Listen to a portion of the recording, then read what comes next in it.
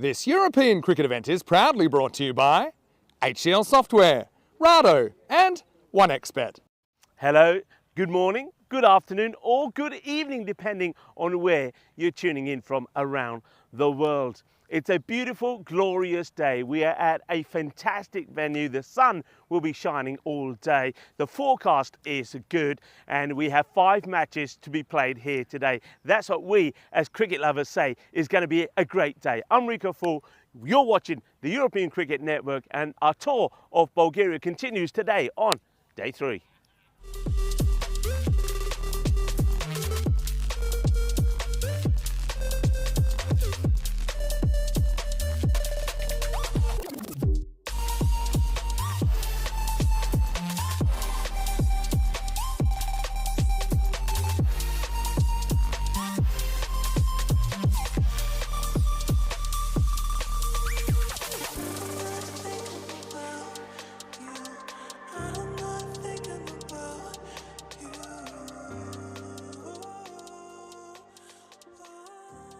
Dobro jutro and welcome to the start of day 3. One thing about this tournament so far, I don't think we've seen either batters or bowlers dominate proceedings. It's been very mixed. Yesterday, you could say, belonged to the bowlers. We did see a hat-trick. And maybe today, it's going to be the batters that are going to come back strong. And it could happen in the very first match as the Spartans, a team that are performing well at the moment, are taking on Trakia. Trakia looking to find their form. A little bit about the two teams. Trakia, as I say, they are looking to find their form. They haven't won a match as yet, and they're hoping that today they can come good. A couple of players to look out for them. I think Zaid Salut certainly has to start batting higher up the order. He's the one man that could go on and score a century here today. And then watch out for the bowling of something like Karan Patel. He's been pretty useful. Spartans, though, they're a team that are loaded, and I mean loaded with good players. This morning, though, there'll be no Kushal.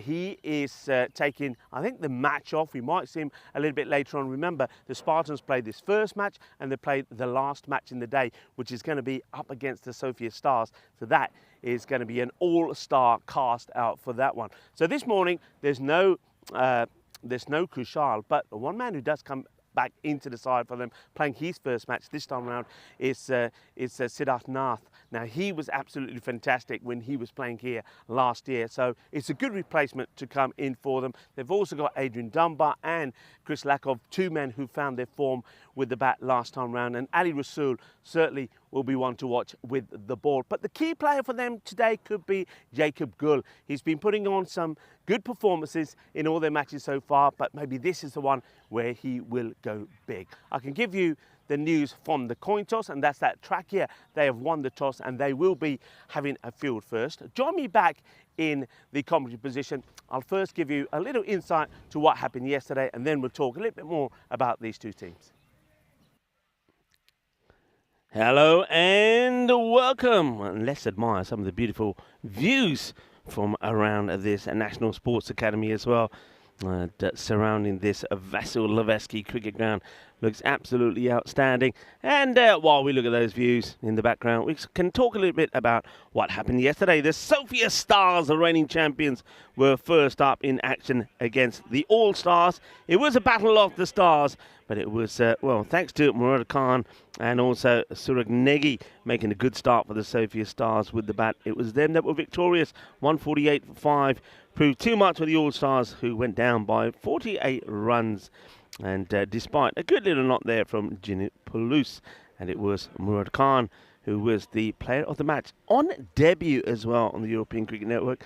And just for good measure, he picked up 2 wickets as well. Then it was the turn of the MUS Academic Ravens, the team who started the day at the top of the standings. They were up against the All-Stars, and the All-Stars, they came very close to picking up a victory. Rehan Hussain for the Ravens produced a good performance with the bat, 46 of 20, supported by another bowler, Anis Raza, who made 35.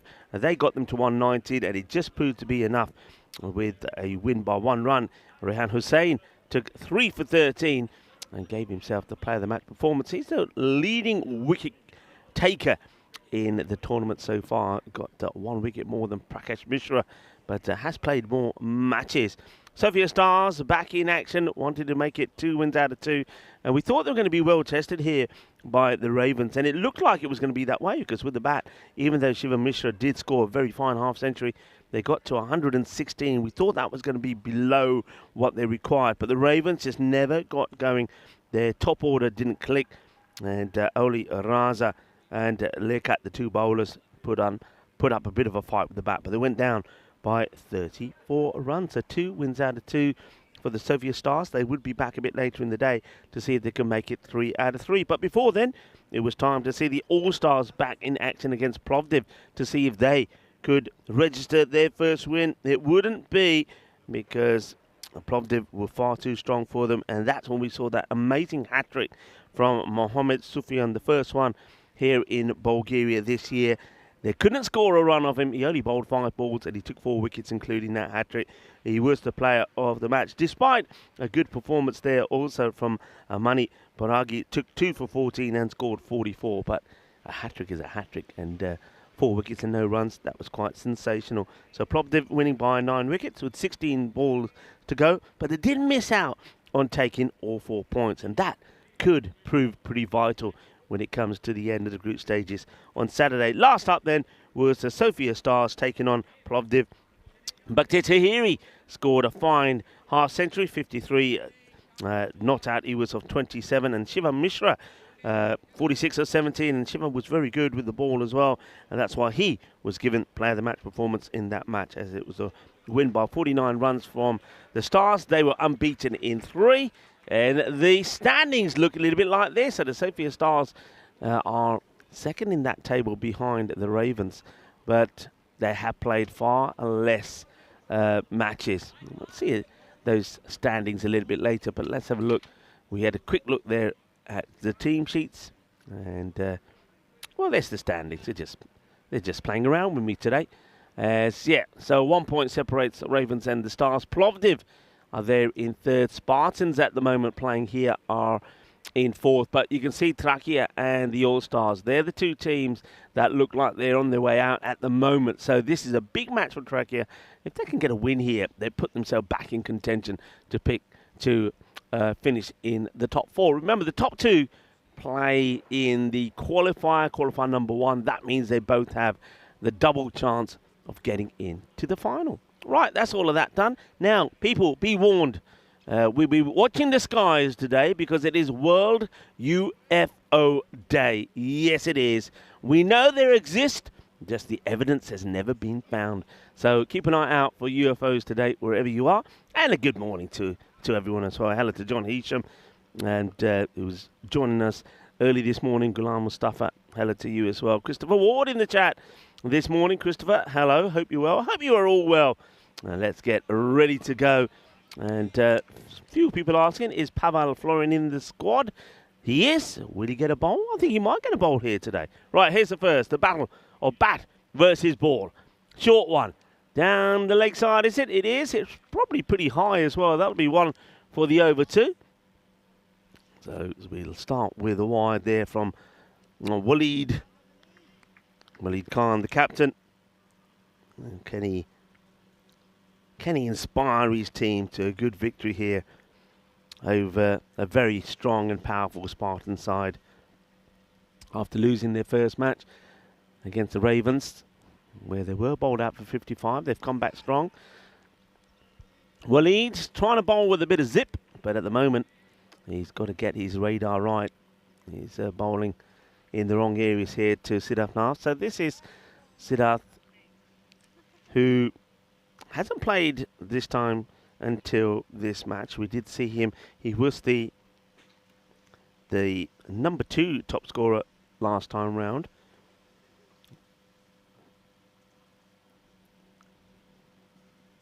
Slower delivery and another wide. So that's 3 wides on the spin. We did see a hat-trick yesterday, and now we start with a hat-trick of wides as Waleed Khan continues to struggle to get that ball in the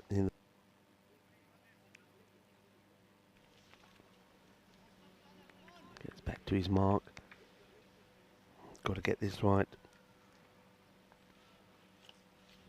Yeah, Nath, very good player.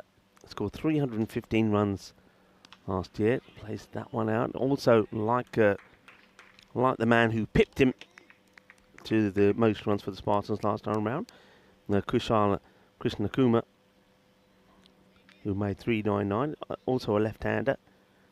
So great addition. And no, as I said already, no Kushal Krishnakuma in the side. So it's a good replacement to have. But at the moment, you can see he wants to make sure that he does make a start and get some runs on the board. And he will do, and he'll do it with 6. That's going to go all the way. So the first scoring runs off the bat will be a 6. It will be a Maximo. And we'll have a look a little bit later at some of the stats, thanks to Ravi, of the number of runs in the tournament so far. And all I will say, they're looking pretty healthy. The Maximo front, again, had around about just under 8 Maximos in an innings, which is good. It's about, I think it's just quite just above average. The number of 4s is above average. That's well struck, but it won't be a 4. That's a good bit of fielding actually on the boundary there. Well done. That's Param Gandhi. Gandhi was here pretty early, as were one or two of the other Trachea players. They were warming up and practicing and bowling. And Gandhi was having a bowl, so he obviously knows or feels he's going to get a chance to turn his arm over in this match. Ghulam Mustafa saying good morning to me. Hello to you, Ghulam. Hope you're well. Beautifully played. Ah, that is just glorious from Adrian Dunbar. Dunbar opens his account with 4. Now, the last time we saw Adrian, he started off slow. He was in a sort of go slow mission, wasn't he? And I think he was like he was about 12 or 13 of 10 deliveries. And then he went on and scored 44 of 21. And that was his only main contribution with the bat so far. So maybe it takes a little bit of time to get going, but once he's going, he's powerful. But he starts with a glorious shot this morning. Just tries to work that away, but doesn't quite get the swivel in, does he, to get this to go past the fielder who's behind square.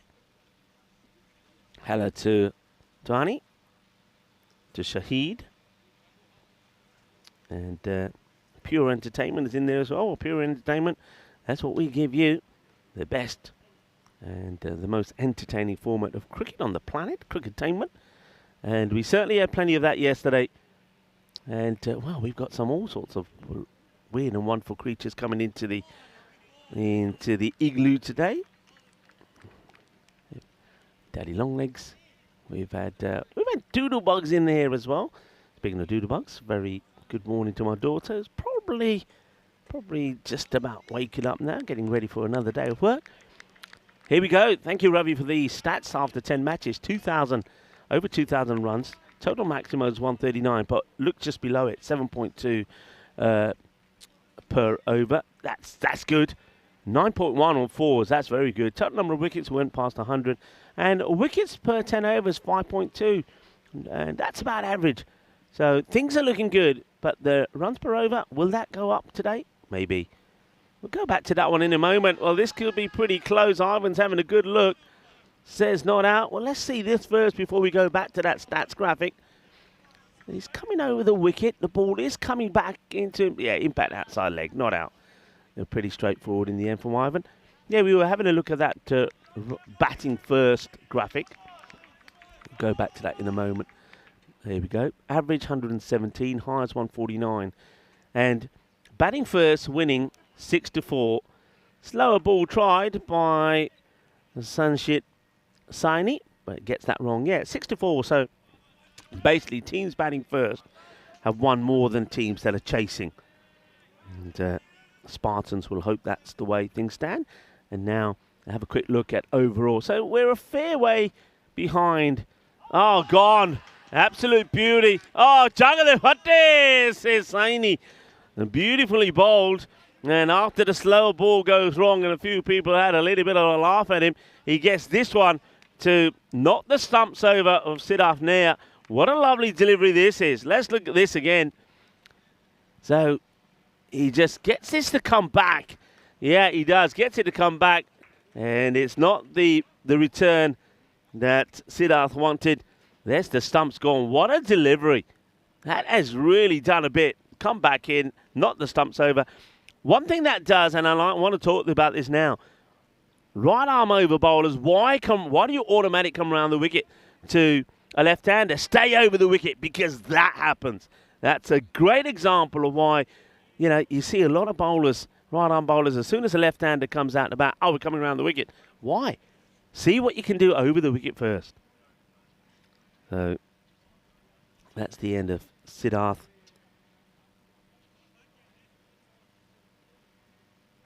Goes for 7 or 5. And a good player to come in and take over from him. And now I gave him a bit of a shout out, and hope I didn't put the mockers on him. And that's Jacob Gul. I just think he sometimes gets overshadowed by some of the other players that are in the squad. But he's a damn good player. He really is, and he can make important contributions with bat or with ball. So yeah, watch out for him in this series. It's another one of those slow deliveries that are tried. Doesn't get this one right, but you see, he gives it away so early, saying that he's going to bowl it. His whole body comes to a standstill, and he ends up kind of bowling this delivery side on rather than getting the body to come all the way round, and that's why the ball is going down the leg side. I like the fact that he's trying it. And, maybe the bounce here. That's the thing here for the umpire. Every time that ball is not full. So have a look at this again. It's not a bad shout. But, yeah, it hits him so high up. That ball is going way over the stumps. You can see it hit him above the waist. This will be a good shot of it. So keep an eye on the angle of the ball. It's going upwards, and it's going to continue to go up. Look, it's never going to hit the stumps. This is the next ball that we just missed. Here it is. So again, good delivery. This time he does get the slow ball right.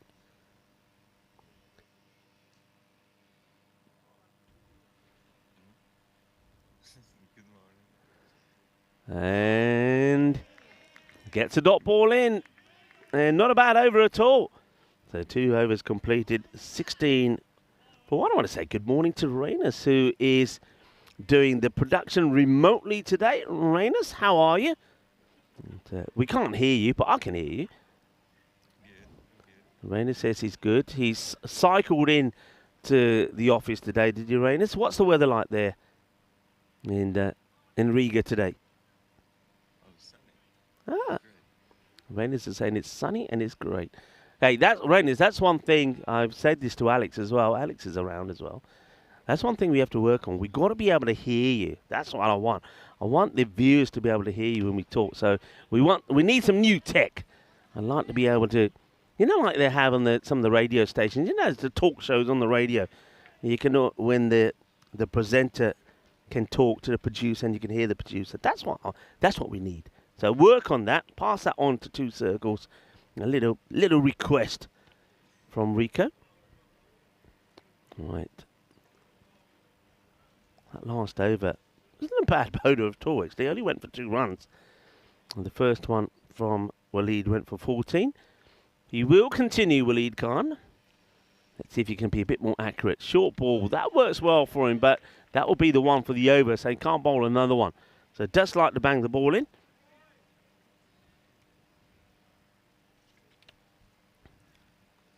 Yeah.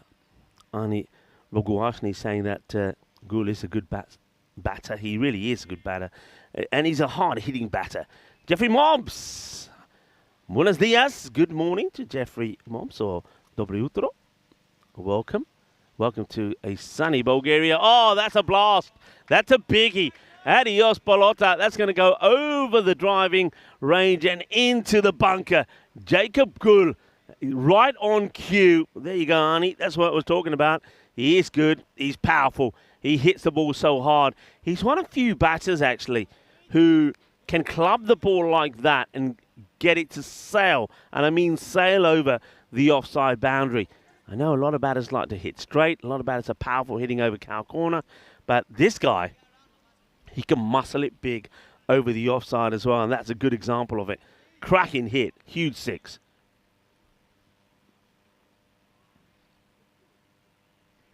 What's the reply going to be here from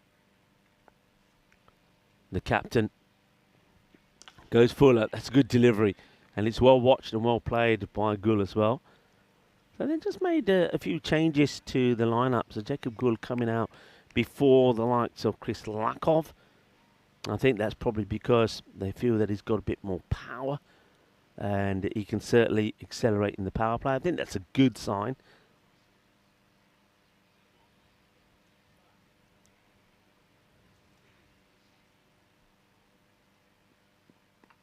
That's going to be played away into the vortex. That will race to the boundary. No issues there. And, Quattro Mas, beautifully played. It's a good shot. Dunbar likes that shot, doesn't he? He likes to be given room in that area. So that's another boundary. You can see that we are running. We're running low on balls. So you can see, I think that's Tyrone there in the background. Is that Tyrone there? Rainers, can we go right where that ball went and see who's that in the long grass? It's a bit like being on safari watch, isn't it, here in Bulgaria?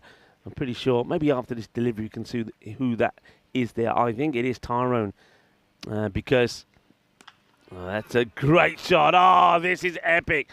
This is right out of the textbook. So far, shot of the morning. I know it's early. It's only just the end of the third over, but this is an absolute cracking shot. Look at this from Dunbar. Beautifully played. Oh, that is just class. It really is. Shot of the morning so far. The 1x bet shot of the day. That is beautiful. And, well, there they are. And it wasn't Tyrone. It was Simon and Paolo. They're trying to find as many balls as they can because we're running low. Grizzly, you might be given an SOS call a bit later. Players in. A few people are saying who's out of this Spartan side today because they noticed some changes. Quick look at the scores on the board though first. 32 of the power play. 14, 2 and 16. So I've mentioned already no Krishna Kumar. Sid Nair comes in for him. There's also no Kevin George. So that's why you got Nikolay Nankov. Asking the question. Likes it, does the bowler. And this is Zahini bowling his second. Well, he went for 2 in his first. And it's not a bad shout. But I just think the umpire's got to have a look at that and say, I think the ball's got a fair bit to do. It's swinging. He does get the ball to swing. And probably feels that it might go on and miss the leg stump. That's up in the air, and it's going to be too wide of the fielder, who just almost sort of rolls his foot over there. Now, that's a caller, Olagide. Now, he was sensational in that area the last time we saw him. He certainly is not going to be afraid of throwing himself around. He's a big, strong lad, is Kola. Right, who else is in the side? There's no Anthony Dowling. Joshua in, but Anthony not in for this one. So they're the 3 players, Anthony, Kevin and Kushal. And in for them is Sid, Nikolai and Harsh Singh.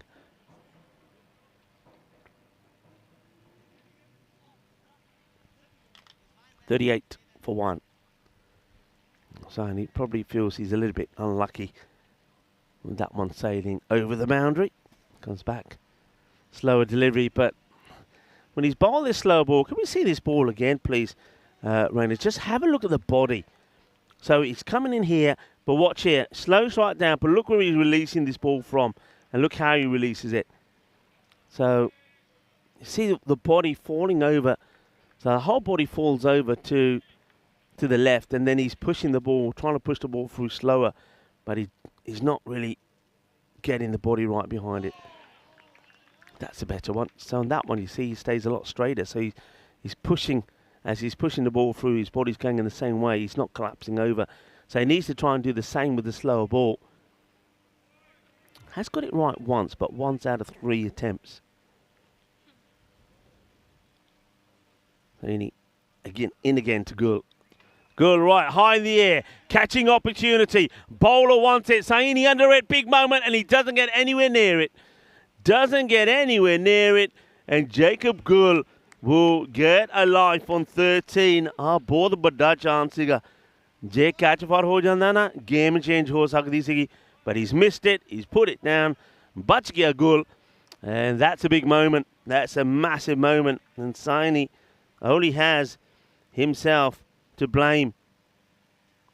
It went a long way up, that's for sure. That's that slower ball outside the off. Dunbar gets a shot in. Fielders have to make the stop. Foot fielding coming up. Can't do it. And it's going to be 4 runs. Oh, dear.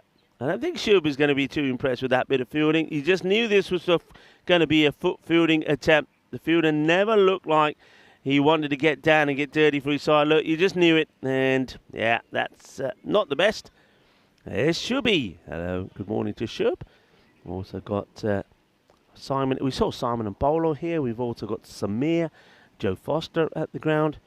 And of course, Tyrone Peters, Tom referee.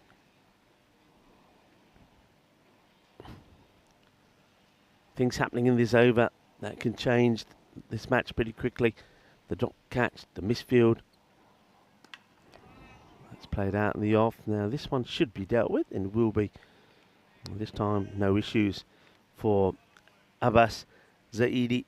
These two teams did meet once already. Zahidi, just mentioned him.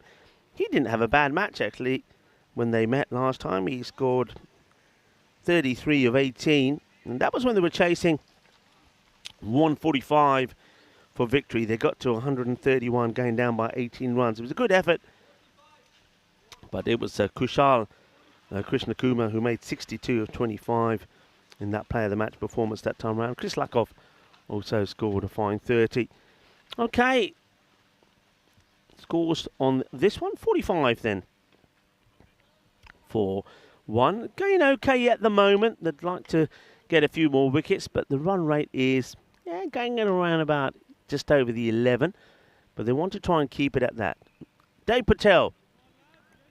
Time for a little bit of spin.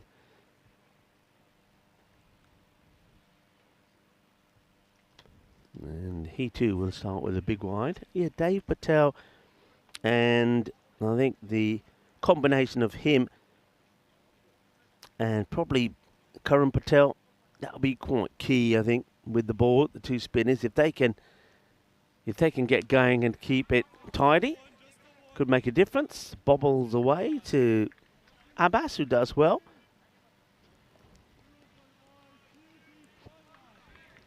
This is where Trakia, where they've been good with the ball. The spinners have done a good job for them. That's again well bowled, pitched up. Fielder's a little bit slow coming in there, but it's very good running. Out! Oh, they're going to get a second here. Well, the fielder was slow coming in, and it wasn't a good throw at all, really, was it? It wasn't necessary to throw this in like that. That's Dipesh Patel. Well, I thought the Patel brothers are supposed to look after each other. Not the case. He's trying to wipe him out. That's right on the kneecap.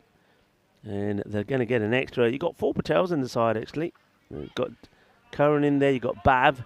And that one is going to be 4 runs. So he allowed Jacob Gul to go back on strike because of the extra. And then this one gets dragged away onto the leg side. 1 bounce in between the 2 fielders. 4 runs. Yeah, so you've got Bav Patel, Dipesh Patel, Dave Patel, Karan Patel. So 4 Patels.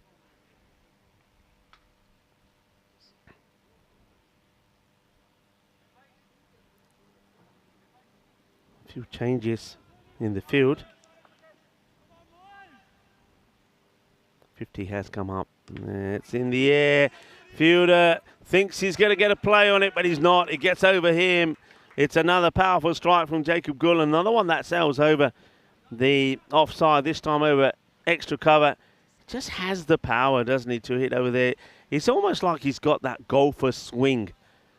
And, yesterday was International Joke Day, and there was a lot of jokes about golf in general and golfers. And, well, Jacob Gul, he's got that golfer sort of swing, but there's no joke No laughing matter when he's hitting the ball. All right, high up in the air, another opportunity. And this time it is taken. And Jacob Gull will eventually go. It doesn't make the most of the luck or the life he was given. He doubled up, though, from when he was dropped on 13. He goes to 26. But it's a good wicket to get. Gull knew he had to get going. But slices this one up in the air, going for another one over the offside. But the catch well held there by the captain. So Khan holds on to the catch. And they remove another dangerous batter. That will be the end of Gull. So he goes back.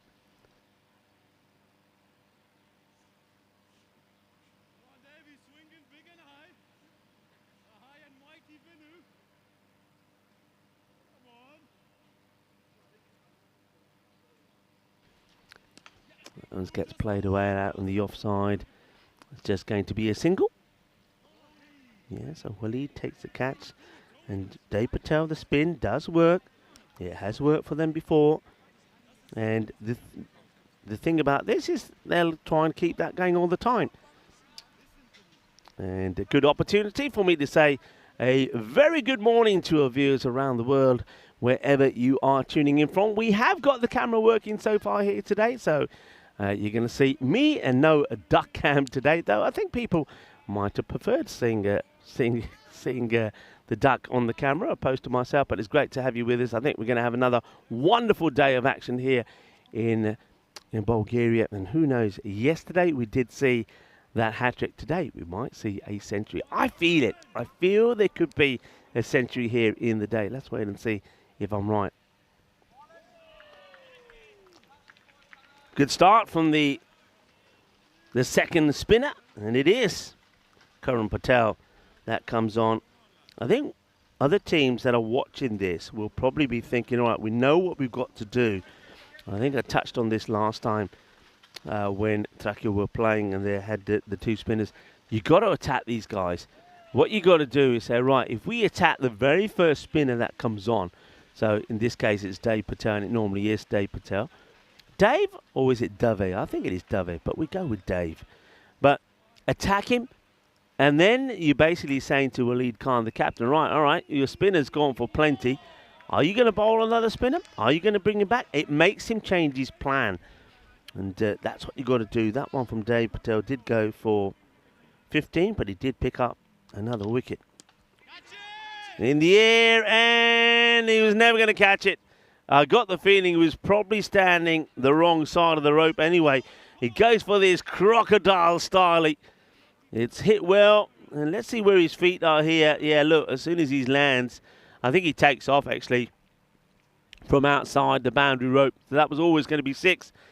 6 more to Dunbar. Dunbar going well. He's been joined out there by the captain. I'm pleased to see that Derek Vinu is out there. I had a little chat with Derek this morning. This should be stopped. It will be stopped. Nicely done by Saini. Yeah, I was saying to Derek, I said, hey, tell me why you're always on the boundary when you're playing. And he said, Rico, what can I say? The bowlers want me there because they know that I can catch the catches and save the run. So he's there for a tactical reason. And I also asked him why he hasn't bowled, and he did say to me that unfortunately he's been nursing a shoulder injury, and it's been a persistent one, and he's just resting the shoulder, trying to get it back strong and well. So that's why we won't see him bowl, but we're going to see him have a bat. He's out there in the middle, 69, and 2 wickets down. So it's not quite the start that the Spartans would have liked. They would, at this moment in time, I think you would expect them to be around about the 80 to 90 mark with the batting they've got. So they'll be looking to get the acceleration in, but we've got good batters out there. This is another catching chance, and really well taken. Really well taken. So Derek Vinu will go. What a good catch this is. The fielder comes running in, gets himself in the right position, and Bhav Patel holds on to the catch. Really nicely done. You can see he takes it right in his body, and says there's no way that this ball is getting away from me. So well done, well taken. Go. Another one bites the dust. Here it is. Hits it hard, but can't beat the fielder, the Dave Patel, in his very first ball of his second over. Picks up his second wicket, and he gets the wicket of the captain of the Spartans. That's well bowled as well. All right, work to be done by the fielder. Foot fielding coming up. Oh, well, that's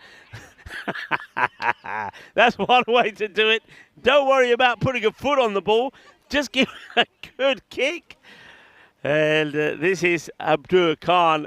Well, you don't see him, but you see the ball coming back. He's literally booted it. It's like in the back of the net. He couldn't have kicked it harder. Well, we saw a fair bit of foot fielding yesterday. Some good, some bad. Bobbles down the ground. Saini should stop it. Will stop it. Chris Lakov has replaced the captain, Vinu.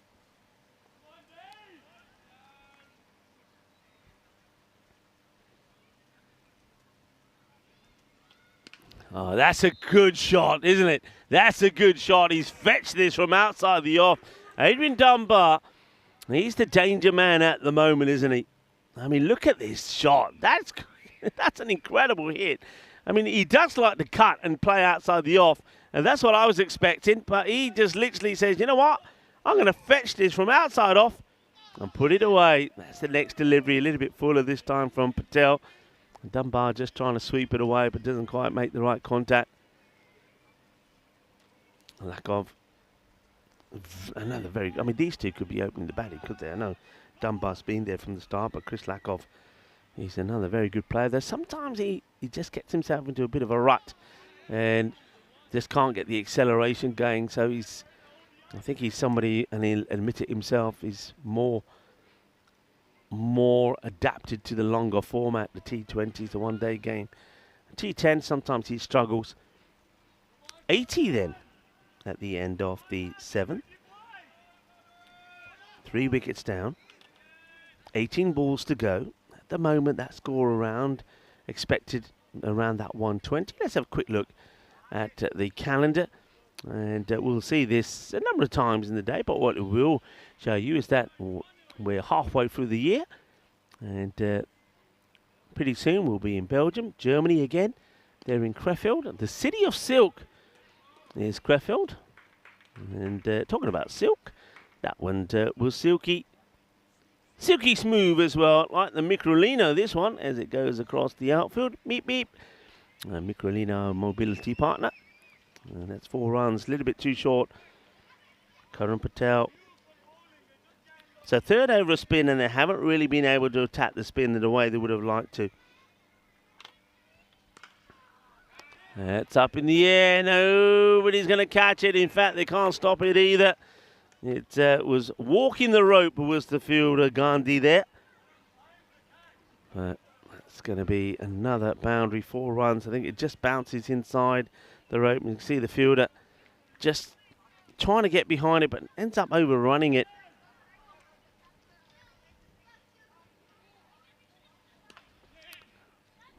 Kenneth Burridge saying hello to everyone. Hello.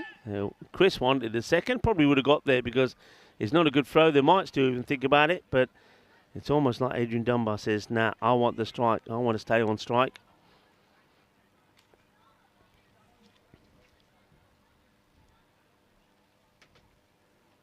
Goes for it, but he hasn't got this out the middle, and the fielder, well, thought he was, and I thought he was going to have a play on this. Initially, my thought was that Pram Gandhi has overrun this, and it's going to go over his head. Well, I was right. It does go over his head, but he wasn't going to have a chance to catch this one. It was well struck.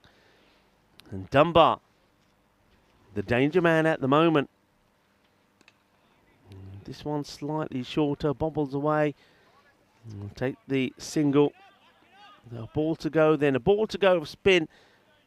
But then what's going to be interesting here is they're going to have to bowl 2 different bowlers now, aren't they?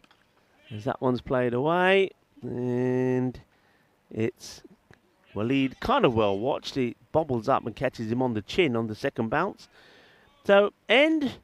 Well, I thought that was that's the end of the end of the 4 overs of spin. And they've done okay. So 4 overs. Dave Patel took 2 wickets for 26. Karan Patel, no wickets, but gone for 25. So 26 as well, actually, with that single being put on there. So 52 being scored off those 4 overs. You'll take that. And that's what teams gonna have to do. The teams are going to have to know, but that's what you're going to get from these guys. You're going to get those spinners, and you've got to attack them. You've got to take them out of the attack. So, yeah, Waleed Khan's bowled 2, Saini's bowled 2, Dave Patel 2, Karan Patel 2. 2 overs to go. So 2 overs will have to be bowled by 2 different bowlers. And here's the first of them. And it's going to be Abdul Khan. High, in the air, gone. Bowl, Ginna Sona, Shaka Lagya. Chris Lakoff gets this one sweet out of the middle. Sweeter than a bowl of rasmalai. That's gone a long way.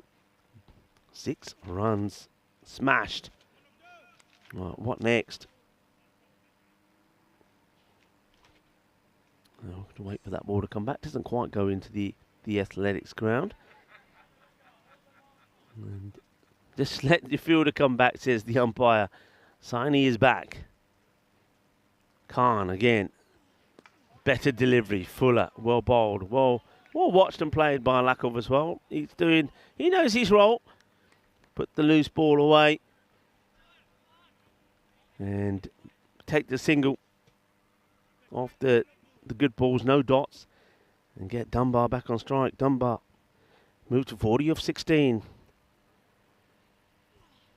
And make that 46. That's gone a long way. Another powerful hit. Flies over the European cricket banner. And the new bat, Adrian Dunbar on the bat. He's got his own bat, people. He's got his own bat. And he's a nice bat as well. I was having a look at that the other day. It's got a lovely weight to it. And the grain on that willow is beautiful. And he's using it pretty well, isn't he? So 46 is his highest score so far in this series. He made 44 the other day, the last time we saw him. So he's found his form, he's found his rhythm. Look where he's standing here. He's basically challenging the bowler to put the ball just there. That's where he wants it, and you can see that's why he wants it. Well, Tyrone Peters was in danger there. And protecting the equipment, Tizer. Protecting the equipment. That's been absolutely mullered. And that's going to be 50 now to Adrian Dunbar. Sure, that's his 50. And unless I'm a little bit ahead of the scorers, I reckon that's 50 to Dunbar. Yeah, there's Tyrone Peters. He's actually saying that's 6. And, oh, that's a chance. It gets put down. No run, though. Lakoff wanted it. Opportunity to take it, not taken. So Dunbar, it's 46. I was just a little bit of ahead. I was putting him on 46 when he went to 40. My bad. And he almost gets out there. Good opportunity for Zaid Sulat to take the catch, but doesn't do it. So Dunbar dropped on 46.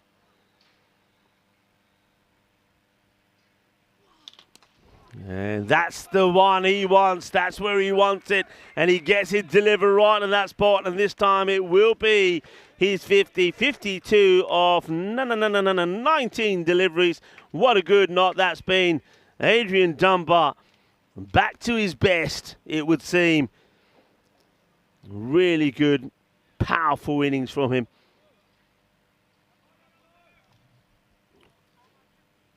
He's inviting them to bowl by where he's standing in that area. And that is just too easy. That is going to go high and mighty.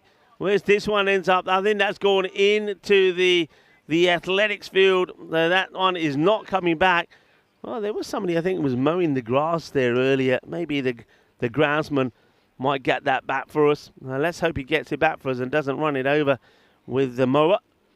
And he's been brutal, hasn't he? He's been absolutely brutal here, has Dunbar. And that over gone for plenty. Adrian Dunbar. Highest score on the network, by the way, was back in last year. And it was here, actually. It did it against the Turkish champions. We made 71 not out. And Well, he's on his way here, isn't he? Definitely on his way. 58 of 20. 122 with 1 over to go. 3 wickets down. That over was big. 25 came off that one.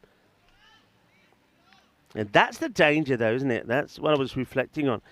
If you use your bowlers like this, the last 2 overs can be where you get hurt because they will have to be bowled by 2 new bowlers. And now it's Param Gandhi to bowl the last. Oh, dear, oh me. Dear, oh dear. Well, Param Gandhi was here warming up about an hour 15 before the start of the match. And he didn't bowl this then. This is just all about nerves. Now, I think it's been called a wide or a no ball. I think wide is the right call because that ball lands past that line here. It goes past the line. But, oh, for a man who's warmed up and ready to go, that's a Gandhi ball from Gandhi. The ball does come back. At least someone gets found in the long grass over there. Hey, that's a challenge I'm going to put to our ECM photographer, Diana Oroz. I want to see some pictures of the long grass, players coming out of there, and I want some wildlife put in there. I want to see what can we put in there? Come on, give me some suggestions in the chat. And it is actually UFO day as well, so maybe we can have an alien in there. That's a good one. Come on. I want it. And I want it on the screen for World UFO Day. I don't know about flying objects or UFOs. There's certainly some flying objects here. They're called grizzlies because that's another very bad ball from Gandhi. I get the feeling that this over, the one before did go magical, went for 25. This one could go supersonic. It really could. As Param Gandhi is giving away a lot of runs, a lot of runs. And that's the problem after this. The spinners, remember that 4 overs of spin went for 52. The next over went for 25.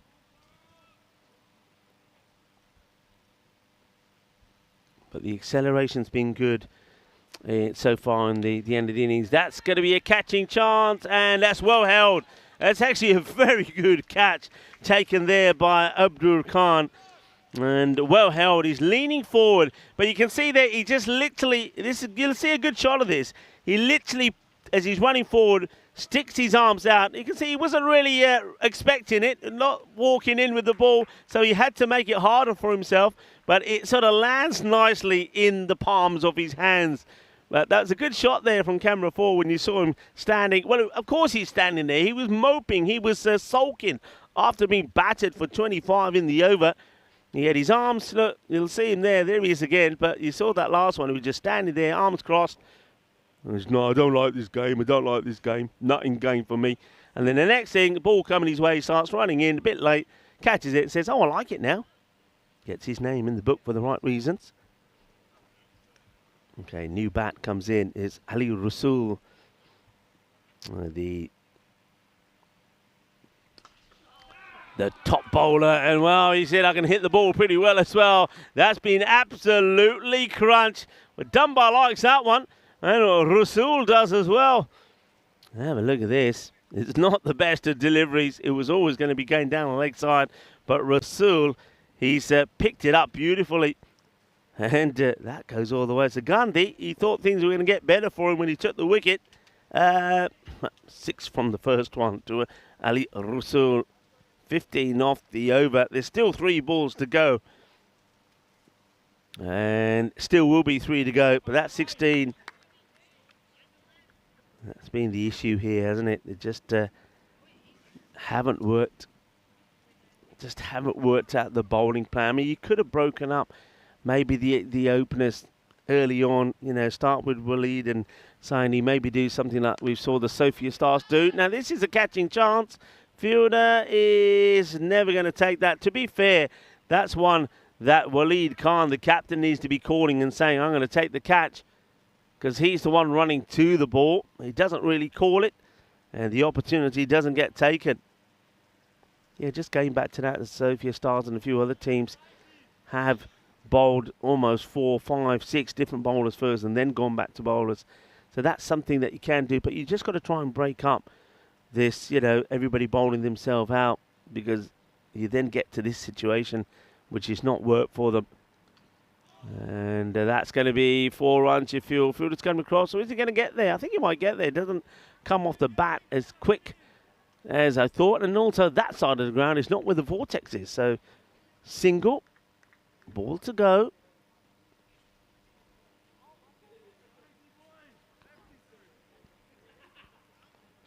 So 1 ball to come, possibly the last ball of the innings. 140 has been reached. Remember, they were on about 120 kind of score before the start of the 9th over. All did happen in the 9th, didn't it? 25 from it, short, and is he going to get away with this? I think he will. That'll be the end of the innings. This anger's okay. It's under the head. Oh, it's been called a wide now. Well, okay, let's see this side on. It did look like it was too high for me. That's not the best look of it. That's because that man's in the way, probably. But anyway, I think it's the right call. It was a wide. I did say possibly the last ball of the over. That's why this possibly is as well. And this time it will be. So that's just crazy. That's just absolutely crazy. They're going to run 2 here. Why not go for it? They should have gone for it. That is just nonsense. 20 will come off the over, and it will be 142. But what is the wicketkeeper doing here? Look, the bowler bowls it and says, there you go, done. It's going to be a dot. And then the keeper just, for whatever reason, Zaid Salut just decides he's going to throw the ball or underarm the ball back at the stumps. 142 then will be the score. And I think they'll be content with that. With the Spartans, at one point it looked like they may fall short of 120, but they certainly got the acceleration in when they needed to. The last 2 overs particularly going for 45 runs, and that was what got them where they needed to be. Let's take a look at the highlights. And earlier on, it looks like Siddharth Nair was going to take over from Kushal being absent, but it weren't to be. It was chuck the foot this style from Saini. It was a great delivery, actually, Saini. Saini bowled well, and he was probably a bit unlucky not to pick up 1 or 2 more wickets. He should have had this one, but he doesn't take the catch. Remember, went high up in the air, and that was Jacob Gul being dropped on 13. We thought that could be expensive, but fortunately not as expensive as we first thought. And though Jacob Gul would add 13 more to the score, he would then sky one up in the air, and it was the captain himself, Waleed Khan, who would take a very good catch to remove him. But with him gone, Derek came out and he smashed his first attempted boundary straight to the fielder. It was a good catch actually taken there by Bhav Patel. But then we did see a good innings between a good partnership between Adrian Dunbar and Chris Lakoff. Lakoff did and played his part with a fine 25 of, it was just around 15 deliveries, and that's good from him. In fact, it was of 11, so that's even better, with 3 fours and 1 big 6 in there. But some of the shots that Adrian Dunbar played on his way to that half century was quite incredible. The one he picked up from outside off was an incredible hit over cow corner, but he's very powerful. He's sort of, because of the way he stands well down the leg side, he invites bowlers to bowl outside the off, and then he just leans into them and smashes some big. Good little finish there from Rasool, also hitting 1 big 6. And, the tactics there for Trakia get a little bit exposed. It's almost like the Spartans knew that there was going to be 2 new bowlers to bowl there at the end, and bowlers who are not really very familiar or competent in this format, and they were taken to the cleaners. 45 coming off the last 2, 142 then on the board. Dunbar batted beautifully, bats through the innings, doesn't get that many deliveries actually 21 balls for his 59, then a fine 26 from Gul, and also a 25 there from Chris Lakoff. Number of extras 15. That needs to be tidied up on, doesn't it, for Trakia, because it's not just the 15 extras, it's the runs that come off the extra balls as well. So could quite easily have given away 30 extra runs because of that bad discipline with the extras. On the bowling front, I think Sanchit Saini bowled beautifully well, 1 for 15, and he could have had more. He really did bowl pretty well. And I think the two spinners, again, Dave Patel and Karan Patel, they did their job beautifully well, but then there was always going to be trouble at the end when Abdul Khan and Param Gandhi were going to have to bowl the 1 over apiece. That's where I think the runs quickly leaked for Trakia. So Spartans will be very happy with that 142, and they'll be looking to make it 3 wins on the spin after losing their first match. So join me, Riga Full, and the rest of the crew here in Bulgaria when we return for the second innings in about 10 minutes' time.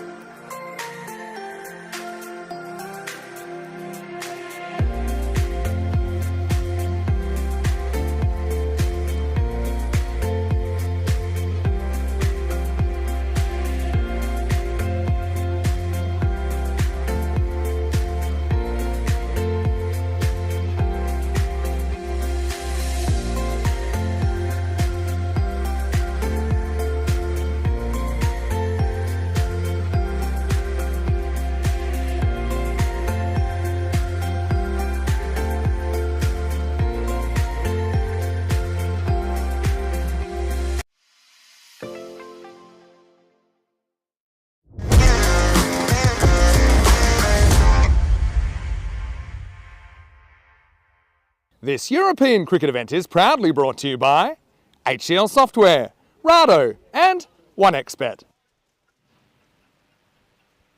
Hello viewers and welcome back to the Veselowski cricket ground here as we get set for the reply from the MU Trakia side. They've got to go well here to get to the target of 143. And a big opportunity here, I feel, for the Spartans to try and restrict their opposition to a score of 99 or less. Do that, and they can take 4 points, which will be very valuable to them. Bearing in mind they got no points in their very first match when they went down to the Ravens.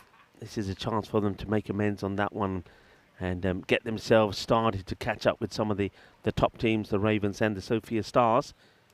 And I suppose for Trakia, I don't think anybody's expecting them to get this target, but let's see if they can at least get themselves a point. And that's going to be, I think it's going to be the task for them. But of course, just picking up the odd point here and there is not going to help them in their cause of coming back here on Sunday on finals day. They've got Ali Rasul to deal with first up. And Sanjit Saini will get a short delivery which he will pull away for 4 runs. So Cuatro carreras to start off with. It's a bit of a loosener there from Rasul. Just in the wrong areas. It goes for the short ball, but it doesn't really get too much back from the pitch. And that just worked away. So 4 to start. Oh, the bowling of Rasul. And Sanjit makes a good start there, Saini. He's got Abbas Zahidi out there with him. Abbas Zahidi is an interesting one. There he is at non-striker's end. It's good comeback delivery, no run. As it goes to Jack Watmo, who's a very good fielder. We saw him and a couple of days ago take some really good catches in this long off position on the boundary. And he'll be a useful bowler as well. Might have to take those white sleeves off though when he's bowling. Ooh, a little bit too close actually to be cutting the ball. It does come back in a little bit from Rasul. Most left-handers will do that. Welcome back to everybody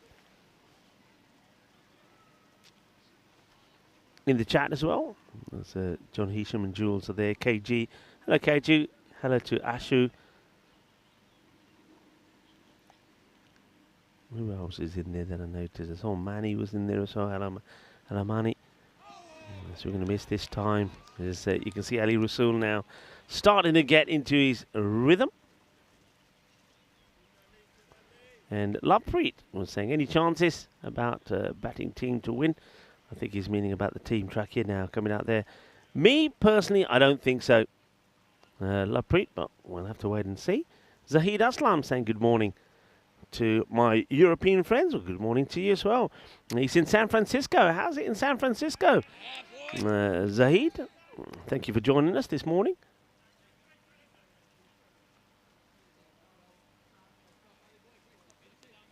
Gurav, hello to you as well. And Ronnie Sparrogan is in the chat now saying good morning to everyone. So we've got a bubbly chat.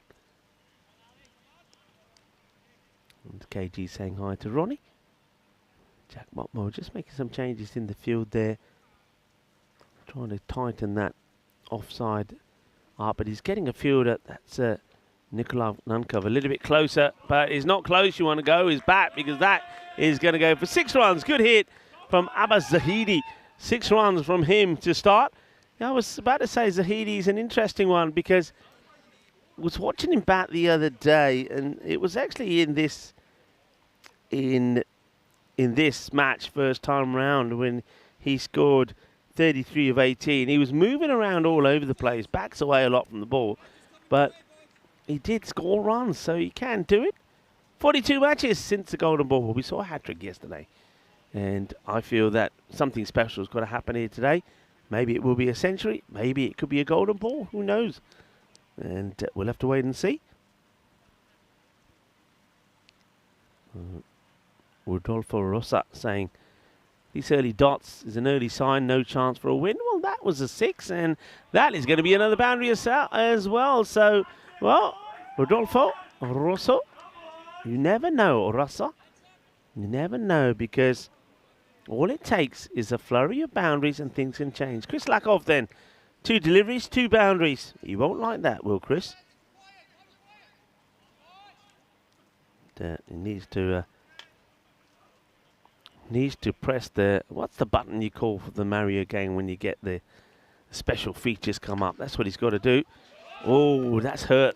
Well, he's been pushed closer and closer as Nikolai Nankov. But you don't want to get too close. This one hit into the ground, and he does save 4 runs. There's no doubt about that, because that was hit hard. And now Jack Motmo is saying, all right, Nick, all right, Nankov, move back a little bit. Want to take it on, hesitation. I think in the end the right decision made there by Zaidi, saying, all right, now let's just stay where you are, because Jack Watmo gets hold of the ball. You don't want to take on his arm.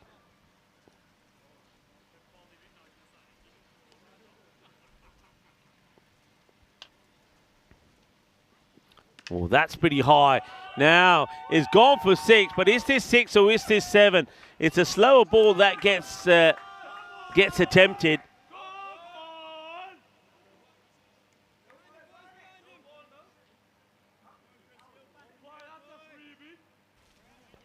And it has been called a no ball. I was just having a chat there to a few people around me to say we've got to try and do something about this little walkway behind us. It seems to be a popular route.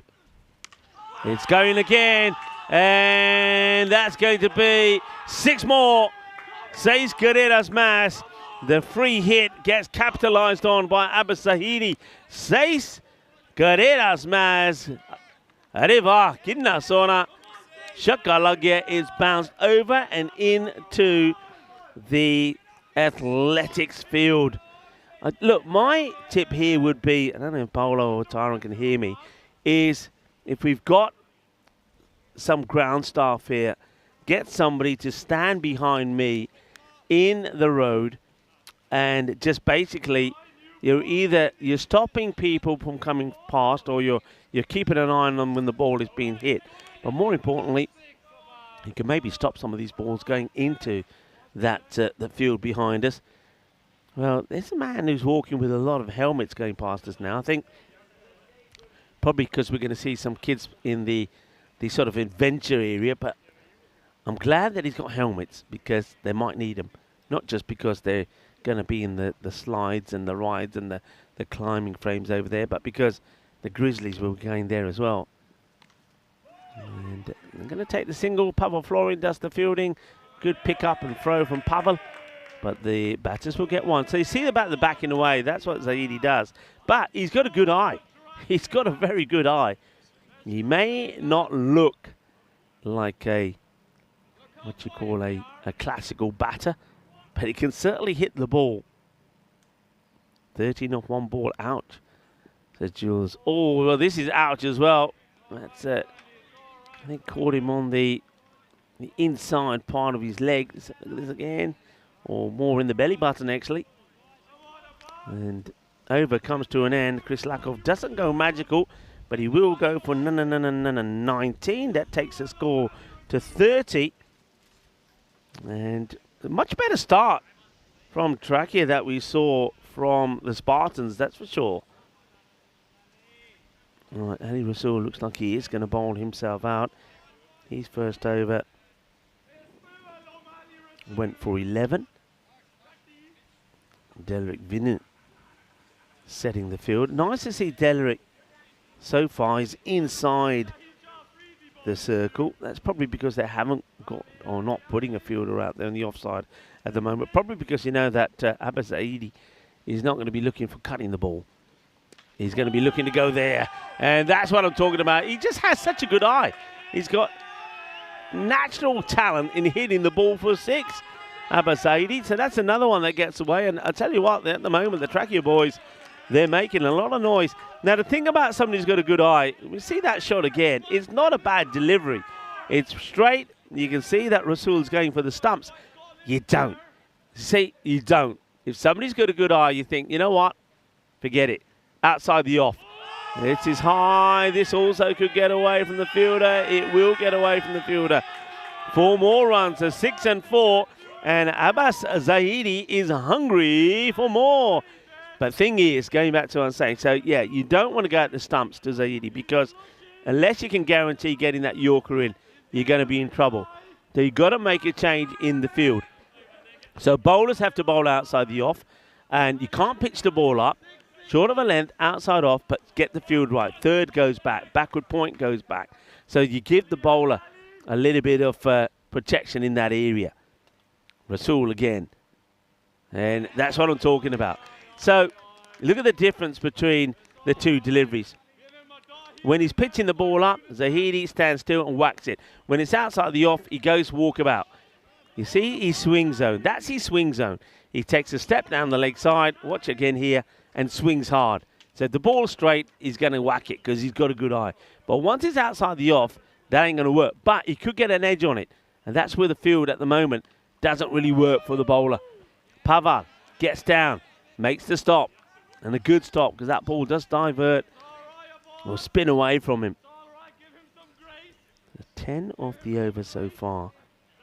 They're needing to go at 14s. So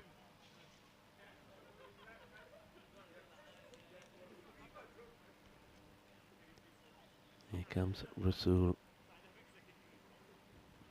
Shorter. Yeah, well bowled. Well bowled. So Rasul, he's learnt from it. I just think, though, they're taking a bit of a gamble with the field. So, because whatever happens, he is going to be swinging hard. And there's every chance that there could be an edge or a top edge or miscue that then goes over those close fielders. But so far it's working. Good change up. After 6 and 4, it's gone dot, dot, dot, and dot. Simple as that. Well done to Rasul. I'm glad somebody listens to me. I'm glad somebody listens. Hello to Rob Thompson. He's saying, good evening, better late than never. You're absolutely right. And so, just the 10 in the end of the over. The power play scores, well, take a look. 40 compared to 32 and not 40 without loss. So they're actually 8 runs better off. You'll see that graphic coming up on your screens in a moment. And Trachea, can they keep it going? But you saw, look at the way it finished though. Those last 3 overs. And that's what Trachea have to be wary of. They need to sort of kind of be ahead of the game when it comes to that. But so far, they're okay. Now, Jacob Gould, my man, my call this morning of being the player that could make a difference. Got a very unusual bowling action. And a lot of people watching bowling and watch him bowl the first ball here. So, chance, gone, wicket. Simple as that. And Saini will go. And Jacob Gould does it again. So there's the action. There's nothing in it, but he just gets wickets. The reason for it is, number one, I don't think the ball comes through as quick as you think. As Saini makes his way for 10 off 9. Caught and bowled there by Gould. Now his action. People will say, well, is that right? It's not right. Because the arm stays bent all the way through. Now remember, so if you're talking about an illegal action, chucking as people would call it, then to chuck a ball, what do you got to do? The arm is bent, then you straighten. All right, so if you're throwing a ball, the arm starts bent, then you straighten it. If you look at his action, the arm stays bent. So he's not chucking it, and there's nothing wrong with keeping an arm bent. So as long as he doesn't straighten his arm, it's a perfectly normal action. And because he doesn't straighten the arm, the ball doesn't come through as quick as you think. Very clever, very useful. Gets a wicket off his first ball. That's hit pretty hard, and it's well stopped by Lakov. Watches it well, doesn't let it get it past him. Will be just a single.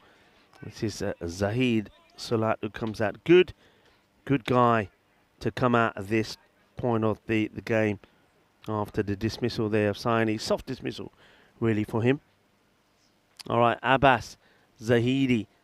How does he go with the lack of pace in the ball from Gul? Gul does the right thing straight away. He knows where he's got to be bowling to Abbas Zahidi. They also do make a change in the field. They have the third back, and they also have a sweeper on the boundary. And they've got Joshua Downing back there. So Derek Vinu is in the play this time. He's not putting himself on that boundary. And we know that Joshua is a very good catcher of the ball. So I don't think the bowlers will be complaining with Joshua there, not the captain Derek. Couple of dot balls then. So this is the difference between going at the stumps and wide of the stumps. Now that one's more onto the pads. It just gets worked away for a single. So the rate, you would imagine now with this over going the way it is, Rasul's went for 10. They needed at that point around 14 to 15. And with this one at the moment, there's only 2 runs from it. That rate is going to go up pretty sharply. That's the last wicket on your screens there. And Jacob Gul just finds a way, doesn't he? Finds a way to always make an impact in the game. Scored 26 runs. Bit lucky with the bat, actually. He was dropped 13. That was a little bit quicker. It's worked away, and it's a tremendous effort there from the fielder. That's Ali Rasul. He's like he's having a bit of a wrestling match there with the Grizzly, but the Grizzly does get the better of him. Gets a slide in here, but the ball, it's that little bounce before, bounces up and avoids the hands, gets him on the chest and ricochets over the rope. So there will be a boundary, but still, it's a very good over. Only the 6 runs coming from it, and he does take the wicket there, Saini as well. So 46 for 1. At this point, their opponents were 45 for 1, so very close and very similar at the moment. But, of course, the question is, have MU Trakia got the batting and got the firepower and the depth to do what the Spartans were able to do in the last 3 overs? You can see that reflected on that graphic. Look at the worm. Look how it goes upwards in those last 3 overs. Scores of 17, 25 and 20 coming off those.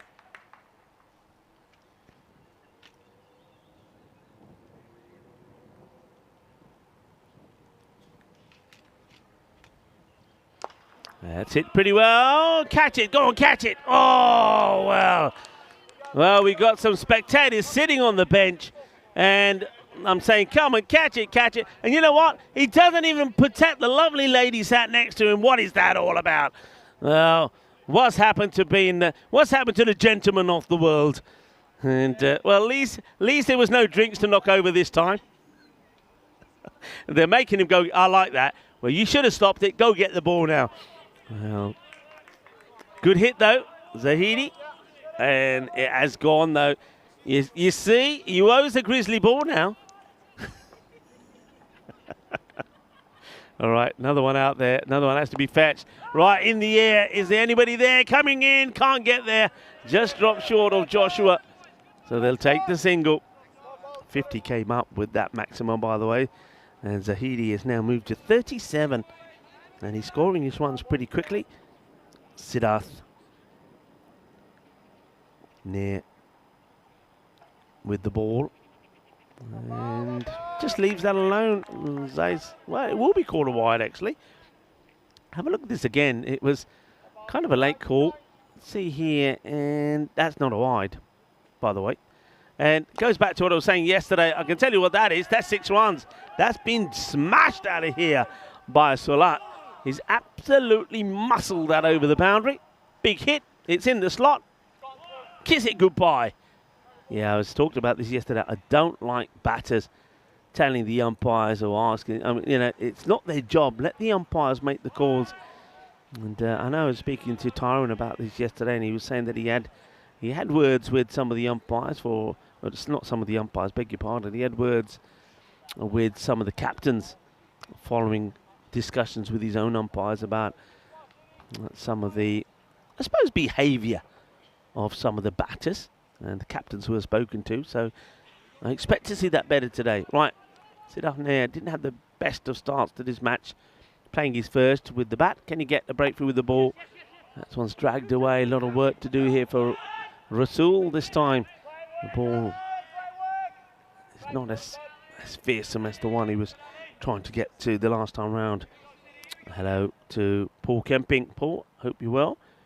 And, well, Ghulam Mustafa was saying the car's starting to, start the car starting. But, look, you got the best two batters in the Truckee side are out there now. You've also got Waleed Khan to come out who can make a difference. So, I'm not going to say start the car just yet, because if one of these batters, so somebody like Abbas Zahidi, who's still out there and he's moved on to now 38. Yeah, if one of these batters has a field day and scores a 50, gets a 50, 60 on the board, is definitely on. That's hit hard. Fielder out there. Oh, well, Chris Lakov, that's brave fielding. That is really brave fielding. He wants to go for the catch, but this ball is always dropping before him. And this one, look, oh, that could have broken a few things, couldn't it? But that's well hit, smashed, and hits that ball to the boundary. It's going to be 4 runs, so 66 at the halfway point. That over from Sidafner goes magical. 20 runs from it. So needing 77 in 30 deliveries. This is our tour of Bulgaria. So we've got the European Cricket Series happening at the moment. That will be followed by Turkey, Greece and Serbia being here. Serbia being here.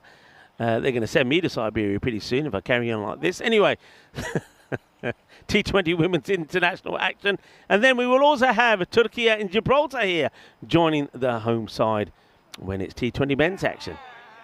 Ooh, now let's have a look at this. I thought was close to getting a bit of bat on it, but where's the foot when this ball drops onto the bails? And, oh, wow, that's a little bit of kung fu style wicket keeping there from Adrian Dunbar. Jacob Gul comes back on. He wants a good over here. And going nowhere. His first over only went for 6. That's the thing. If he bowls another good over, then they've got to go massive again in the next. 15, well, let's say 16. They need to go at 16s. And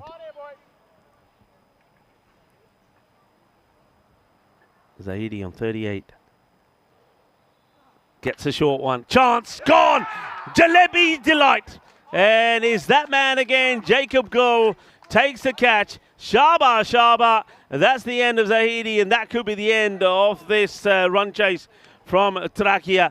And it's a Jalebi catch. Hello, Jalebiyan swere khao apne Jacob Gul ne one hand catch par liya. Badhiya. Both badhiya. He's a good player, isn't he, Jacob Gul? Takes another wicket. There's a long walk back for Abbas. The batter who's coming out needs to hurry up a little bit. He's got 60 seconds, remember. But a good effort there from Jacob Gul. And he certainly did keep his team in it. It's the second caught on ball, by the way, from Gul.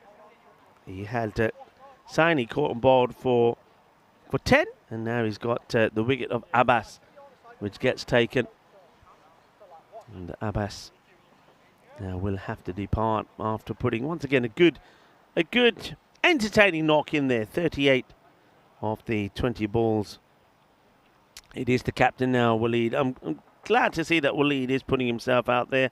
Sometimes he keeps himself hidden at the back. High up in the air. It's going, gone. There's nothing that can be done about that from Watmo. So 6 runs from the captain straight away, Waleed. That's why he's got to be up there. That's why he can't be hiding himself and coming in at number 7, 8 or 9. He's got to be there, the captain, to try and at least put a bit more pressure on the Spartans and also get to a point. And to do that, I believe they've got to get to that score of 100. That's another good shot. That's going to be 1 bounce, 4 runs to Cuatro más. Well, Waleed Khan is saying, Jacob Gul, what's all the fuss about? This is what you got to do. Well, 6 and 4. The Waleed Khan, the captain of Trakia. He is hungry for more. And let's see how he deals with the next one from Jacob.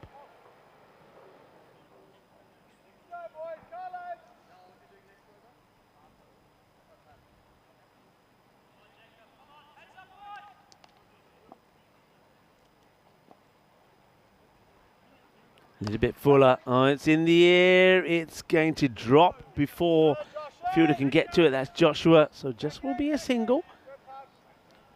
And now over to Zaid Salut. He'll get 1 delivery. No, you won't. It's the end of the over.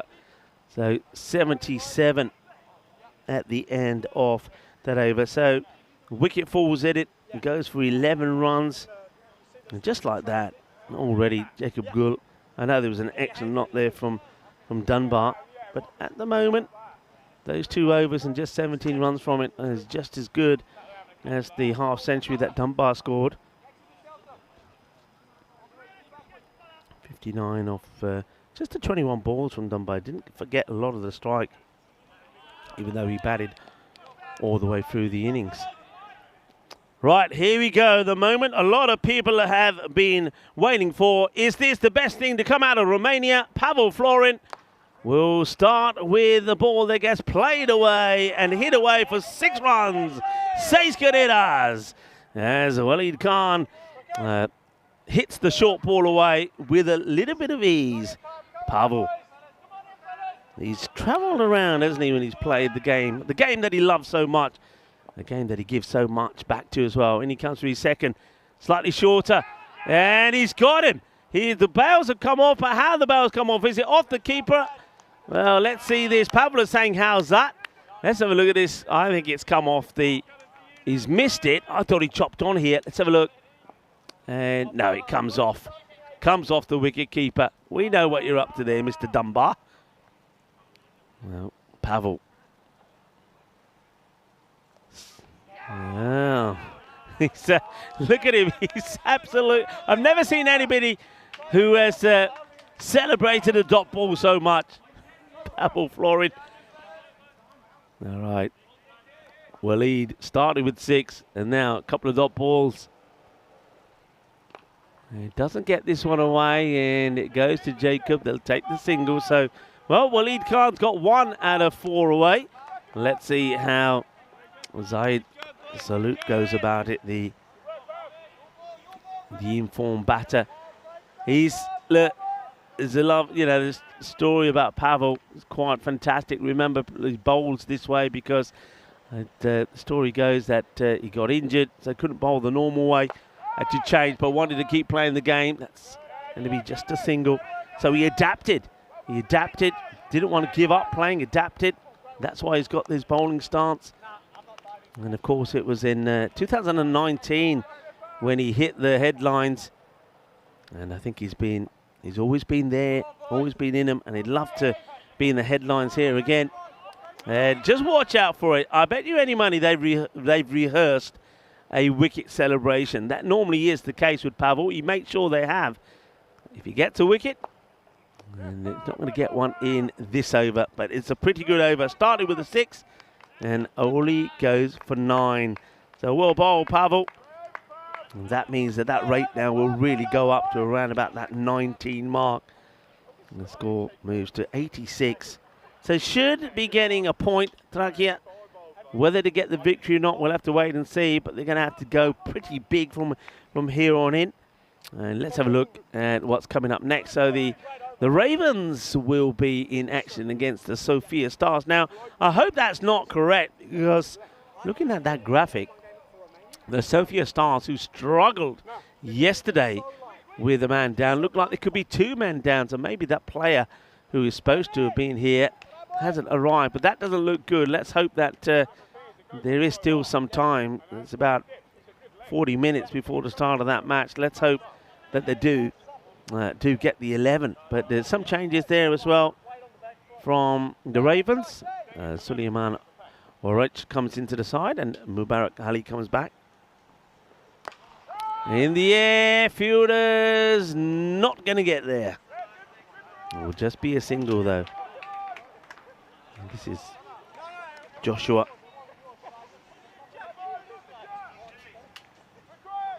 Joshua Dowling, we saw a great performance from one young cricketer yesterday. And that was from young Oscar Duff. Let's see what Joshua Dowling can do today. Starts with, that's going to be a wide, I feel. It's over the, oh, could be a run out, could be a run out, will be a run out. And it's a complete shambles. Bat being thrown there by, I think that's Waleed, the captain. But that's just shambolic. Well, they're all congratulating Joshua.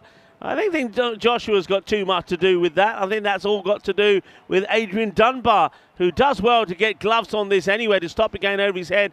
Has the glove off, hits the target. That's going to be the end of Waleed. Watch the bat throw there from the naughty man. So the captain, he's been caught on camera doing it. So the captain's going to have a talking to from Tyrone Peters. I think Tyrone's already had a few words with the skipper of Trachea. Disastrous way to lose a wicket. It happens on the first, well, I can't even say it's the first ball from Joshua. And there it is. Because I think that one goes down as a, I think that was, I'm still waiting for confirmation now. I'm pretty sure the umpires were saying that's a wide ball. It was so high. It hasn't come up on the, oh, well, that, we know what that is. That is big. Where's this one going to end up? It might be, yeah, new balls, please. Chris Lakoff says that's gone into the athletics track. I think we're going to have to put somebody out there. And that's been mullered, hit hard by the new batter that comes out. That's the Dipesh Patel. Let's have a look at the ball. Yeah, that's definitely a wide. It's definitely a wide. I don't know why. I mean, it was called wide. So waiting for confirmation on that, really, because it has to be called a wide, that delivery. And the umpires were calling it wide.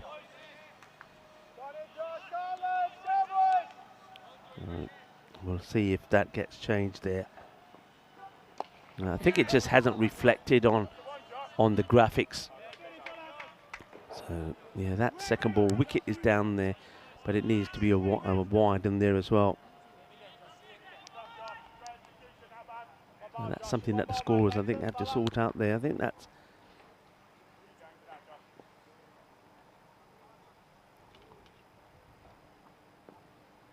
Bit of a swing and a miss, this time from Zaid. Yeah, that run out's the last thing really that was needed. Now, again, Trachea will get the point here, but they don't, there's more than just the point they need. They need to try and get themselves off the foot, off the table.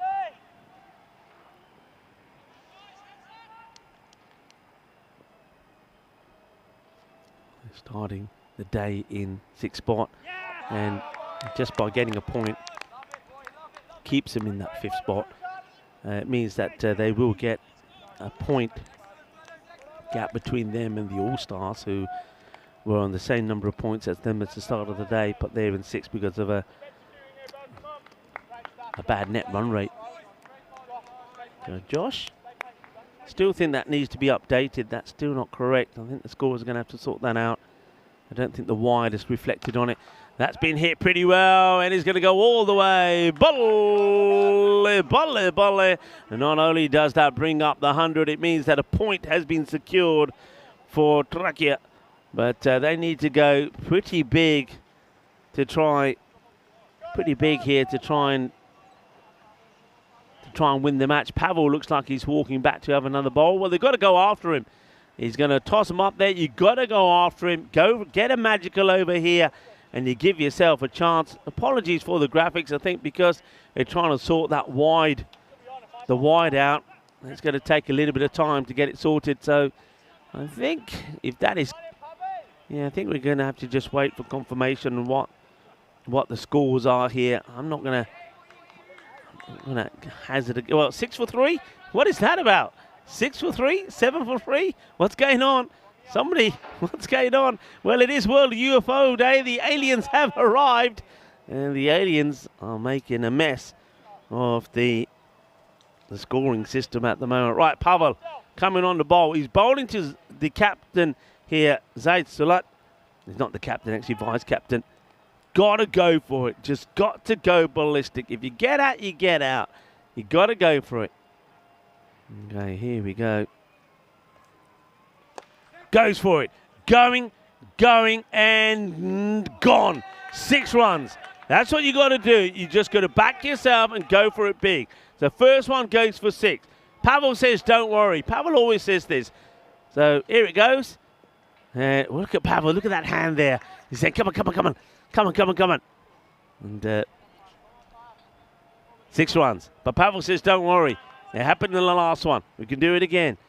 I'm sorry, folks. I cannot give you any idea what the score is. I think the scorers are just sorting this out. And I'm going to try and send a quick message saying, yeah, I'm going to ask for the score, please, just so we can get an update. Because this is important. This is important. And let's see what the score is right now with that 6. The whole system's gone out. It all happened because of that wide ball, and I knew at the time that was going to cause the problems. Now let's see what the score is. Right. The end of the 8th over was 101 for 3. So with that 6, I make it 107. So 107 at the moment is the score. So 36 required here. 36 required. And that's why this is, you got to really attack Pavel here. A wicket keeper, Adrian Dunbar, having a chat. He's probably, I know what Adrian's saying. He's saying, don't pitch it up. Shorter is better, but outside the off. If you pitch up, he's going to go for you down the ground. So that's the discussion here at the moment. I want to say hello to a few people in the chat. And also, well, why don't we talk about this while we're waiting for the scores to sort things out. And 1994, wily, skiddy fast bowler Hassan Ali, born today. Doesn't fit the template of the Pakistan quick bowler. No express pace, no reverse swing, but has plenty of variations under his belt. He made his international debut in 2016. Well, I'll go back to this. I think we might be ready to return. I still haven't got any scores on the board, though, so I don't like it when I don't have the scores because people want to know what's going on here. I'm going to guess that we're on 107. That's played away. It'll just be a single. That's okay. But 108. I'll try and keep you up with the score as much as I can. And keep an eye on things here as well. So, yeah, we'll go back to the wily, skiddy Hassan Ali in a moment. Tossed up, got to go for it, hits it hard, and catch taken. Watmo has taken the catch. Pavel Florin is doing his celebrations. Well, only he's doing them. He didn't. The rest of the players didn't get the memo. But Jack Watmo has taken the catch. He needed to get the elevation in the shot. Doesn't get the elevation. Catch taken. Oh, that was a big wicket, big moment. They got the right man in the right place. And Jack Watmo, and there's Pavel. He's doing it alone today. He's doing it alone. He didn't get any support. Well, the memo didn't get to the teammates, but Pavel Florin has taken the wicket. Well done to Pavel. And that probably is now, I think, the end of it. I think if they were going to win this match, then they needed Zaid Salute to be out there. So Pavel, and he comes again now to the next batter, who hits this firmly, and he's going to go for 4. That was hit hard. Cuatro carreras as that one gets past Siddharth Nath pretty quickly. Pavel Florin, by the way, that's wicket number 17 for him. We saw him in 2019. His best year was actually last year when he picked up 8 wickets on his travels. His best bowling figures. What are his best? I'll give you his best figures. 3 for 34, which was back in 2021 in Romania. Oh! Well, that is pretty close. But no use of the feet here from, this is Bhav Patel. It was there, wasn't it? It was up there for Bhav, but he doesn't use the feet, doesn't come down to it, doesn't turn it into a full toss, then misses it. And it's pretty close there from Dunbar. I think the bat goes down just before the bails come off, and it obviously stays down because the foot's nowhere in play. We can't actually see it once again. We can't use the camera because you've got Joshua's framing the shot. So umpire's call not out. In comes Pavel again. Tosses it up, and that's going to go the distance. It goes all the way. It's a big full toss. Seiskarinas Mass. And this match is still very much alive. I think that's the end of the over. It is the end of the over. So, what are we now? 118 for 4. That over, though, from Pavel goes for 17. His first went for 9. So, they're needing 25 off the last. Are we going to see a crazy finish? Chris Lakov is marking up his run. He went for 19, by the way, off his over. They're not using Jack Watmo, which is a bit of a surprise. I think Jack would probably, against batters that like to hit the ball down the ground, is probably a good guy to use because he doesn't pitch the ball up. And that's one thing here that Chris Lakov has to make sure he doesn't do. Doesn't want to be pitching this ball up.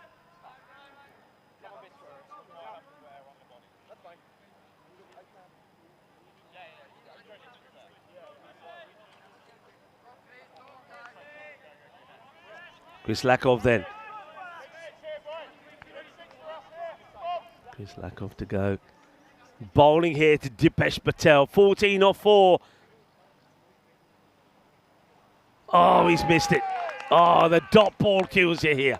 The dot ball kills you. Now you're needing to get 25 or 5 deliveries. We'll take 24. I'll take 24. We'll all take 24 and go to a golden ball. Big wild swing.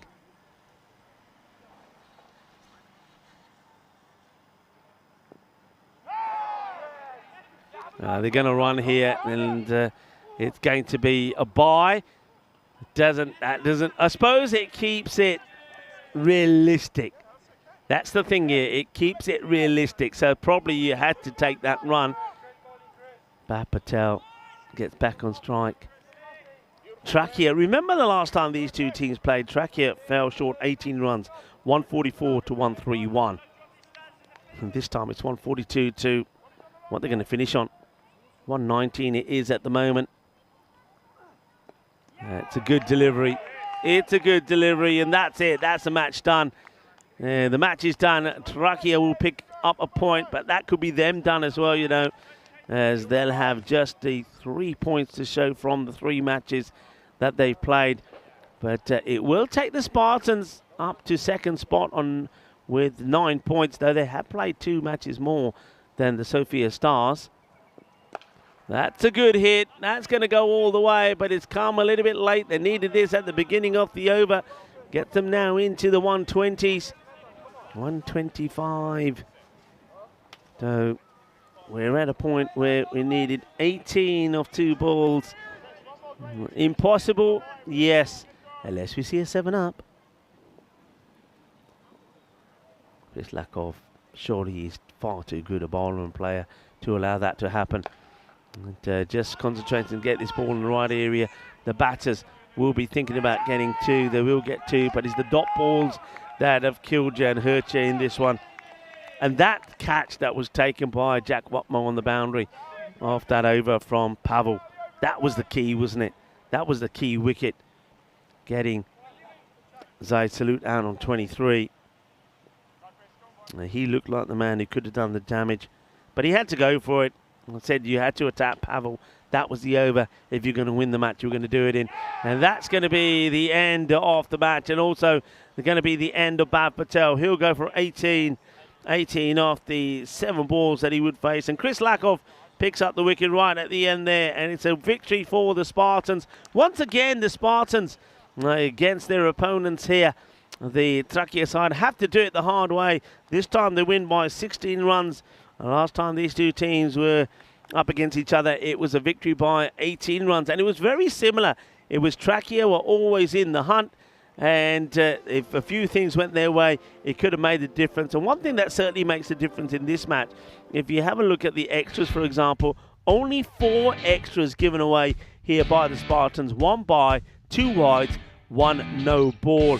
And the difference is, well, it's the difference of winning and losing a game, because it was 15 extras that were given away by Trachea. And they gave away 1 bye and then 14 wides. That's where you lose this match for me. And they know they've got to work on that. They've got to work on getting points on the board, but it's not going to happen in this one. And we look at the highlights. Once again, a very entertaining innings from Abbas. He certainly was hitting the ball well, 38 of 20, but it was that Jacob Gul coming into the attack that made all the difference again. As look at the hitting there. That was clean and crisp from Abbas Zaidi. But taking the pace off would be the way to go. Here it is, first ball, and that was the difference. Saini was the first to go, 10 of 9.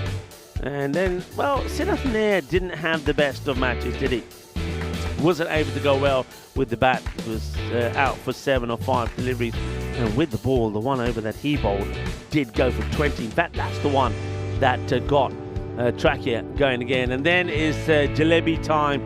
That was another important wicket. That was when, of course, the key man at the time, Abbas Zahidi, would get out, caught and bowled. We thought that was probably the end of the match. This is the one that caused all the problems for, first of all, for the scorers and also for the batters. It was a crazy run out. You didn't need that at the time. And it was Waleed Khan who would go. And he showed his disappointment in it as well when he threw his bat in anger. And well, somebody else is going to have a chat with him. And it's Tyrone Peters to say, hey, we just can't be doing that. Then that's the moment, isn't it? That's the big moment with the impressive Jack Watmo in the field taking the catch. Pavel doing the solo celebration. Send the memo next time, Pavel. Send the memo next time. And then, of course, it was handshakes and hugs all around as the Spartans, they held on and got the victory. Not the worst of scorecard, Saini. Saini got out cheaply, you feel, to Gul. Abbas Zahidi hit the ball well, 38 of 20, 23 from Zaid Salut. And what an important catch that was from Jack. And then Waleed Khan, the captain, gets himself run out. And good work there from Adrian Dunbar off that short wide delivery from Joshua. And towards the end there, Dipesh Patel and Bhav Patel just trying to do the impossible, I suppose, for their team. They got pretty close, but not close enough. The Spartans make it 3 wins on the spot for them. They move into second spot. They can have a bit of a break now, as I think they'll probably go and find an establishment somewhere and come back a little bit later, because the next match they play will be the last match of the day, match number 15 in the series, when they take on the Sofia Stars. That's going to be a big match. But Sofia Stars, I'll try and find out what's happening with them, because looking at that fantasy dashboard, it looks like they're 2 men down here. I hope that's not the case. What it suggests to me is the player that didn't get on a flight a couple of days ago from the UK and was supposed to get on that flight last night. Or maybe that didn't happen again. I don't know the details. I will try and find out. But of course, that is disappointing for everybody, especially for the Sofia Stars. But they managed to get on with things yesterday with them not being 100% in the lineup. So maybe they can do the same here. But they have got a tough match up against the Ravens. That one coming up in about 16 minutes time. Join myself, Rico Full, and the rest of the gang when we return. Ciao for now.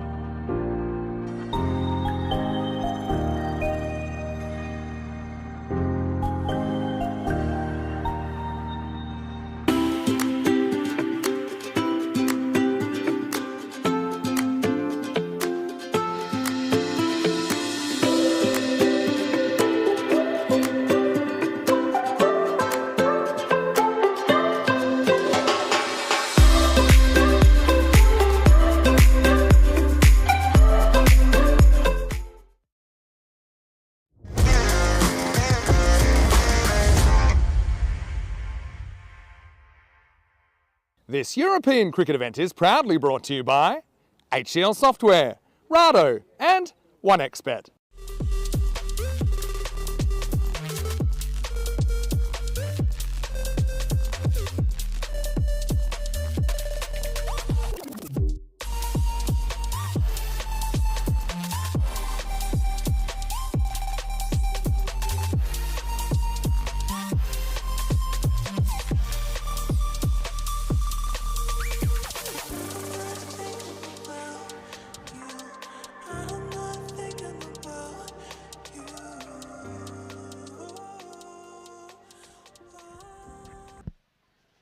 Hello viewers, and thank you for joining us on tour here in Bulgaria. It's match day 3 and match number 2 in the day, match 12, ready to take part as we're going to see the Academic Ravens taking on the Sofia Stars. The Ravens, they come into this match strong. They know it's a big one. They're at the top of the standings at the moment, but there's not that much difference between them and the team that they're up against, the Sofia Stars. Now remember, the Sofia Stars have won 3 matches on the spin yesterday, so the difference in the table, the way it looks at the moment, is 12 to the Ravens, 11 to the Stars, and then the Spartans, they're catching up pretty quickly as well with 9 points. And if you want to know the top 4, Plovdiv are in 4th spot. Manan Bashir comes into the side. He was disappointed to lose out yesterday because of the university stuff, but he's here today. Chugtai is looking good as well, isn't he? And so is Anis Raza with bat and ball. We also saw a good performance from Rehan Hussain. Let's see if he's at his best behaviour here today, though. He knows he's on a warning. Look, we all know that. He was a bad boy yesterday. Tyrong's had a word with him. If he's out of order today, he'll be suspended for a match, so he has to be at his best. Talking about at his best, will Isaac Zaro return back to his best? He started the tournament well, but since then he's been off the ball. Sofia Stars, though, well, let's just say they're a bit depleted out there. They've only got 9. Don't want to focus too much on that, but that's going to cause them loads of issues. First things first, though, let's go out into the middle where Tyrone Peters has the 2 captains for the coin toss. Sofia Stars to call.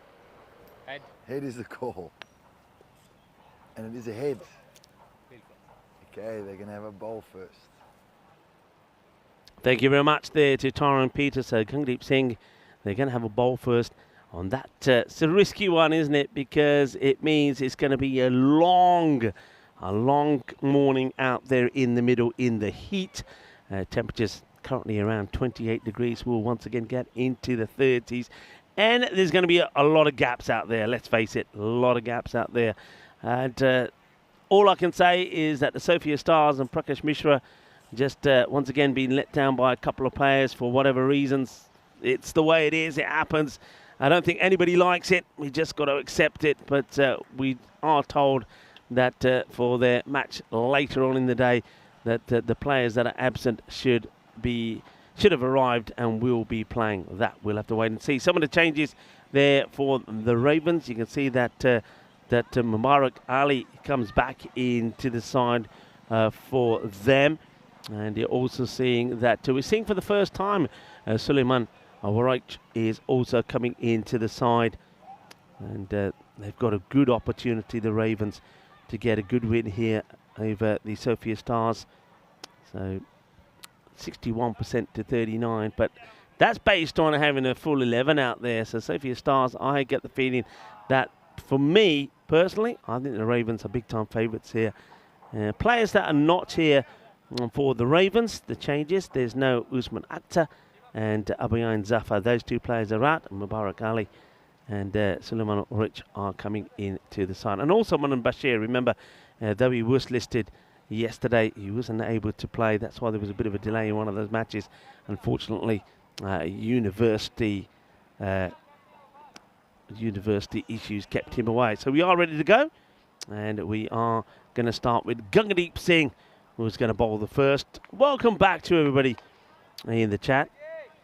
And, warm, hot day, beautiful day, Bulgaria. And match number 12 about to start. The umpires for this one, umpire Satish and umpire Narayan. Ivan will be the 3rd umpire. And all the umpires being well led by the man we saw out there at the coin toss, Tyron Peters. It is, well, World UFO Day. Maybe some of the Sofia Stars have been adopted by the aliens. That gets played down the ground. And it'll take a singles to start off with. That's an early look there at a man who will probably be one of the key players for Sofia Stars, Murad Khan. He's going to be key. Rakesh Yadav also wears the white cap. And I think Shivam Mishra are the three key men, and Prakash will hope to also put in a good performance. And Oscar Duff, remember, he's fantastic bowling yesterday. Here comes Gangadeep once again. It's going to be 2 wides. Is the umpire wide ball called? Gangadeep has that little look about him when he turns around and says, was it umpire? Was it? Yep, it was. And discussion here now. I'm not sure what the umpire says to Gagan. Maybe Gagan here also. I've just noticed there, just as he's walking back, he's holding the top of his left leg. It's almost like he's a little twinge there on the hamstring. That's hit firmly. Oh, fingertips, but can't hold on to it. Oh, Gangadeep. अपने मुंडे ने मैं तो सोचा ना जलेबियाँ लेके आऊँगा maybe चांद सीगा एक हाथ तो लग गया पर कैच नहीं पार होया जलेबियाँ गईयाँ मैं तो ready सीगा जलेबियाँ खानू. Down goes the jalebi catch, and a bit of a life there for Manan Bashir, being dropped on 0. Now he's going to make amends. This will probably bounce into, no, I think it stays just on the border of the fence there of the athletics track. So this one should be retrieved, and it looks like it's going to be Murad Khan who's going to get the ball, and he does find it. So after being dropped, it was a difficult chance, but you know, a chance is a chance, and we have seen some good caught on bowls today already. Jacob Gul took 2 in the last match, but seeing dropping the danger man Manan with 0. Manan would have been absolutely distraught if he got out on 0 after missing out yesterday. Swing and a miss this time, and Manan Bashir takes the number 1 spot ahead of a couple of other batters in there, like Zeres Chugtai, for example. But he is out there with Isa Zara.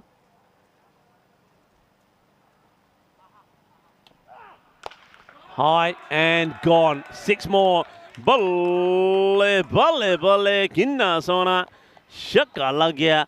Manos riba, riba, riba bitro. This time it has gone into the athletics ground. Of course, that ground you see now, courtesy of those lovely aerial shots, the drone shots from 2 circles. Another ball has to come out there. We're getting through a number of balls. The good news is that there is somebody in that field. And the groundsman is doing some preparation work there, so at least we're getting these Grizzlies back. Mind you, he'll get a little bit fed up pretty soon, won't he? It's a swing and a miss, and this one, that's the end of the over. 14 comes off the first. 14 without loss. Let's have a look at what's happening, or what will be happening at the Carnival Oval. Starting, of course, on the 25th through to the 18th of October. It's time for Carter Mania with the Challenger Division of the Euros of Cricket. And you'll see that Bulgaria will take part in Group 1. Malta, Czechia, Cyprus, Croatia and Slovenia will be the teams that they'll be up against. They've got a good chance in there, though. Czechia, most people feel, are the favourites. Only one team, of course, will go through. Group 2, we have Guernsey, Estonia, Isle of Man, Luxembourg, Serbia and Turkey in that one. We'll see some of those teams here, of course, in the T20 internationals. And then, of course, their finals day is on the 15th. That's down the leg side. It will be just whipped away. Isa Zaro. This guy is going to be determined to come back well today. His innings started, or his series started well with 2 good innings. A score in the 40s and the 30s. And then after that, he was unlucky a couple of times. He was unlucky with with an LBW decision. He was unlucky with one. I think he played on. Yesterday he gave his wicket away early. So he's due to come back with a good score. And he starts with his first boundary there, just clipping that ball off the legs. Shivam Mishra just gets it wrong. It's now carved out onto the offside, and it's well fielded. It's a spicy one, but nicely dealt with there by, I think that's our friend from yesterday, Abbas Ali. Now, Abbas Ali, of course, gave us a fantastic end of the day yesterday. Yesterday it was International Joke Day, and, well, he was the one who was making us laugh with some foot fielding, which will go viral. I'm telling you, it will go viral. Slow ball up in the air, just not going to carry to the fielder. That's Murad Khan off the boundary pretty quickly, but the ball doesn't carry.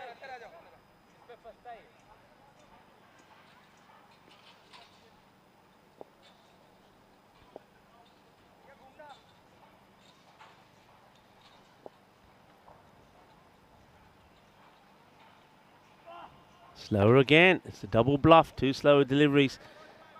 What bowled Mishra. Trying to make things happen for the side. Got to believe. They believed yesterday and won 3 out of 3, the Sophia Stars. Third slow ball, and just out of the outstretched hand of Prakash Mishra. And, well, there he is. The man who's on his knees again like he was yesterday, Abbas Ali, lets this one go through him. And it's a funny one, really. I mean, he's not the best of fielders, is Abbas Ali. Yet, he's been put in a position where he's going to probably get a lot of balls coming his way. So they could probably rethink that. Yorker-led delivery, this time back to full pace. Just a single taken. It's a good over, actually, from Mishra. He's unlucky with the ball going through Ali to the boundary. So 11 will come off that one and score 25 without loss.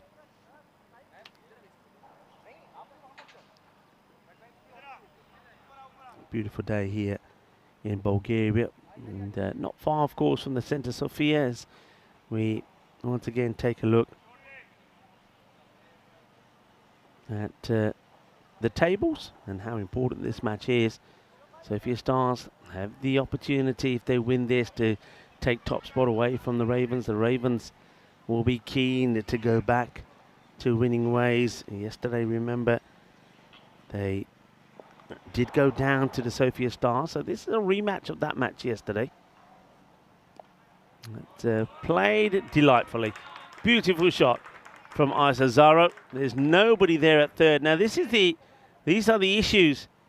These are the issues that the Sophia Stars are going to have. And look, I know these things happen, but I don't think there's going to be too many people feeling sorry for them.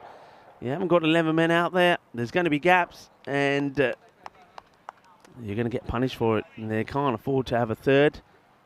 And that's just been guided away quite cleverly by Zaro, trying to find the gaps in the field.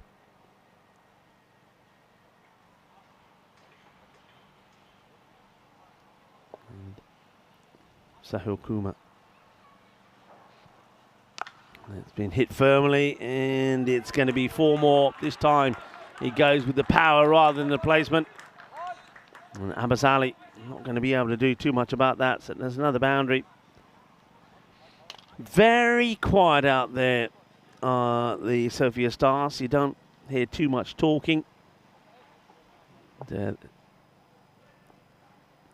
Gagandeep also normally is pretty vocal. Can't hear him. Prakash Mishra, solitary figure there, standing at point. High in the air, right, here we go again, and he's fluffed it. Basics. Where's the ball going to go? On the offside. Where should you have one of your best fielders? There on the offside. I'm not going to give Abbas Ali a hard time. He's doing his best out there. He certainly is. He's trying, but he shouldn't be there. They need to have they'd make the change now. So after we see a misfield, a couple of misfields, and after we see a catch go down, then now make the change.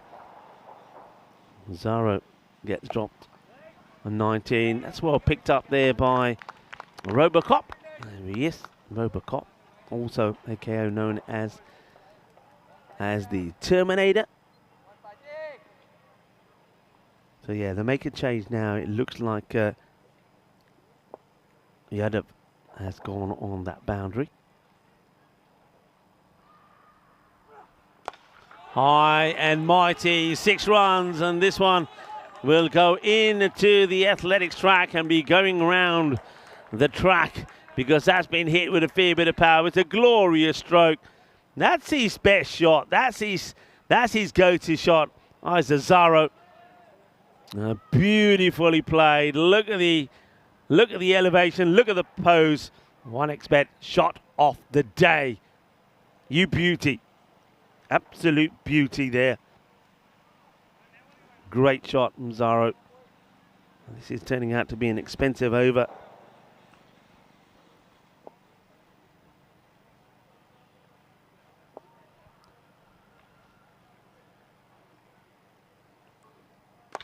And he's going to go again, and this over will go magical. Magical over. Sahil Kumar has gone for 24. Every ball bar one going to the boundary. Started off with a hat-trick of 4s. He did then get a dot in, but after the dot, it's gone 6 and 6, 24 off it. And the Sofia Stars are going to be chasing plenty here, you feel, as that score moves to 49 without loss at the end of the power play. World UFO Day. And maybe that's, as I said before, where some of the Sofia Star players are. They've been abducted by aliens. Well, are you a believer or are you not? Are you a believer or are you not? And on this day also in 1937, the airplane piloted by American aviator Amelia Earhart disappeared over the Central Pacific Ocean during her attempt to fly around the world. UFOs involved? Aliens involved? It's out there. The evidence may not be, but it's out there. 50 comes up, as it is Khan now doing the bowling. It's hit well, and this time it will be fielded. They do make the change. Yadav is out there. And maybe the results are instant. This time, no mistakes.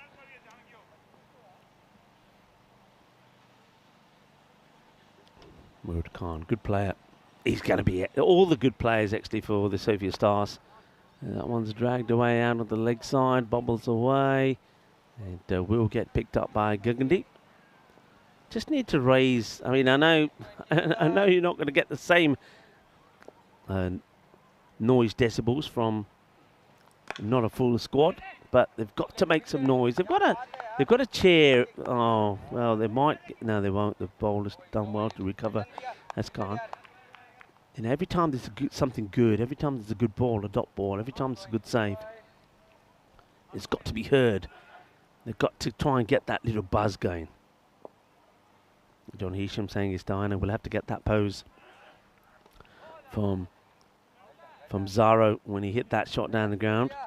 I'll have a word. John, I'll have a word.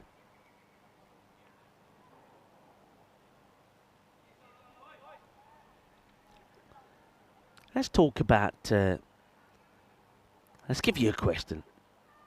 Here we go. We've seen some expensive overs today. We saw, of course, a 29 in that earlier match when the ball was being smashed all over the place. Who was it? We went for 29. Well, here's another one that goes up, up and away. It's going to be 6 runs as Zaro gets another one away. Let's have a look if he gets a good pose in this one as he moves into the 40s. Well, I said Zaro will be determined to come back into form. Let's see. And, yeah, it's okay. Not as good as the one before. And we've seen an over today in this match. Sahil went for 24. So my question is, as that over does come to an end, with the score on 58 then without loss. And Murad going for, not the worst of overs that time, just a 9. So my question is, what is the most expensive over in Test history? All right, here's my question to all of you, just for fun. The most expensive over in Test history. All right, so let's talk about that. There's going to be some expensive overs today. We've already seen some in the match number 1 in the day and this match number 12 already. But what's the most expensive over in Test history? Oscar Duff. It's hit beautifully. Lovely time shot. You're going to get that little bit of extra pace from Duff. But Manin Bashir now. Bashir, when it comes to hitting the ball straight down the ground, Manin Bashir is powerful. Look at the way he just gets the legs out of the way there. A lot of batters would have got tucked up there, but not Manin Bashir. Gets the legs out of the way, still gets the elevation in, clears the boundary, 6 runs. Oscar is going to be well tested here, Oscar Duff.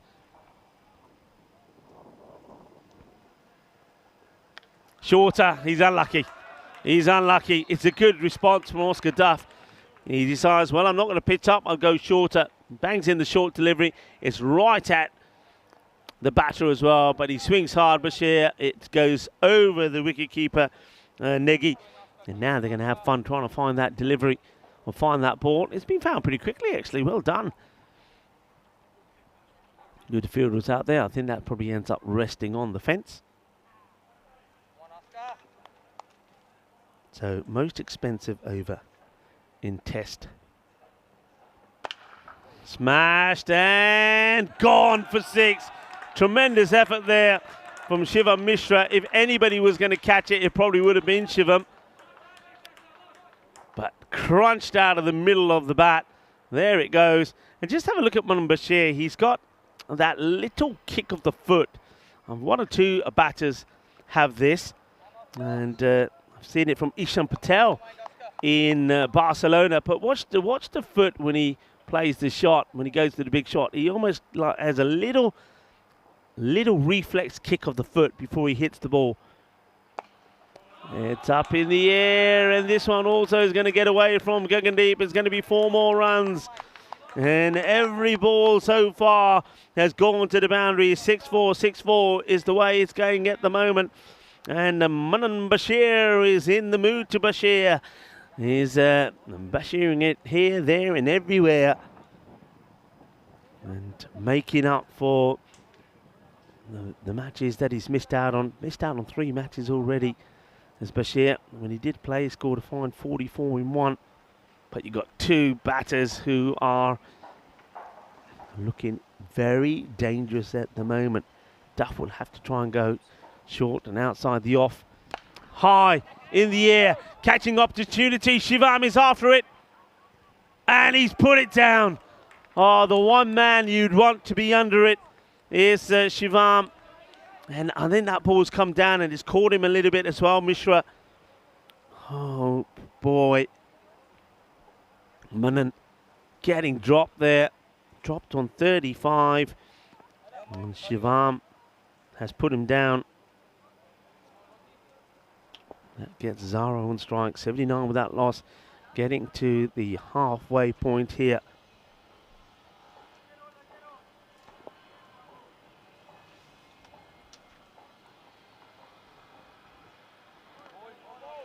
And that's well bowled. Beautifully well bowled.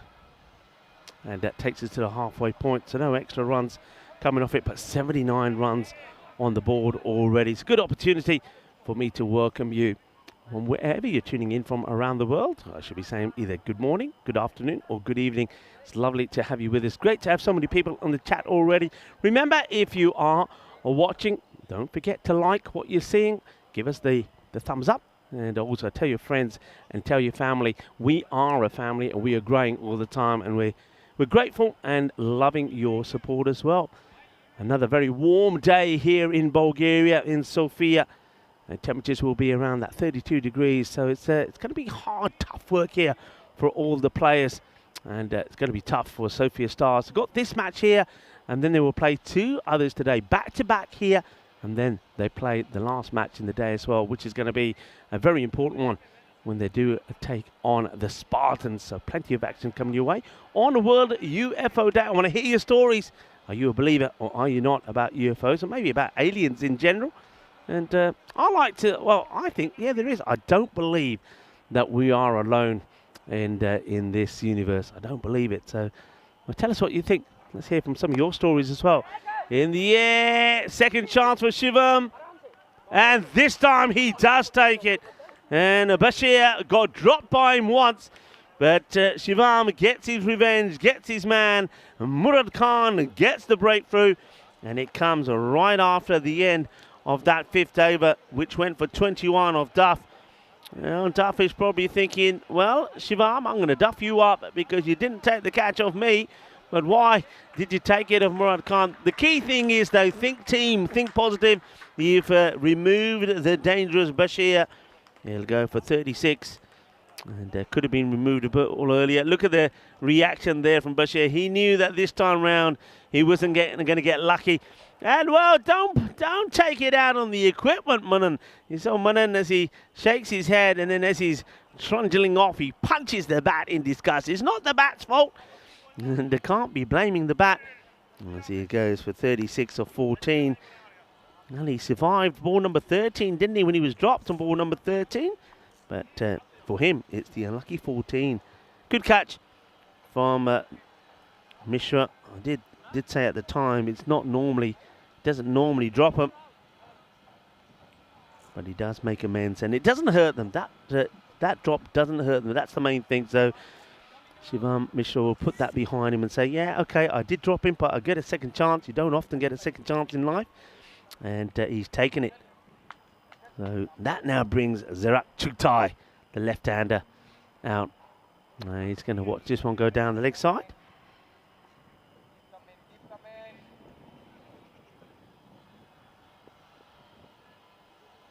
Murad Khan once again goes a little bit wider. Nicely played. Now it's interesting that the angle he's bowling. Chugtai does get out to this sort of angle. He goes across the line and allows the ball to go through him, bat and pad. So yeah, I like this little angle that's been bowled to him at the moment. Down the ground, watch the bounce on this, and well watched. Gets the long barrier out. They want to take the second. In comes a throw.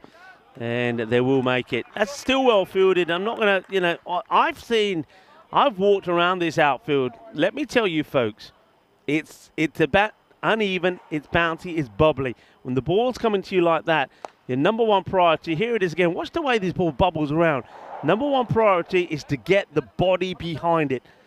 And that's exactly what Yadav did there, even though he got one on the knee for his efforts, but he does save the boundary. Want to make a bit of a change here now in the field to Zaro. Zaro will be looking to get the drive in if he can. And Murad Khan is going to do whatever he can to prevent him getting that drive in. Most expensive over then in Test history. Any answers yet? And Shahid Turk is saying it's 10 over power play because less fielders. Well, that's kind of one way to look at it, but don't forget, even if you don't have... Okay, in the air, it's Duff coming in, and he's ran too much. He's ran past it, and once again, oh dear. Why did they move Yadav from there? Why did they move Yadav? Oscar Duff, he just overruns this. The young man gets excited, and look where he is. He overruns it. It goes over his head. And then it goes for 4. It's another let-off. And Zaro is having all the luck at the moment, isn't he?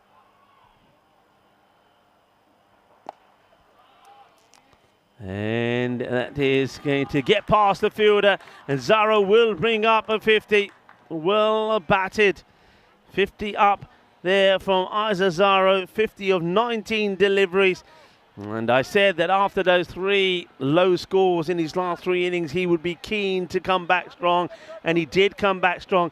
He's given chances, though, hasn't he? You've seen him being dropped. He was dropped on 42. He was dropped on 19 a bit earlier as well by Abbas Ali in that same area. They just haven't put the right man in the right spot. And they put the young man, Oscar Duff, out there who overrun it to allow Zaro to get to 46. And then he finishes it off with another boundary. And Murad Khan, you can understand, is going to be feeling a little bit dejected.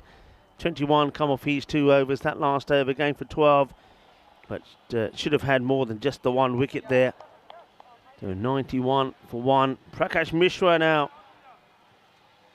Mr. Evergreen getting set to bowl over number 7. Probably already feeling that his team's going to be chasing around the way things are going at the moment, that 150 kind of score.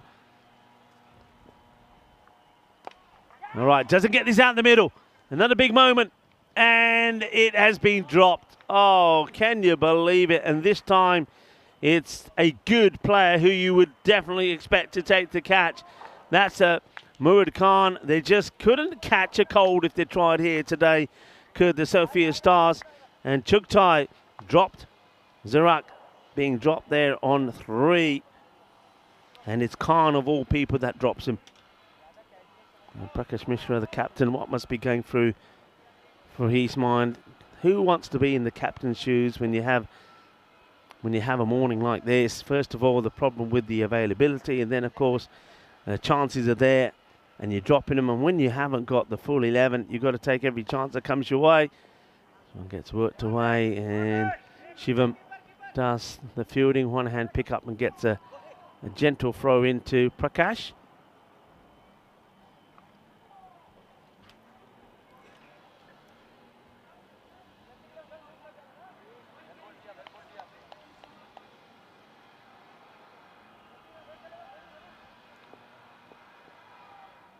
BD Cricket is saying, somebody please reply. Well, I suppose if you put your question in a language we can all understand, somebody might reply. I don't know what your question is, don't know what you want to know. But anyway, let's continue with the match. And as you would expect, after chances are not taken, the batters will make the most of it and have a field day. Zarak Chugtai, after being dropped, smashes the next ball down the ground for a big 6. When you look at this shot and this angle from the camera, it makes our umpires look like dwarfs. You're not allowed to say dwarfs anymore, are you? I just thought, are we allowed to say dwarfs? I think you have to say little people. Well, I'm not in England, so I can't say dwarfs. It's only the English that have these crazy rules. But he looks like a dwarf. He really does. And now that Chugtai he's a tall guy anyway. Right, high in the air, another opportunity, and well, I think this, is it 6 or 4? I thought it just bounced before the rope, so this is another mistake from the fielder, Yadav. Yadav here is away from the rope, and it bounces before the rope. That's 4 runs. Oh dear, the fielding here, Prakash Mishra now. Now he thinks I have to go and pick the ball up myself. I'm better than this, he says. He's not a happy man, is Prakash. He's not a happy man. Shakes his head, probably knows that's another chance that should have been taken. 2 in the innings. Now he's going to be called for a wide by the umpire.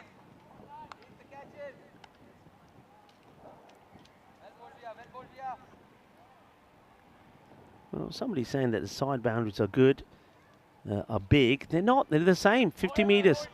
Gone. Finally, well, Prakash says, "Dekh lo, mundiyo, dekh lo. Te tusi na mere catch nahi pharne, main dande chak ke punje rakh dene hai."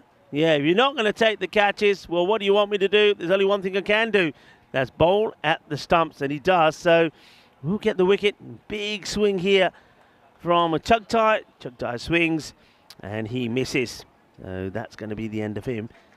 14. He gave enough chances, did Zarak Chugtai. And despite being dropped on a number of occasions, first was dropped on 3, wasn't he, by Khan, which was a big surprise. So again, the drop chances, it's only Zaro who's hurting them at the moment, who's been dropped on 19 and 42.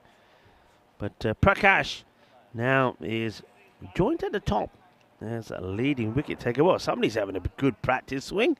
That's this is Suleiman Boraich, who comes out. Well, you can see what his intentions are.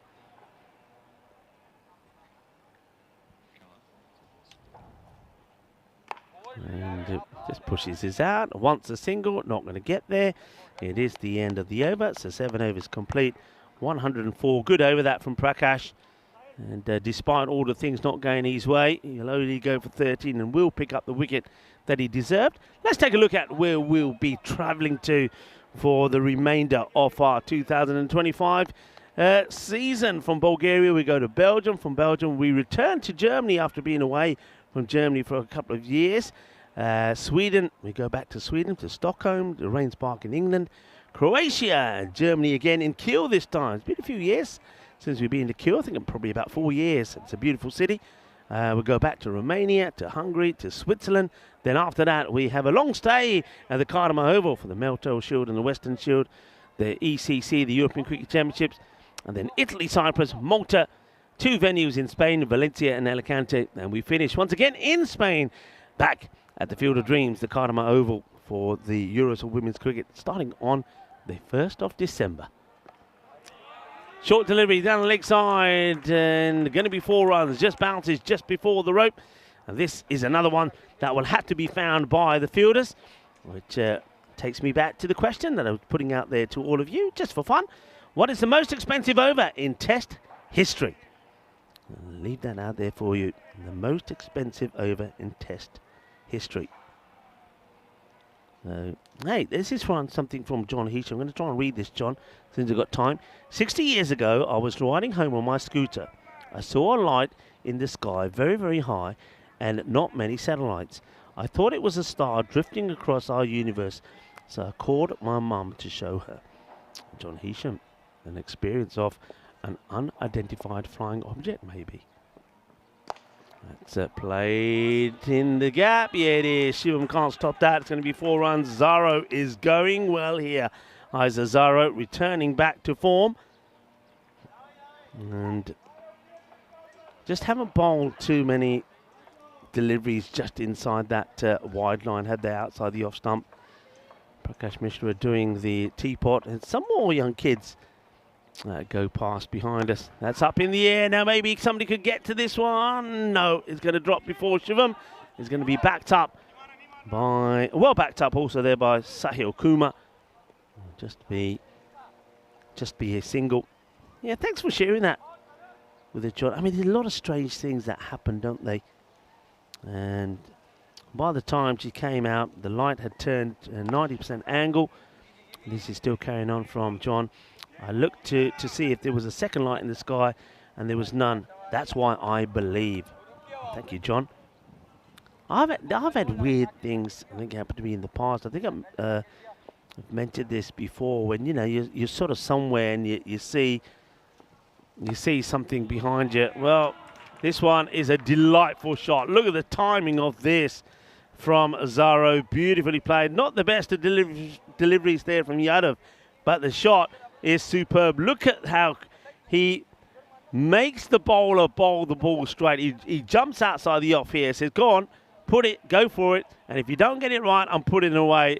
He is full of confidence now at the moment. The confidence is beaming from Zaro. And this is Zaro goes 4 runs. Yeah, I've had experience before where, you know, you're somewhere, you see something, like something behind me. One that I always remember, I was driving home from cricket, and there was two fire engines behind me. You can hear the signs, they're coming behind me. And I was on a dual carriageway, so there was no exit points or anything. So I'm driving along, I see the ambulances, flashing lights. So I moved to one side to let them overtake, and nothing. They just disappeared, they just vanished. And I was like, but how? It's not possible. Watch the bounce. Well dealt with. Nicely done by Sahil. So where did they vanish? They just disappeared. And just one of many weird things that happen. So do share. Thank you for that sharing. Hello to Phil G, who is in the chat. And he's saying Bailey smashed Anderson for 28 runs, I think. All right, Phil G. how are you, Phil? And Phil, of course, will be reunited in Belgium. It'll be my first time there, Phil, so I want you to look after me and show me the sights and tell me the places to go.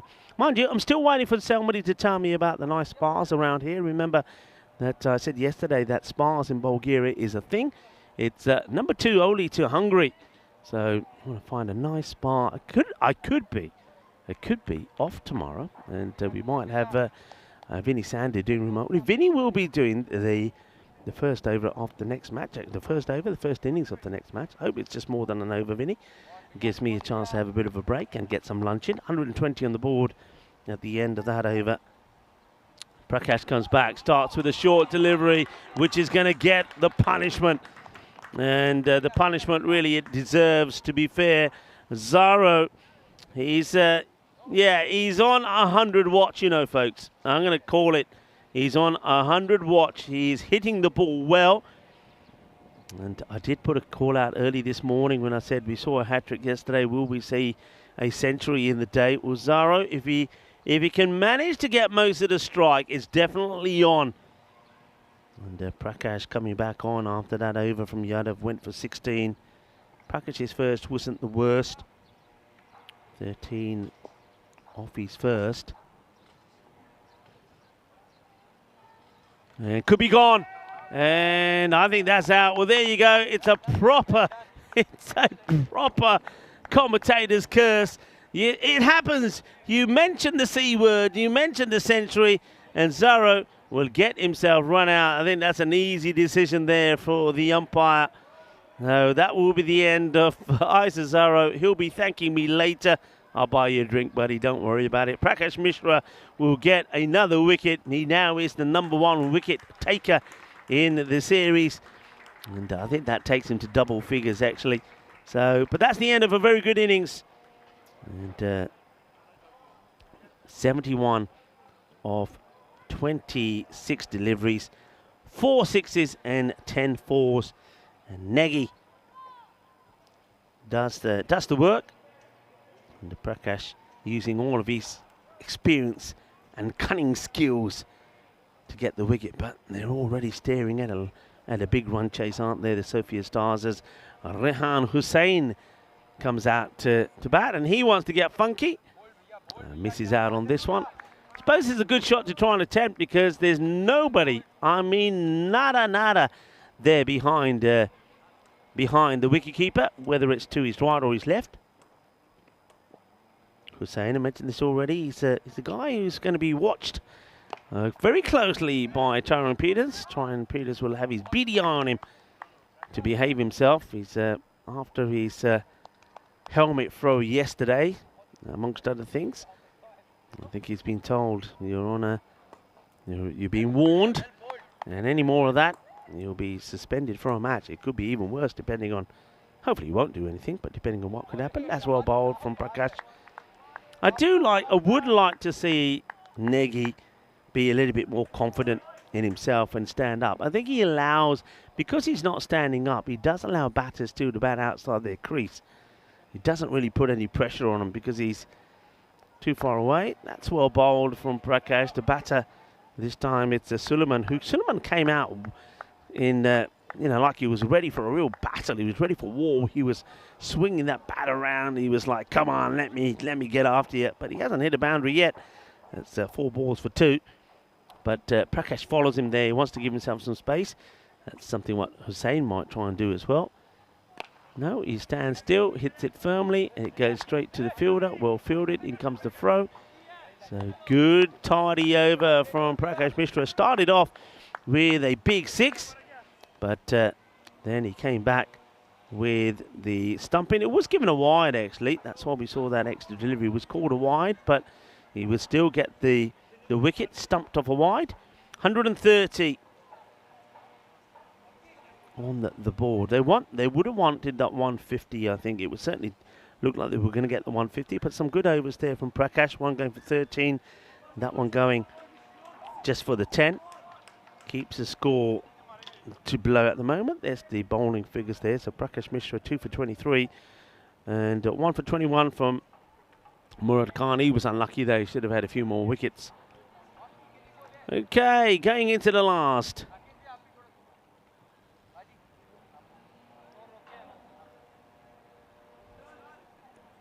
It's going to be Shivam Mishra to bowl it. Starts with a slow delivery. Let's play it away. Nobody there. It will go into the vortex. Gets sucked in there, doesn't it? And it's a clever shot played by Rehan Hussain. Once again, it's one of the issues when you haven't got 11 bodies out there. There's too many gaps. So 4 runs played. And well played as well. Wayne is in the chat saying hi to Phil. And Phil did give, there's Phil saying the commentator's curse finally hits somebody else other than him. Yeah, your one was an absolute classic, but yeah, I think mine one was pretty well timed as well. That's well hit in the gap. It's going to be 4 more runs. Another good hit there from Hussain. Hussain, when he first came onto the scene here, Rehan Hussain, he is a great bowler. Very fast and very accurate. And he was fast and accurate. We also know that Sajid Likat can do the same. And also you've got the spin of Anis Raza. But all 3 are very handy batters as well. So when the top order doesn't click, they come into play. And they've shown that already in this series. And I think that's why they're pretty well tipped to go and do well on finals day, maybe go all the way. 4 more runs there. So this over is turning out to be exactly what the Ravens wanted, but not what the Sophia Stars wanted. And Phil just saying he's doing fine. And he's looking forward to getting back into the commentary in Belgium, and he will look after me. And Wayne saying, once you understand how big the universe is, you'd have to be silly to think we are the only ones on this planet.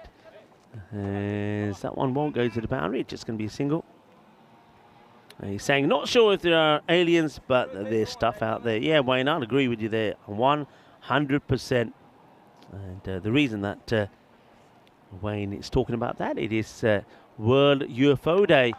That's an interesting shot, asking the question. And, oh, was he inside the crease there? The almost neggy is feeling that he's standing outside. Let's have a look. There's the line. We see the line. Where's he standing here? Just gets his foot inside. Does the batter. They're not out. That gives us, as the umpire gets the bail sorted, gives us the time to talk a little bit more.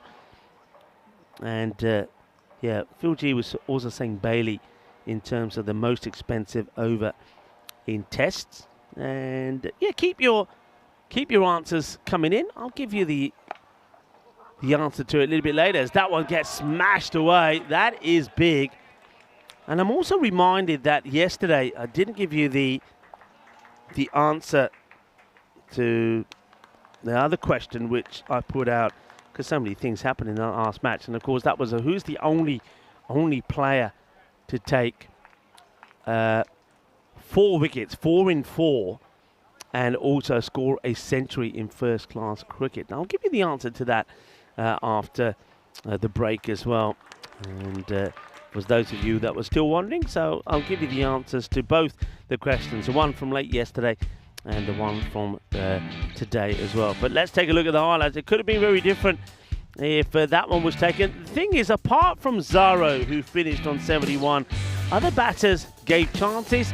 They weren't taken, but they didn't make the most of it. That's a great shot from Zaro, and I just like the way, it's almost like he got stuck there. It's almost like, I'm stuck, I can't move with that pose. That was a great effort there from Shivam. Wasn't able to hold on to it. This one was in the air, catching chance, and was taken. Shivam holds on to it, and the breakthrough did come with Khan getting the wicket there, and that was a nice catch. Also was taken. So that was the end of Manan Bashir. But we knew that the big hitters would keep coming. Chugtai didn't quite find his form, did he? He would go pretty cheaply in the end for 14. After he was dropped on 3, it was Prakash who got his wicket. And Prakash, a couple of drops in the over, and then decided he's better off just going at the stumps. But this inning was all about the skill and the class, really, of Zaro.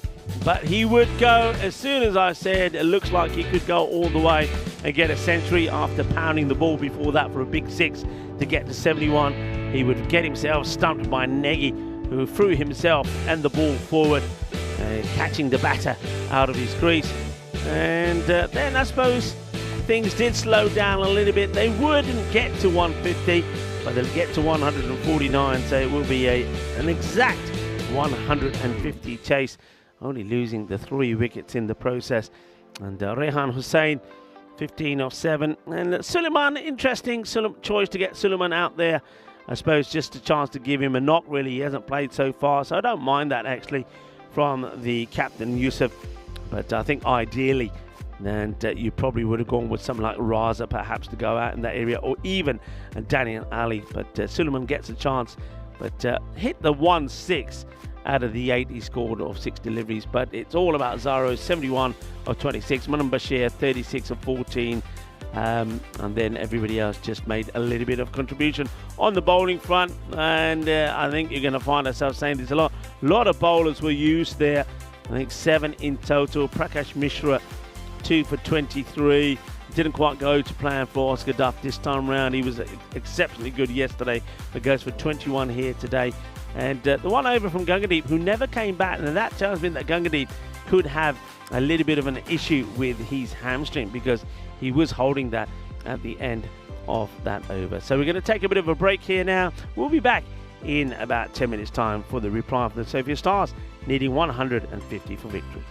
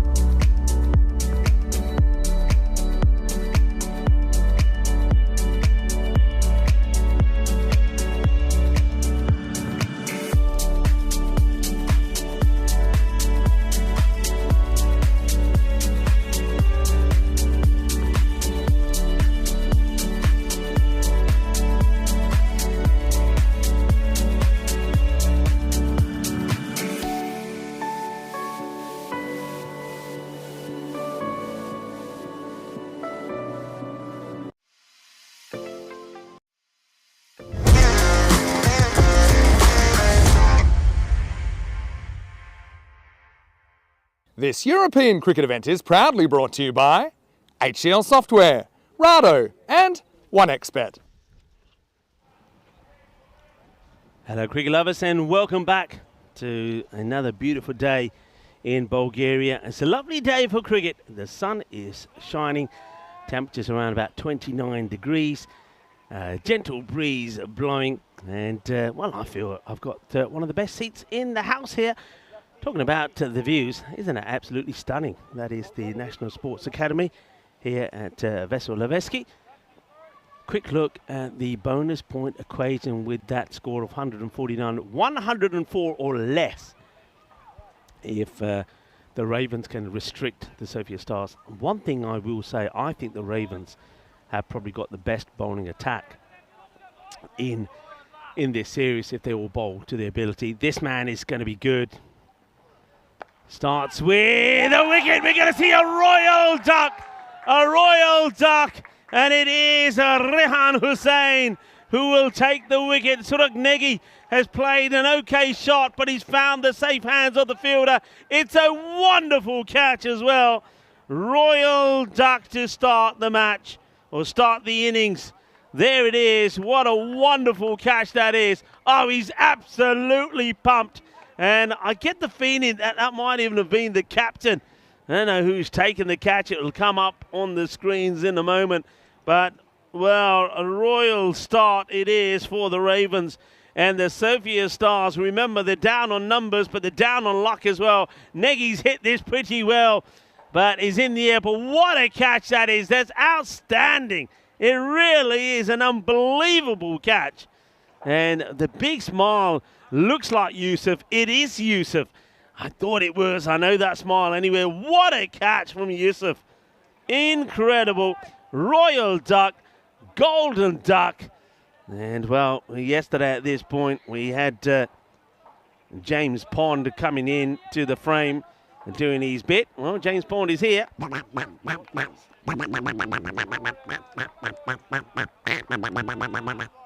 Yeah, it's hello from James Pond. Back to the action. Hussain. Well, this time nobody's catching it. He gets a swivel on this, gets it out of the middle. And that's Shivam Mishra. And give it S4. I reckon this is pretty close to the boundary. I'd like to see this again. I reckon this could go all the way, you know. Let's have a look. And I wonder if we've got a better shot of that. Can we slow this down slightly just here? Let's see. Yeah, that is 4. It's a good call from the umpires. I knew it was going to be close. 4 runs. Shiva Mishra. And, looks like there's some sort of discussion between Mishra and the wicketkeeper there. And the keeper here in this match is Manan Bashir. He can do a good job behind there. What about poor Negi? Negi is probably wondering, how can that happen? I hit the ball so well. And this one is wide off Yusuf, who's chasing it. I want to know if that is... Yeah, there's Yusuf. I think the number of his shirt's now been changed. I had him down at number 5. But, yeah, you've got the right... No, he's just changing his numbers. And sometimes you see players who wear different shirt numbers. But what a good catch from Yusuf. Now, that would be right up there as probably one of the players of the day, actually.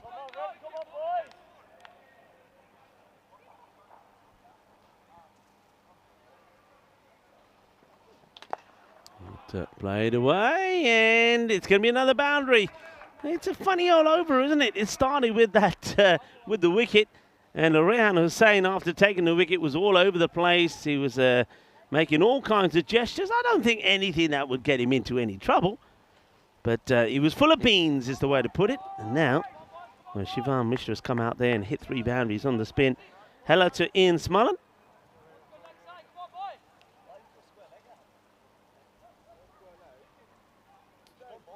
And Smullen says he's talking about there at Carter, where he'll be living in his motor home, and if the mood takes him, he might come up to Carter. We'll love to see you there, Ian. And that's going to be 6 runs. Bolle, bolle, bolle. Brrr. Well, a crazy over. A wicket, very first ball, royal duck, and now royalty turns into magic, because that's a magical over. 20 has come from it. And Shivam Mishra has come out there with the right attitude, basically saying, you know what, the chips are down, the odds are against us, but I'm going to give it a damn good go. Clobbers that away. What 30 needed in 55 balls to win at that rate of under 15, 14.18 to be absolutely precise. Well, how will Hussein finish the over? And, well, it will finish with another boundary. So how about that? 24 off and over. That started with a royal duck. I don't think I've quite ever seen that before. That is a first for me. And is one of many weird and wonderful things that happen here in one of the oldest countries in Europe, Bulgaria. And, well, that over was a little bit of everything. A royal duck and joy for the Ravens to start. But that joy very quickly turned into a little bit of pain as Shivam Mishra blasted 24 off the next 5 balls. 24 off it. They whisked that wicket to Hussein. And to be fair, Negi is just really unfortunate. It just happens. It's the game. It's cricket. He plays a good shot, but it goes straight into the hands of the fielder. It's not timed out the middle. Zaro, who is a very good fielder, you're not going to want to be taking to him. Probably that's another thing you got to be said about the likes of the Ravens. They do put the good fielders in the right places. Zaro is exceptional, we know that. And you also got the likes of Daniel Ali out there, very good fielder, and then Yusuf, who took the great catch. It's in the air. Back to Zaro, and thank you, Zaro. I thought that was going to be another commentator's curse. It's not. No. Phil G was probably saying, go on, do it again. Do it again to him. Phil, stop it. Hello to Sadhu Ratanaika, who says, the chase is on. Maybe it is. And Ash, hello Ash, says, hello James Pond. James Pond says hello to you. And save the duck. Yeah, remember, I started well into this now, everybody. So if you weren't here yesterday, when we had duck cam yesterday, because the comms cam was playing up, and we could only do it with the camera zoomed in. Nobody wanted to see my face zoomed in, trust me. So we had James Pond instead, who took the limelight, and we started the campaign. I know the campaign is out there, but hey, we are in July. We were promised our ducks, the Derricks, in May. Where are they? We won them back. And I know that wheels are in motion, as so is the vortex. This will be sucked in by the vortex. That's going to be 6 runs. Anything that goes in that area, especially if it's in the air, it's just going to keep on going. It's 6 runs. Shivam Mishra, he's on something here.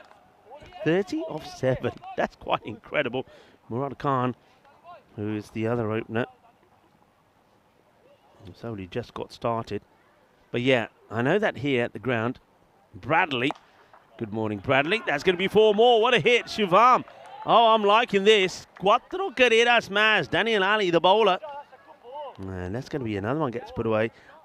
One thing I was surprised about the Ravens yesterday, that they went with Daniel Ali, who didn't play until he didn't play the early matches for the Ravens, but he comes into the side and he takes over bowling before the likes of Shazad Liaquat.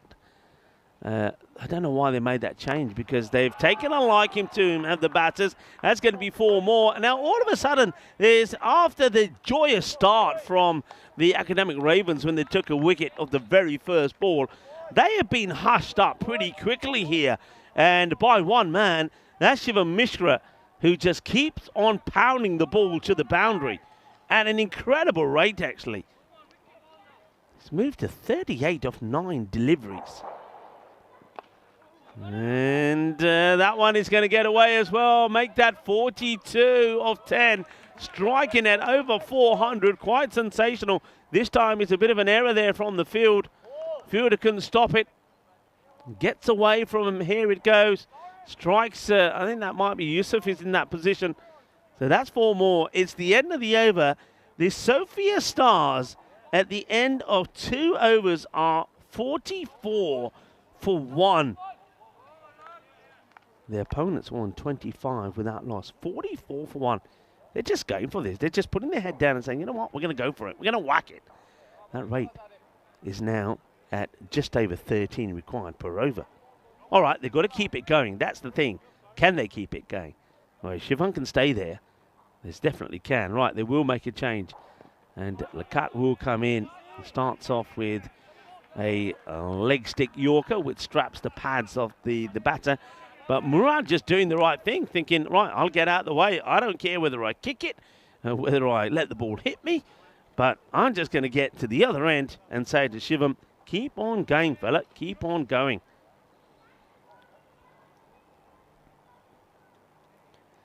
This is actually Sarim Zafar who's bowling. I thought it would definitely have been Shazad Likat, but it's not. They've gone with a change. Zafar bowling this. In the air, and it's over the fielder, and it's going to be 4 runs, timed to perfection and placed to perfection from Shivam Mishra with the fielder at mid-off and not on the boundary. He gets enough to get it over him. He's moved to 46 off 11. Wow. 46 off 11.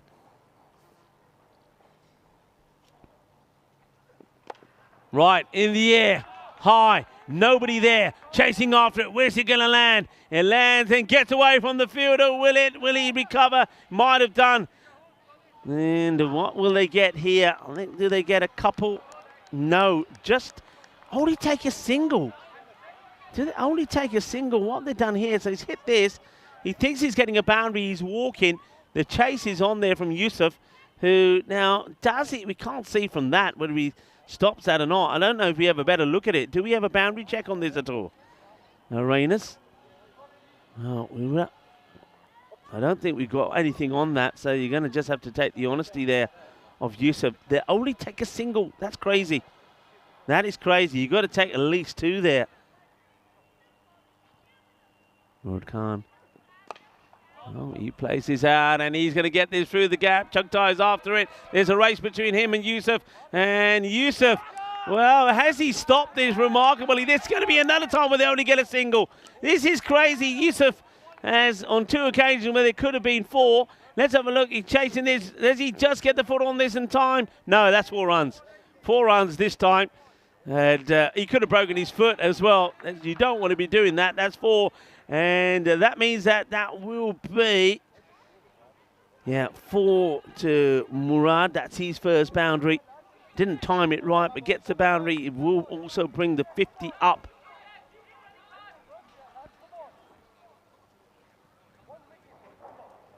Sofia Stars, I can't believe what I'm actually seeing there on the percentages. They are 60 to 40. 60 to 40 to go on and win this. That's a big call, isn't it?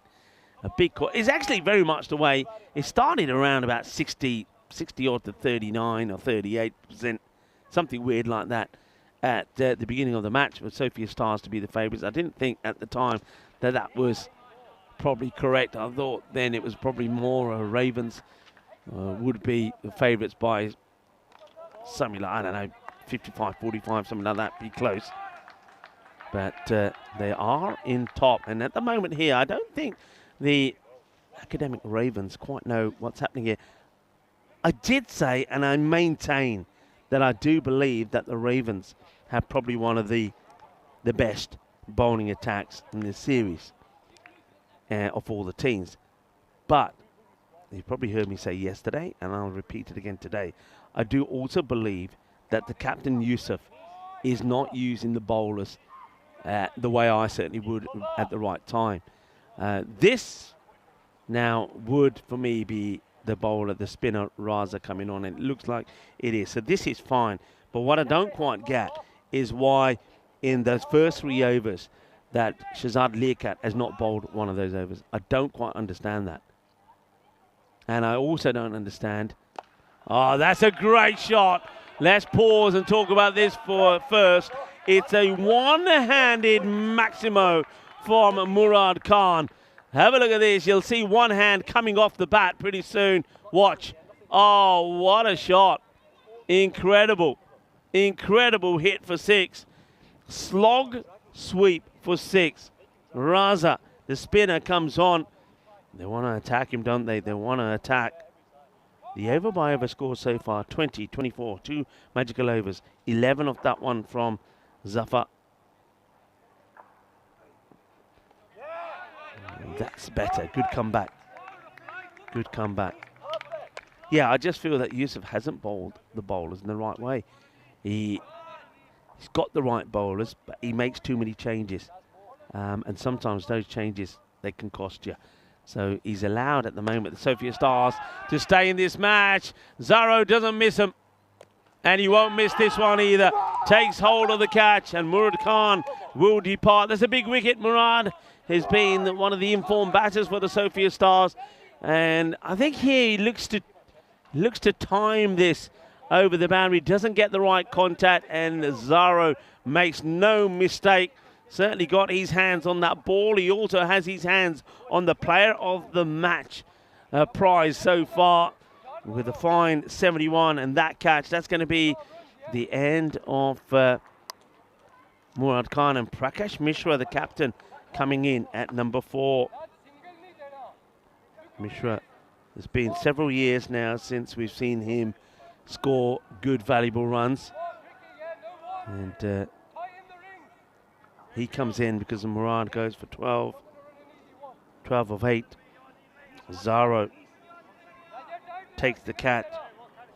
And it is the spin of Raza. So like I say, Raza always bowls for me this 4th over in the power play after the power play is done. There's no doubt about that.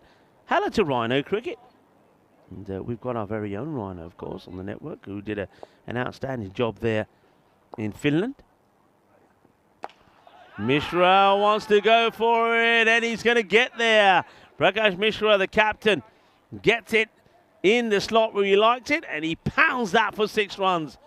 Boom! Shakka lag gaya. Mishra, can he turn back the clock and put in a sensational innings here? Starts with 6 runs.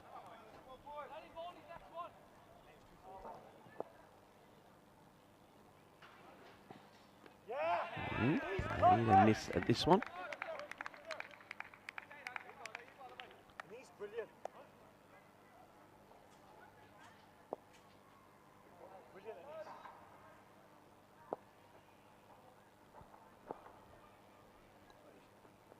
Oh, that is an absolute cracker. Arey vaah, kinna sona, jabardast. What a shot there from Prakash Mishra. Aa dekh ke te changa swad aa gaya. Oh, well, Prakash Mishra, I know he's a bit of a culinary chef himself, and he makes some tasty delights. Well, I'll tell you what, that was pretty tasty as well. That's a biggie. What a hit.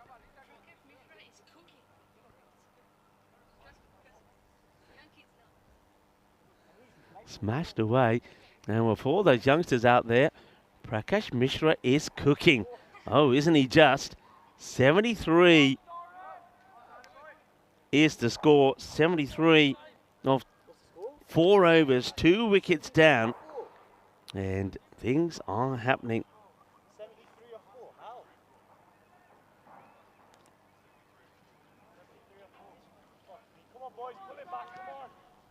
Now, yesterday, I said I did put a question out yesterday, didn't I? Say who was the only player to take 4 in 4 balls and score a century? And I'll tell you that now in first class match. That happened in 1996 in a tour match in Southampton versus India. Hampshire's Kevin James took 4 wickets in 4 balls and then scored a century. So for those of you that were waiting for that yesterday, apologies. There's the umpire saying, hey, don't forget your time. Keep an eye on your time. It's going to be a single this time to Mishra. So 2 Mishras out there. And Prakash Mishra has got Shivam Mishra out there now. Shivam Mishra, he's probably just gone off the ball just a little bit. But Prakash has come out and is going well. Last over from the spin of Raza went for 18. Hit, and that's going to go all the way as well. Prakash in on something here. Let him cook, let him cook, let him cook. He keeps on cooking the ball and smashing it to the boundary. Prakash Mishra, well, he is turning back the clock, isn't he? Wow, Prakash. It's been a while, you know. It's been a while since Mr. Evergreen has been hitting the ball as clean as this. With the ball, he'll always impress, we know that. But now, well, he's doing it. Doing it with the bat. And, well, just for now, the Academic Ravens just don't know what's going on here. Sarim Zafar went for 11 off his first. Prakash comes charging down, wants to play the Hollywood shot. Don't get carried away here, Prakash. Don't get carried away. Each ball on merit. Each ball on merit. The question, I'll give you the answer to this pretty soon. What is the most expensive over in Test cricket? I think Rayners will put that up for you. Maybe at the end of this over, as that's gone through the fielder. It is going to be 4 runs. And it goes through. I think that's Rehan Hussain who's on the boundary. So an error from Hussain. Well, he's got the dark shades on. Well, maybe they're too dark. Doesn't see this at all. Gets through him. So 4 more runs. Mishra, the 2 Mishras going well. Prakash going for another one. Gear. Shaka Lagya. 6 mass. Mishra 2807. अरे वाह कितना स्वाद आ गया कि नहीं. Well, Prakash Mishra, there's a little bit of masala out there in the middle and it's coming from Mishra. Gande na turka bana ke adkar lasan pa ke mircha pa ke Mishra changiya bola nu kutada. And this time round he misses out on that one. We are at the halfway point and the score 90 for 2 and 60 runs or so required, about 61 required. Don't forget we have got the European Cricket Network in Hindi now, and at European Cricket Network Hindi or Network Hindi, and that's for, of course, a lot of our viewers that watch in the Indian subcontinent and do enjoy that. So, most expensive over in Test history.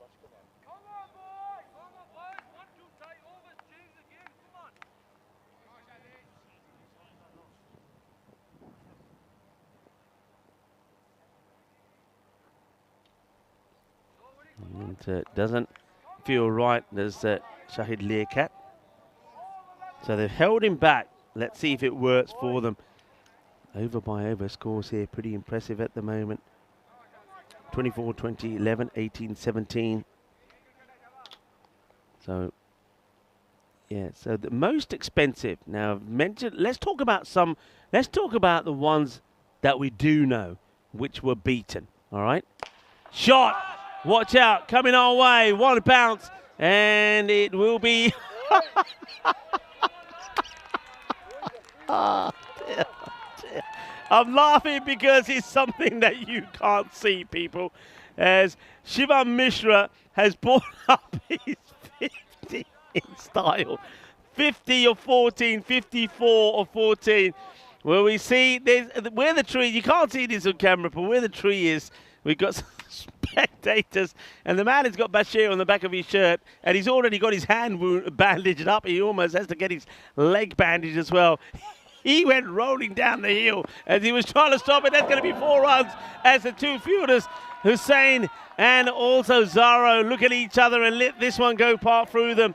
Shivam Mishra gets another boundary. Well, he had a little bit of a rest. Well, while he rested, the other Mishra started doing things and cracking the ball over the place. Now Prakash will take a rest and Shivam takes over. Oh, what a run chase that we're seeing here. What is happening, says Niazi. I don't believe my eyes, he says. Well, a lot of people are not believing this. This is just sensational. And Ghulam Mustafa has started the car. Well, who you started the car for? 100 for 2. Shot. And gone for 6. 6 more. Timed to perfection by Mishra. Which one? Shivam, that's who. It's another 6. Oh, this is just incredible hitting. Nobody would have given him a chance. Nobody would have given him a hope. And the Sofia Stars, who won 3 out of 3 yesterday, 1 man down, are looking to make it 4 in a row with 2 men down in this one. 106 for 2. Shivam Mishra 64. Prakash Mishra 28. I've never seen Prakash Mishra in the last 2 years bat like this. He's back, everybody. Prakash Mishra is back and he's cooking. Let him cook.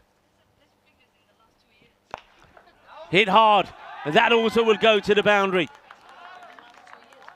I mean, Prakash Mishra, let's talk about these. He's made 49 not out in 2023 against the track here. Last year, his highest score was 26. But I do know he dotted up a lot of balls as well. You have to go all the way back to 2021 when he scored 73. In 2022, he scored a 67. But like I said, this is the best I've seen from him in the last 2 years. But what about Shivam Mishra? Boy, oh boy, is he hitting that ball? Is he crunching it? Slower delivery, but down the leg side. Wicketkeeper does well to make the stop. Let's go back to what I was talking about there. So the most expensive over in Test. So let's talk about the record that was formerly jointly held by Brian Lara, who hit South Africa's Robin Peterson for 28 in an over in 2003.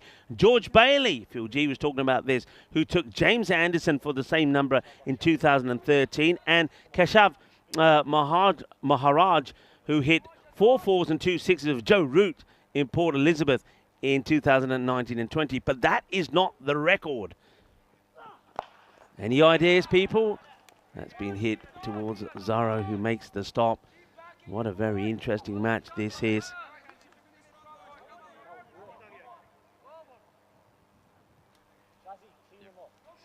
And Jiwan Acharya is saying, I'm watching the Mishra's mission. You are.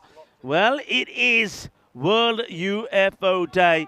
Maybe the UFO did come.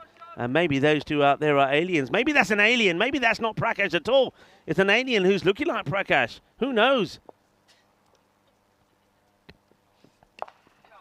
Oh, glorious. Glorious. Glory, glory, glorious. Prakash Mishra. What a shot. Prakash Mishra is cooking. Look at this and look at the pose.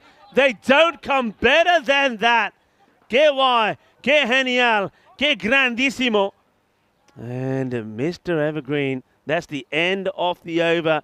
And Ravens don't know what to do. They don't know what to turn to. Wow. Wow.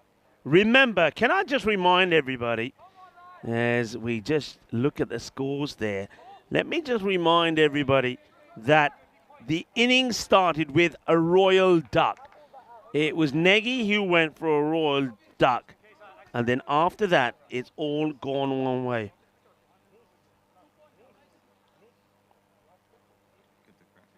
Now, get ready for this. So, the question, the answer, 2022 was the most expensive over in Test. Stuart Broad had only conceded 54 runs in 17 overs, which included 3 maidens in the first innings against India at Edgbaston. In the 18th, he was taken for 35 runs, including a no ball and a wide, of which Jasprit Bumrah, that's right, you heard it, Jasprit Bumrah accounted for 29, breaking the record for the most runs by a batter in a single over.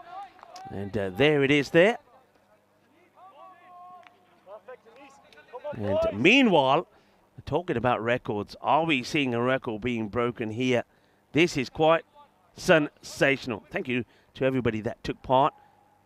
Oh my God, shot off the tournament from Jiwan Acharya. I'm telling you, that's an alien. There is an alien inside Prakash Mishra here today on World UFO Day.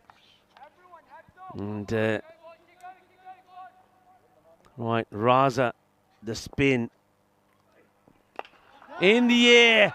And I don't think this is going to be stopped either. It's a valiant effort there from Zaro. But Prakash Mishra gets another boundary. 6 more from him. He is moved to 38 of just 10 deliveries.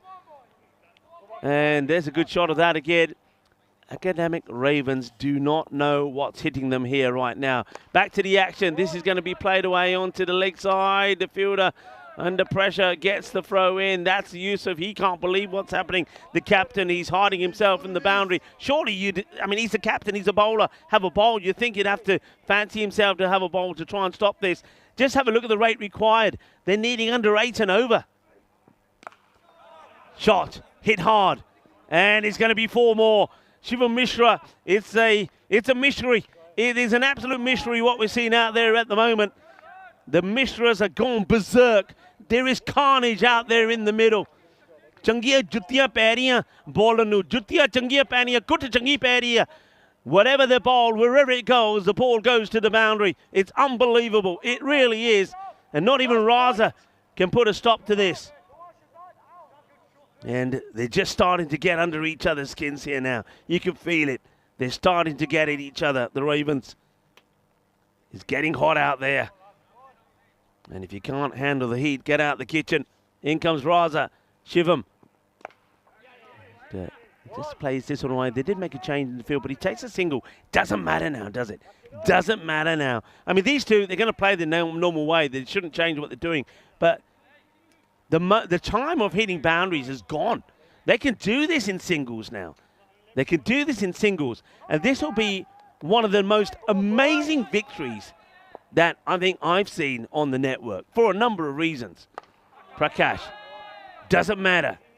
Tiki-taka, doesn't matter. Tiki-taka right now wins you the match. Tiki-taka, hay muy lento, pero es contento, because you can still go on and win the match like this. End of the over, Raza. His figures are, I guess, pretty respectable. 1 for 32, but it's the others is where the pain is. 14 come off that one. And 130 for 2. It was 130 for 3 at the end of 9 overs for the Ravens. Next up here, the Sofia Stars. They stay on the field, and they stay with 11 players. Rohit Diman and Arjun Diman coming into the side.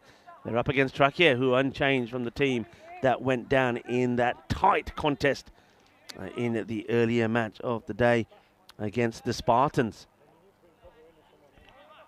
Right, I think I'd like to know how much time is left as well, you know, because we got still 3 overs to be bowled, and let's see what the clock is saying. It'll be up there pretty soon. Hussain comes back, probably has to. Prakash plays him. Is that the first dot ball in a while? When was the last dot ball? Now you got me thinking. When was the last dot ball? The last dot ball was in over number 5. The last ball of over number 5. Wow. There's the field set. And you can see just there at the edge of your screen was quite a wide extra cover. Long off is straight, long on, mid-wicket. Nobody at square on the boundary. They have got a man on backward point. Pretty full delivery, which gets left here by Prakash. Prakash needs to swing the bat at this. You got to swing the bat at this one. You don't want dot balls here. Now, remember I said you don't need boundaries, but stop thinking that. Stop changing your mindset.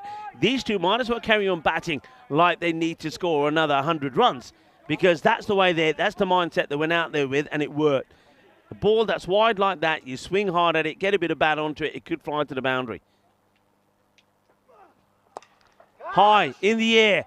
It's a big moment, catching chance, but he can't get there. Gets over him. Prakash. Well, if he went back and ran 2 there, then definitely I would have stuck to my guns and said that's an alien, because Prakash Mishra has got no knees to run, and he would never have got back there if it was the real Prakash. If he got back there and took 2, I would have said, right, okay, definitely an alien. All right, gets a single. That's probably not a bad result, because Prakash didn't seem to be that comfortable against the bowling. But Mishra, remember Mishra, he took Rehan Hussain to the sword.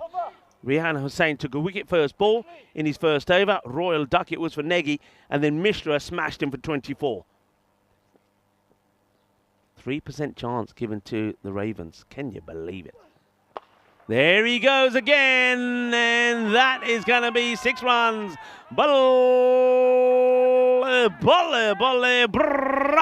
Shivam Mishra now moves into the 80s. Into the 80s. Rehan Hussain kicks the dirt in the ground. Watch him here. Frustration. They can't believe it. They cannot believe what's happening to them here. The Ravens. They cannot believe this. And there's the clock, by the way.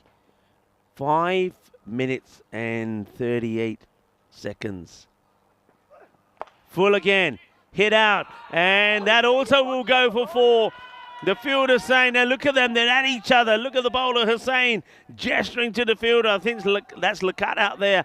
And he's saying, what do you want me to do about it? It nearly took me feet apart. 4 more runs. Sophia Stars, incredible.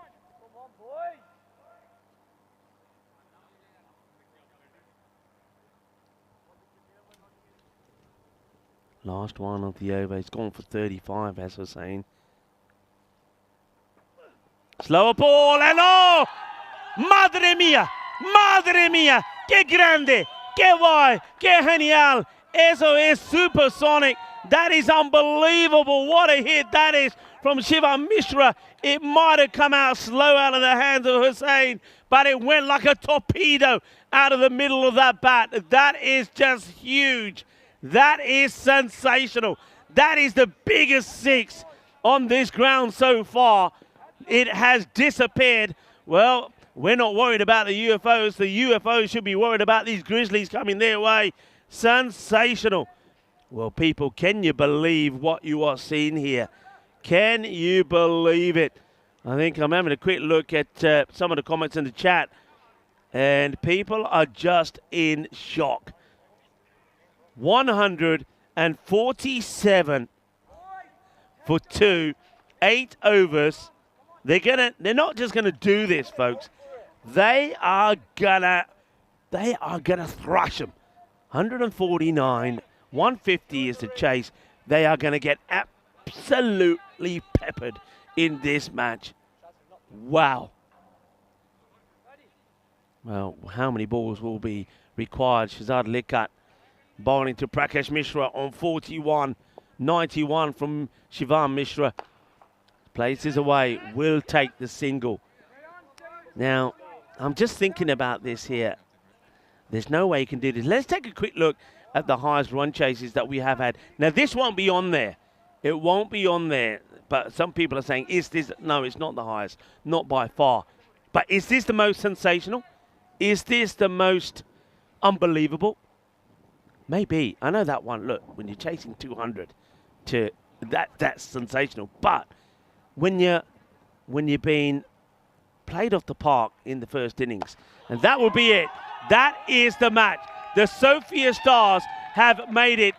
They have made it 4 wins on the trot. Shivam Mishra is your player of the match. He will finish with 97. And just have a look at his response. The bat is on the ground. He turns around and he just puts his arms up in the air. The Sophia Stars have running out to the middle. Gagandeep is the first to go to him. And they all congratulating Shivam Mishra. That is a batting performance from another planet. It really is. They lost the first wicket of the very first ball. A royal duck starting things off when Nagy was gone. And when that happened, you thought that things were just going to go from bad to worse for the Sophia Stars.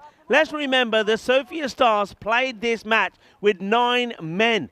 They played yesterday 3 matches with 10 and won all 3. They played this one with 9 and won it. They were chasing 150. And they get a win. We have seen probably one of the most extraordinary run chases on the European Cricket Network. One of the most entertaining innings from Shivam Mishra. 97 of 25 deliveries. And if there was more time, he would have got his century. There is no doubt about that. And a great performance there from Prakash Mishra. Look at Prakash there, a very proud captain, talking to his players and said, look, the chips were down, but we never gave up. And we always believe, and that's a really good message for all the youngsters out there. No matter what the situation, no matter how you think things are going, never give up. Because if you give up, then you end up losing. But if you keep fighting, you can always end up winning. What a victory that is from the Sofia Stars. They will be in action again in the next match, and they'll be taking on MU Trakia, who've got a 0-3 record. The Sofia Stars have now got a 4-0 record and are sitting pretty at the top of the standings. What a victory. Roll the highlights. And it started with a nightmare. Nagy was caught brilliantly by Yusuf, but straight after that ball, everything changed. Just have a look at Hussein. Hussein, you're a young man. My advice to you is don't get too cocky too early. Don't think that just because you got the runs on the board, and don't think just because you get a wicket off your first ball that that's it, that the game is done and dusted. You've got a lot to learn, son, and maybe this match will teach you a thing or two in life. Well, because after that wicket, when he was giving it all the smiles and getting pretty cocky with himself, he was smashed for 24 off the over by Shivam Mishra, and Mishra just did not stop. Of course he didn't, because whichever Mishra it was just banging the ball to the boundary. They don't just chase this 150, they chase it down with, 10 balls to go. Can you believe that? 10 balls to go. It is an incredible run chase, and it's probably one of the finest and the best that we've seen here in Bulgaria in some time. And it's probably one of the best that I've seen in, thousands and thousands of matches on the European Cricket Network. It really was unbelievable. And can I just say, Prakash Mishra is a very good friend of mine. I've known him for a long time. He's somebody that has done an awful lot for cricket here in Bulgaria. Not just for the domestic. Look at the joy there from Shivan as he wins. Quite unbelievable. What a finish to this match. But going back to Prakash, not just for the domestic scene, also for the international scene here. He's a lovely guy. He looks after us. He puts a lot of time and effort into cricket. Makes a lot of sacrifices like a lot of key people around Europe do for the good of cricket in Europe. And it's good to see him back. It's good to see him hitting the ball like he was there. That there was the Mishra of old. 42 of 16. Don't forget, he did take those 2 wickets as well. But for me, Shivam Mishra, it has to be one of the Mishras. And I think Shivam Mishra is going to get my Player of the Match award. And I'm pretty sure that he is the Player of the Match. That innings was breathtaking. That match was breathtaking. And because of the early finish, it means that we ourselves will get a little bit of extra time to get our breath back. That was just extraordinary. It really was. The batting scorecard, of course, is all about Shivam as he whacked the ball all over the place. Quite incredible, that score from him. 97 of 25 deliveries, 8 sixes and 11 fours. Prakash, 5 sixes and 2 fours. And on the bowling front, what can you say? I suppose you say that Raza, 1 for 32, and Sarim Zafar, 27, were probably the better bowlers, but there was a lot of pain in there. Time to take a break, people, and we need to take a break. And I know that Mr. Maximo is lurking. And, Vinny, I'm going to leave the next innings to you. I'll tell you why. That has done me. I need to take a break. I need to have a lie down. I need to pop some pills. I need to drink some water. I need to get my voice back because that was stunning. And also, I need to eat a little bit of food. So, Vinny, over to you for the next one. And, try and beat that. Right, I will be back for the second innings. And in the meantime, I'll let Mr. Maximo from HQ talk you through the next match. That is coming up in about 22 minutes' time. Hasta pronto, mi familia.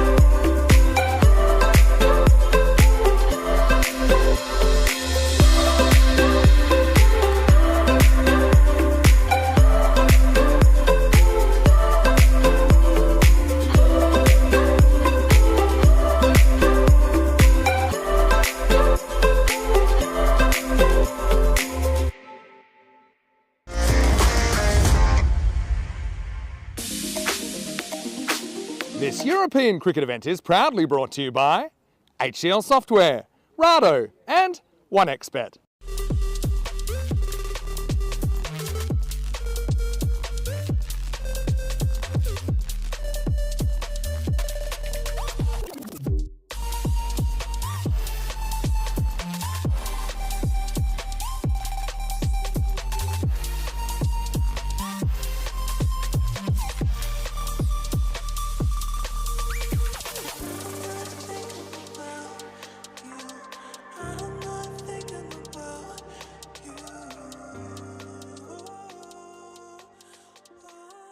Hello viewers and welcome back. Match number 13 coming up on World UFO Day. That means some strange things could be happening in this match. The Sofia Stars are taking on Trachea. It's going to be an interesting match. Let's go straight over to the coin toss. The Sofia Stars to call. Tail. Tails is the call. It's a heads. We're gonna have a bat first. We're gonna have a bat. Sofia Stars should be better in this match. They have got 11 players on the field and a good player coming into their side actually. We're going to see him for the first time this time, and that's Rohit Dhiman. keep an eye out for him. He's a very good bowler, tidy bowler, a little bit deceptive with his pace, and he is known for picking up wickets. Talking about wickets, Prakash Mishra keeps on taking those wickets, but batting is going to be the concern for them. I think the likes of Murad Khan is going to be key once again to get big runs on the board, and somebody like Shivam Mishra becomes a pretty key player for them. And maybe somebody like Yadav can put in a good fine performance for his team. Gangadeep, I'm not sure about his fitness. He didn't bowl that second over in that last match. I'm just wondering if he has picked up a little niggle. Let's talk about Trakia. They're a team that are putting in some good performances, but just can't get a win. Are things about to change for them in this match number 13? They've got some good players out there. I think Zaid Salut is going to be absolutely key for them again. I think Waleed Khan, the captain, is starting to come good. And of course, we do all like the hitting and the wonderful eye that somebody like Abbas Ali does have. It's going to be an entertaining game. It is match number 13. Stranger things can happen. And who better to talk you through the first innings than the one and the only Vinny Sandhu. Thanks very much, Rico Forbes. Still recovering from match 12, and what a dramatic conclusion that was.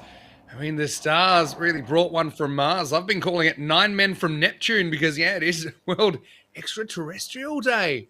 So the fact I've got match number 13 and there's been some spooky kind of out of this world happenings, I think all makes for a pretty interesting contest here. Now, Trakia, they're definitely big underdogs here. They're one of 2 teams without a win at this stage in the competition, along with the BSCU All-Stars. So both those teams with an 0-3 record. Stars actually got a 4-0 record now and 14 points when you include that dramatic chase in the last game. And how about Shiva Mishra coming in with 1 wicket down after 1 ball, pounding 97 not out of 25 balls. But Trakia, we saw them earlier on in the day. I know they're 0-3, but 2 of those losses are to a pretty strong BCC Spartans lineup. Earlier on, they couldn't quite chase 143. They went down by 15 runs. So I think they like the idea of just going out there, not having any scoreboard pressure. But, yeah, what that does mean is the Stars will get to chase once again. And, yeah, I'd have to go to the archives. Certainly the biggest chase in Bulgaria in this series. But I've got a feeling it might be the biggest chase of all time in ECS cricket in Bulgaria. Almost ready to go. Gangadeep looks fit. He is going to get us going here in match 13. He's going to start with a bit of a shocker. It's going to get through the keeper as well. And, well, Gangadeep, he might be fit, but obviously didn't bring his A game there. First ball went under Nagy, the luckless Nagy.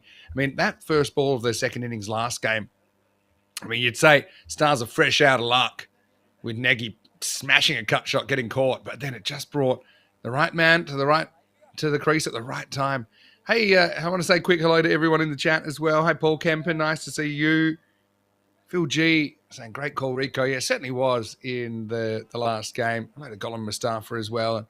I'm tuning in from the ECN studio. I'll be doing just this innings today. I am planning to do the entire of day 4 tomorrow, just to give Rico a day off. It's pretty hot at the moment. It's in Bulgaria, but across Europe. Fraction short. Not really timed. Yeah, currently about 29 degrees. I know heading for 31 tomorrow. 33 tomorrow in Sofia. Then the weekend, 35, 36.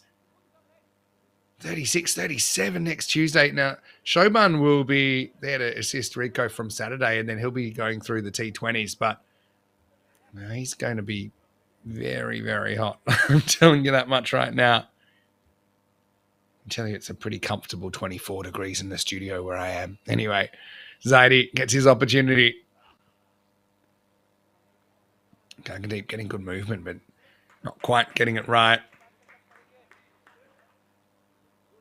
Yeah, if you do have any questions, throw them into the chat. ECN European Cricket Network. I mean, Rico is an absolute beast out there.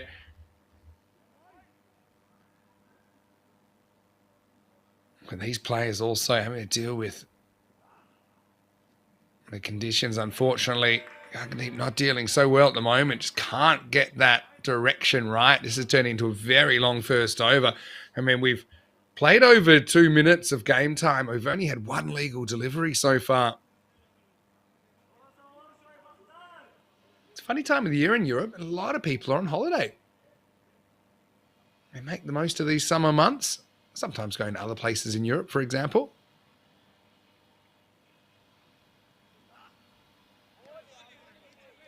That's better. Maybe just like change of grip there from Deep Singh. Watch out, umpy. In my day, put a lot of effort into looking after the new ball. Obviously, different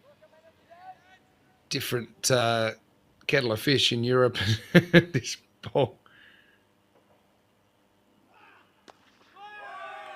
gets that straight as well, but Zaidi's all over it. Straight boundary is pretty short here at the Vasilevsky National Sports Academy. Maximo!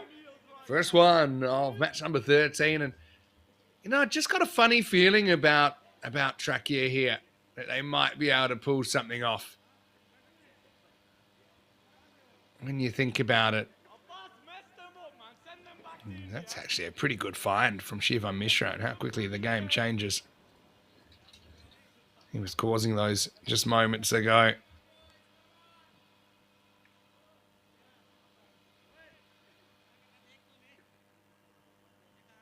Don't know if that was the keeper not being ready that time.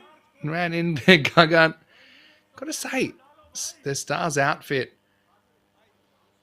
very much their ECL strip, but it looks like they've kind of made more shirts and made them all match. I got to say, I like the attention to detail.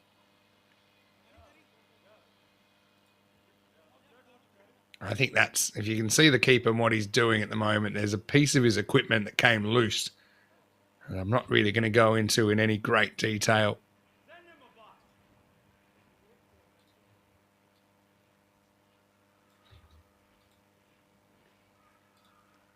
All right. Swing and a miss this time. It's a reasonably good comeback, even though it seems to be taking forever.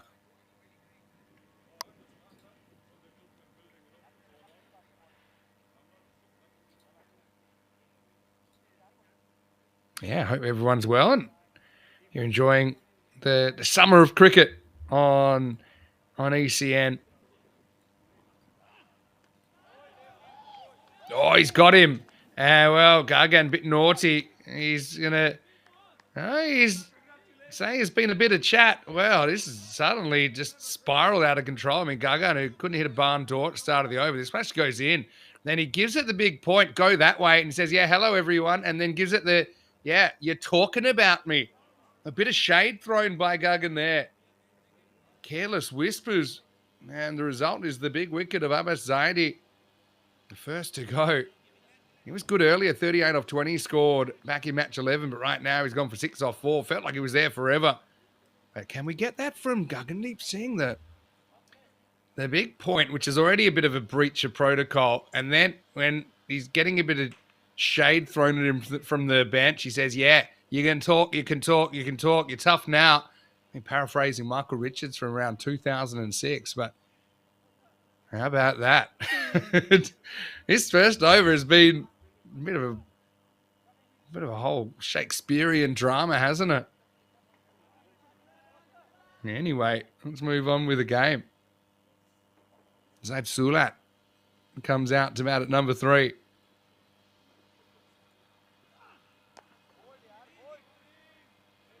Hey, let us know what you make of that. Finally, this first over is over. He does get a minute back by taking the wicket.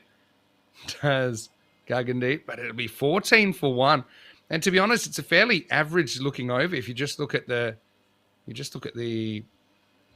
kind of the score line, there's nothing average about it. Let's have a quick look at the teams for the Premier Division, which I know a lot of people looking forward to next year. Well, not next year, it'll be this year, but it'll be in around about, it's 2.5 months, basically. So it's going to come up pretty quickly. And the format, you can see it there. It's 3 groups of 6, and there's only 5 teams. It's a compressed championship group, so it's a bit of a departure. We've had to cut about 3 days out of the ECC Premier, and that is because of the shield on the front end. So I know plenty to look forward to. All right, here's the man of the moment, Shivam Mishra, but he's going to go for 4 first ball. And the harder it gets, the faster this outfield gets as well. Across the ground, it's very hard to stop those ground balls. So, yeah, Gagan snaps back.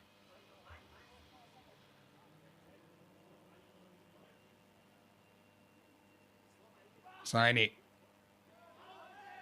It's a slower ball down the leg side. Might have taken a little something. I don't think it's bad, but at least it'll be enough to convince the umpire it's not a wide. And I tell you what, still a few more words being saying, hey, what is the appeal for? I can tell you what the appeal for. The appeal was to make sure the umpire didn't call it a wide. Made it clear there was something on the ball. Wild swing, really, from Saini. And Trachea, you look at their performances so far. I know they've only played 3 games, and I mentioned their last 2 games have been against a pretty strong Spartan side. But they've been okay with the bat. Slower ball chipped up in the air and have to settle for 1. But you look, they've batted their 10 overs 3 times. They scored 91 against Plovdiv. That wasn't enough. And then chasing basically 150, they made 131 against Spartans. Then chasing 143, they made 127. So averaging 116 with the bat per 10 overs. CC Ulis, MU Trachea. And then now we'll get some runs here as that will be kind of sucked into the reverse vortex and into the jungle. 4 carreras.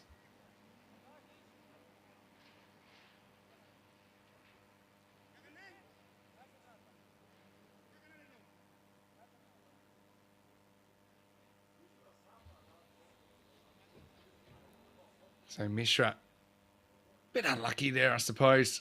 But we know this field is so fast, and the fastest bits are behind. Hope Rico's enjoying his lunch. We'll have to get the full food review from him.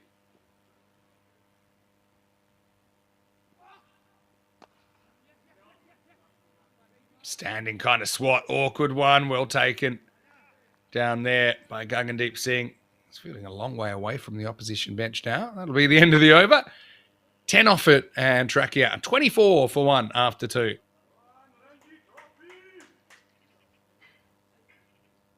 Yeah, looking at the numbers across the first 12 games, average of 117 per 10 overs.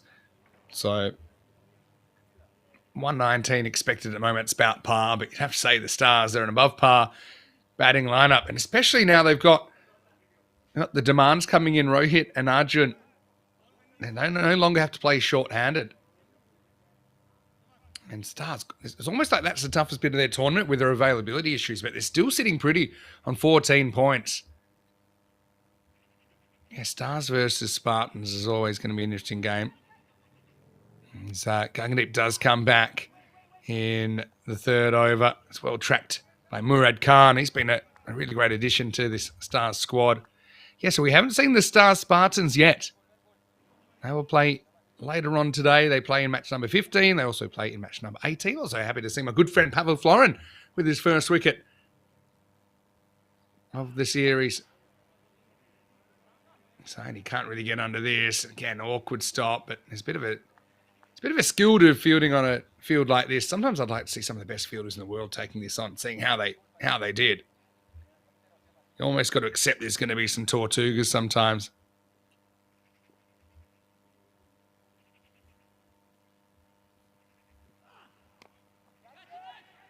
Pulls it back in length slightly.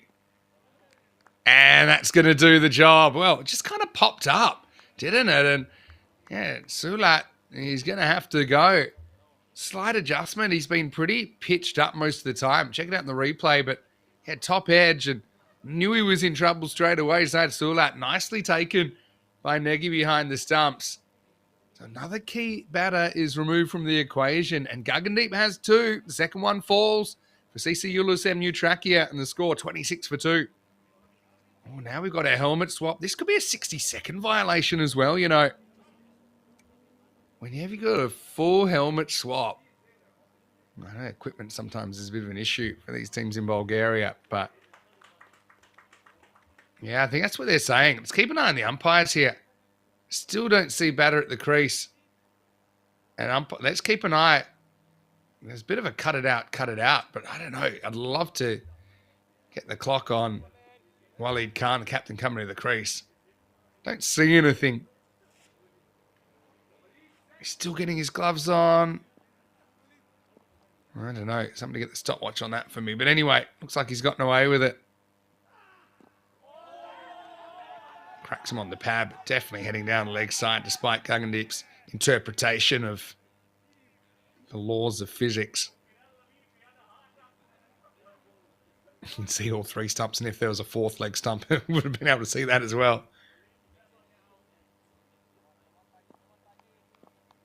Yeah, Kroom saying he just caught up with the first over and saw Gungandeep going off like a frog in a sock.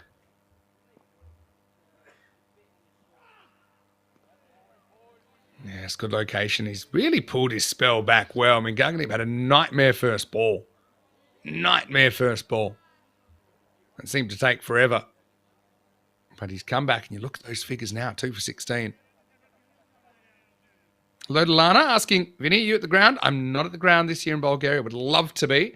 But just with the schedule and a few things. I'm actually technically on my holidays, but I'm still obviously providing support to the team here from the ECN studio. Yeah, that's up, and that's in the air. And will that carry? It won't quite, but it will be 4. And so, yeah, Trachea, they will be able to get a boundary. They get a late blow off Guggen. He's not too impressed with it.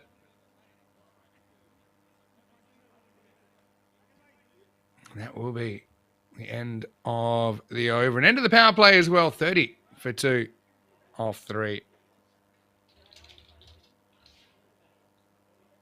Yeah, so World Aliens Day, hey?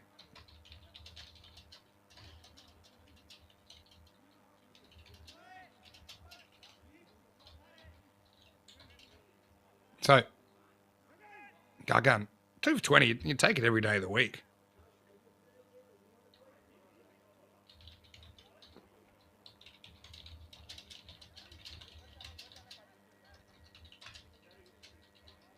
$14, 10 and 6 through the power play. Yeah, I mentioned, Lana asking, am I at the ground? And I would love to be at the ground. I suppose that's just been one of the things with the explosive growth of the European cricket network and the program. I'd love to be. I mean, being in the studio allows me as well. At certain times, obviously, I love being out there, but allows me at certain times to be able to cover different commentators in different locations without actually physically having to move. So probably something I'll have a little bit more of over the next couple of years. Saini is going to go leg side here. Rohit Demand into the side. Good to see him getting a bowl pretty early on as well. And let me tell you, from the plenty of days I've done, obviously, commentating solo, especially with a bit of heat, you get a chance to have your lunch and you get more than 3 or 4 minutes to wolf it down, you certainly do appreciate it. So, yeah, we're a team here at ECN. Obviously, I'll do whatever I can to keep everyone comfortable. Hit straight, pretty short straight boundary, but not really timed that time by Waleed. So it'll only be a single. So I suppose we had to look into innovative solutions using technology. Steps across and gets under it, does Saini. And it will be taken right on the boundary. It's a great effort down there. So Saini, he tries to kind of create his own line here, but it's a good catch. It was pretty flat, and so kind of sun at the highest point of the day, but that's going to be the end of Saini. He's going to be gone. Didn't really get going in his innings. He'll go 8 off 8, and it's Rakesh Yadav that'll take the catch in the end.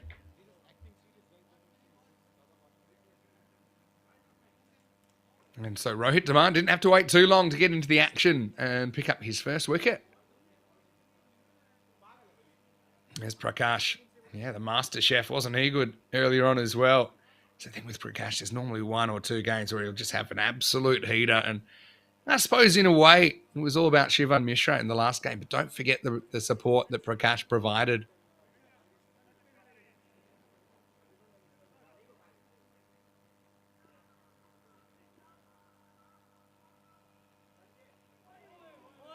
Bhav Patel, the new batter, and he's going to get one into the vortex first up. Sucks into that force. Always extraterrestrial force down at deep third, and that's going to be 4. Certainly not off the middle of the bat. Look how fast that goes. Unbelievable.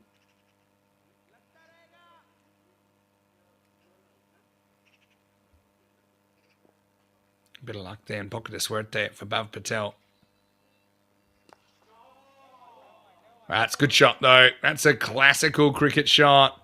And 4 more. Bhav, this is the kind of shot that if you can play it and play it consistently, you're going to be even more difficult to deal with. Loved the way he kept his shape there. Knew straight away that was 4. It was like a traceable to the cover boundary.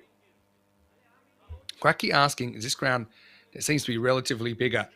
I can tell you something. It isn't. In fact, if anything, it's slightly smaller with the boundary closest to this camera that you're looking at right now. But I can tell you why it seems a bit bigger. Because that's actually, it's a fair thing to kind of note.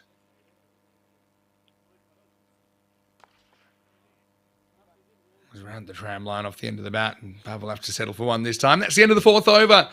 And Trachea 41 for 3. Well, no, the thing is, you see where the camera is, the scaffolding there. It's actually on a hill, so it's elevated even more than it normally would be.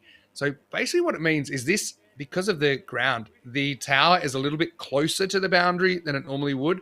And of course, the boundary is closer to the middle because it's a shorter boundary because that's where the hill is. So really, think about it as you're looking down on the ground a bit more than you normally would be. Normally, we'd be a little bit further away. So what that just think about it, makes you feel like all the extremities are a bit further away proportionally. So it makes it look like this ground's a bit bigger, but because you've got a bit more of a bird's eye view, it seems like there's more space out there, but really it's the same dimensions, or like with the exception of that straight boundary. It's actually probably 3-4 meters shorter than a regular straight boundary. Okay. It's duff time. Here's Oscar. Oh, well, this one's cut off in the circle and gets scared out of the run.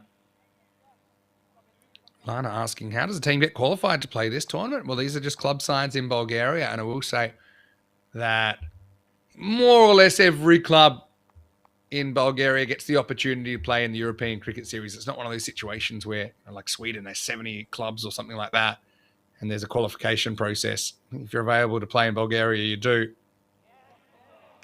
Excellent bowling from Duff. Gets that one to kind of explode off a length. He's a good young player. Got my eye on him, had for a while. Yeah, so every situation's different. Every country's different as far as how they pick teams for European Cricket Series. Sometimes, when there's only a handful of clubs, all teams get the opportunity.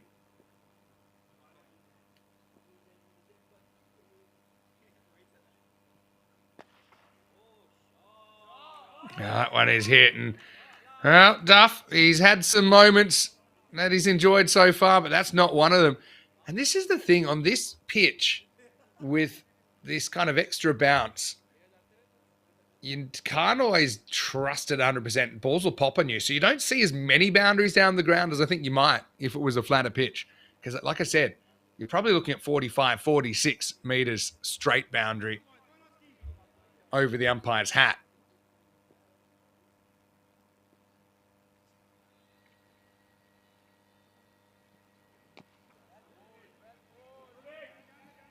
Bav attempts to repeat the dose. We'll have to settle for 1. Yeah, so Lana asking, are these existing clubs that play other tournaments, or are they just put together just for ECN?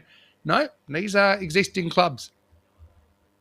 And they'll have their own championship during the year, and the winner of the domestic season essentially gets to come to the ECL, the European Cricket League. There are some interesting things happening in European Cricket Series cricket, though. Well bowled by Duff. Seems pretty unflappable for such a young guy.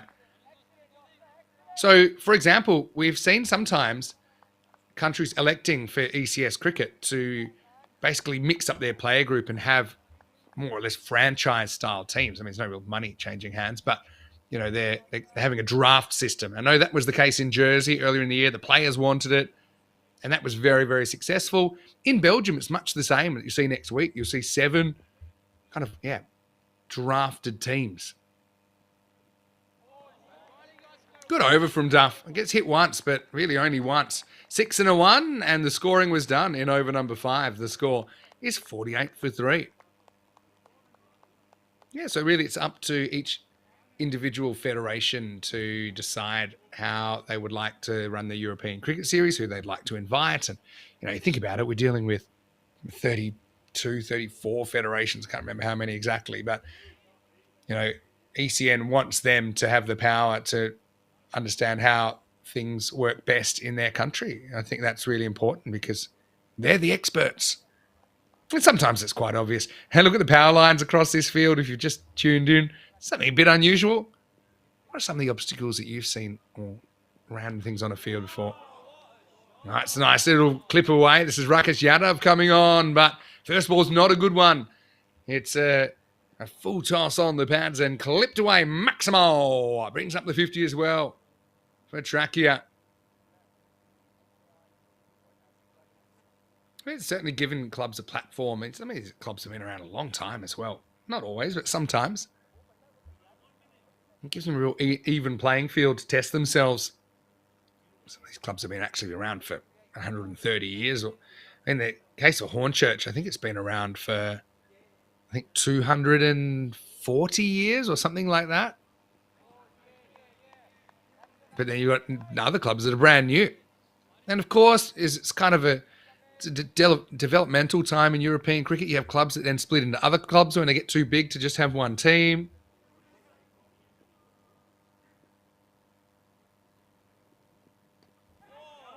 All right, high in the air. It's going to be some sort of chase for Nagy. He's trying it anyway, but he's going to have to watch it.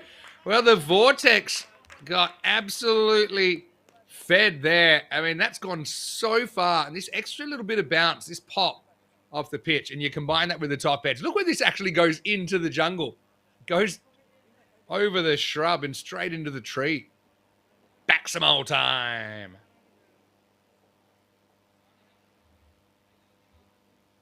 Yeah, just looking down at the edge going, thank you, Edge. Pav Patel's played a pretty important role here, 28 off 10.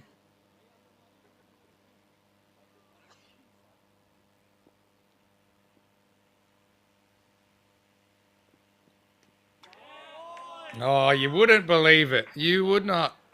It's another one. Well, this is a real strange one. Let's have a look from the reverse angle. You see, he has a huge swing on this, but it's hit the power lines. It's a dead ball. So that one will get re-bowled. This is where that would have gone for 6. I'm sure about it. But this is why, and I'm just going to put it out there. I'm a big fan of just saying play on off a power liner, because I think it'd be interesting. There's the power lines. Thought for a second a bird might have dropped out of the sky, but yeah, it goes across kind of just pretty much straight over the keeper's head, actually. Full toss. That one's not going to hit the power lines. That one's going to be met. And now it's time for Waleed to do his thing. Maximo. Seis carreras. Kind of top of the pad height, full toss, and he baseballs it out of here.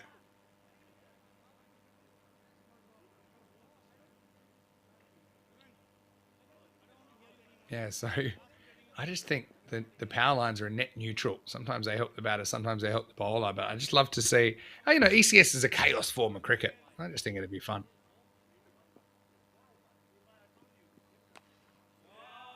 Well, this time he slashes away, and that ball will fly as well. Maximal, 6 more. End of the over, 73 for 3 after 6. And that over goes magical in the end. 25 coming off the over of Yadav. The funny thing is, it could have been more if it wasn't for the power line thing. I think it would have been 6 as well. I suppose that was the extra ball that was created. But anyway, 4 Maximos in the over.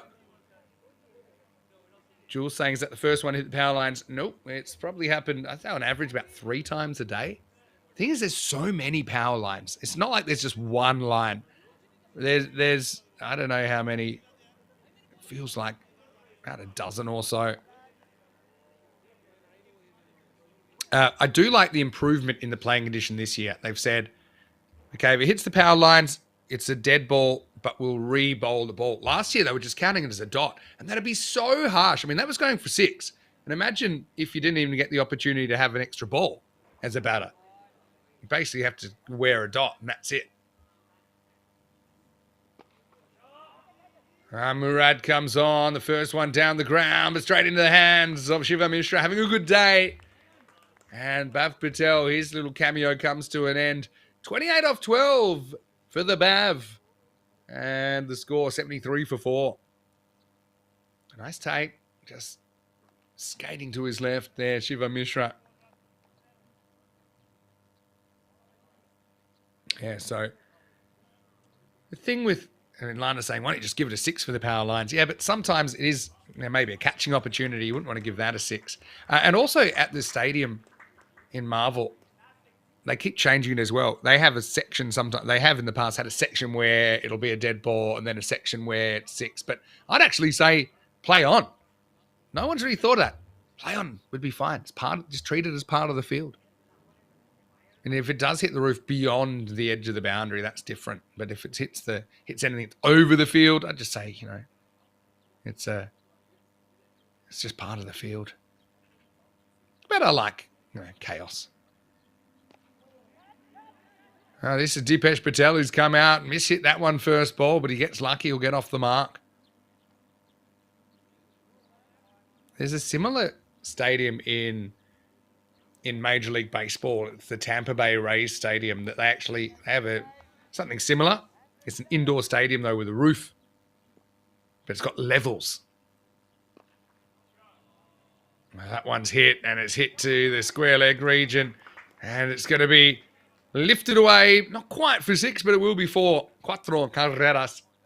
Yeah, so in Tampa Bay, they have a kind of system where they say certain areas of the roof are different things. So this will be a double, this will be a home run, and it's actually quite complicated, that system. And sometimes balls got there, they don't come down, they get stuck in things. That probably would have been a wide, but while he's going to throw his hands out, he's going to put it miles over the roof. What a shot. Maximo. Excellent shot. The ability to go the other way, so important. And while he can't, kind of got a bit of initial help from Bav Patel. Now he's carrying the innings forward. I like the way he released his wrists there.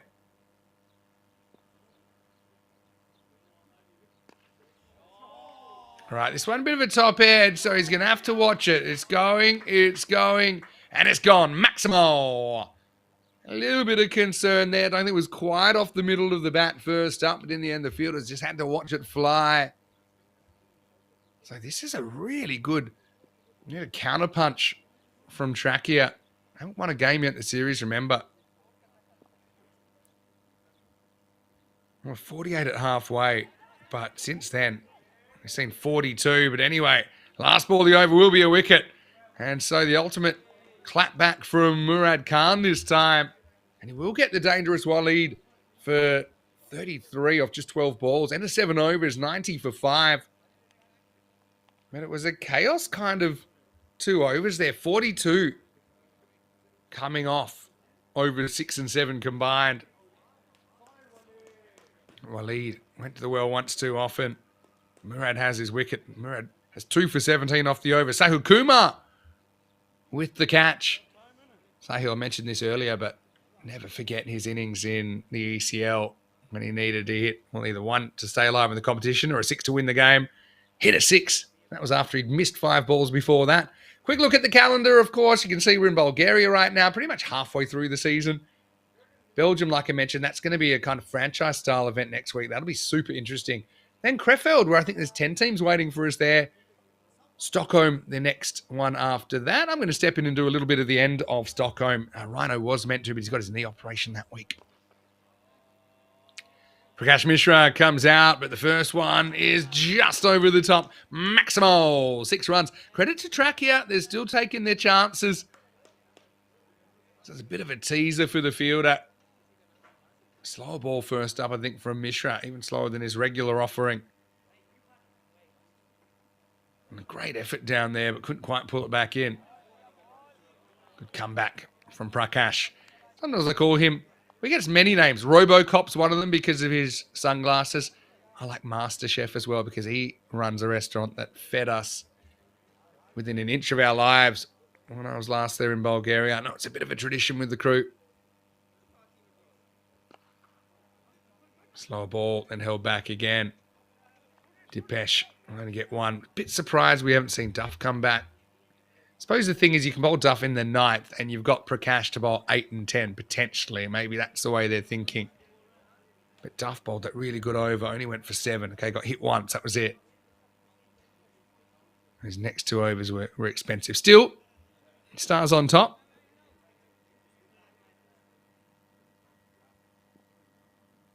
Karan Patel, the lefty. Slow ball again from Prakash. Lifted up, but only a single this time.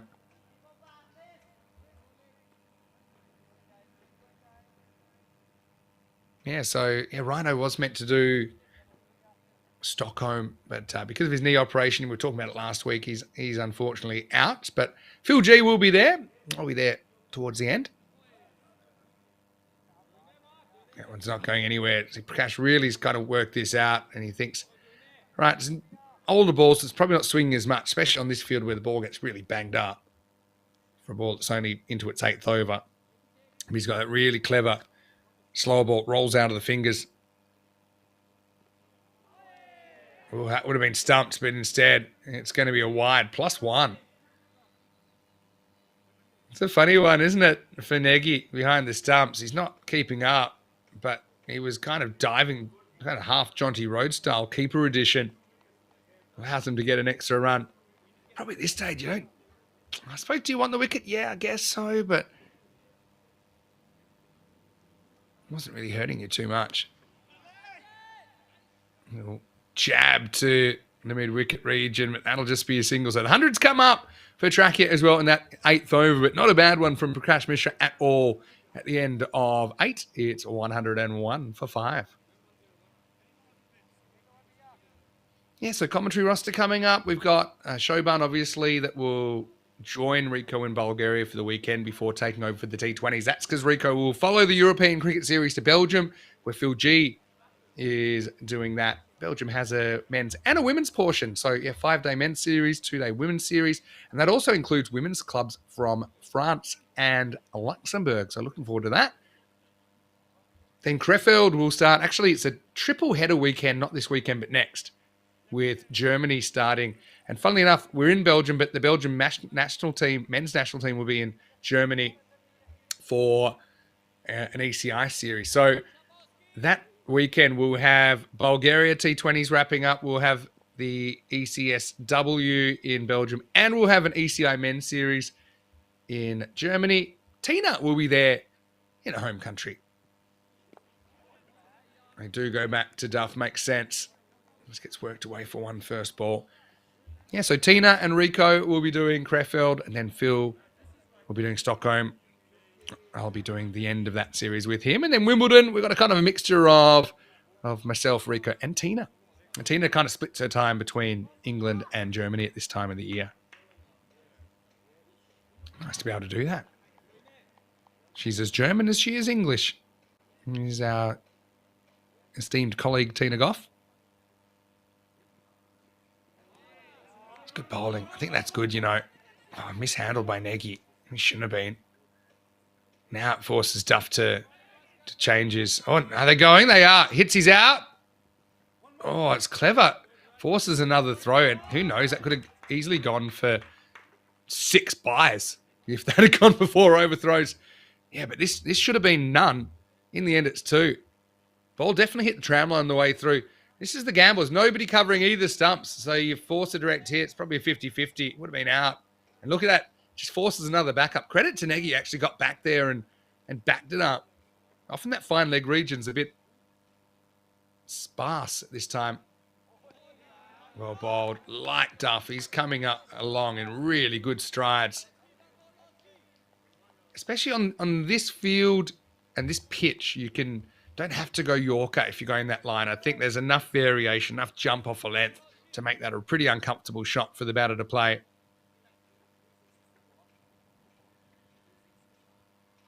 Rinse and repeat.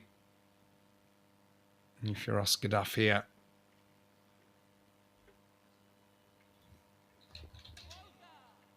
He doesn't quite get it right that time, but get away with it, kind of slides into the pads, and only a leg by there. I mean, Oscar, I always forget, but he's only just had his 16th birthday. He's still very, very young. Saw him for Blacksmiths last year.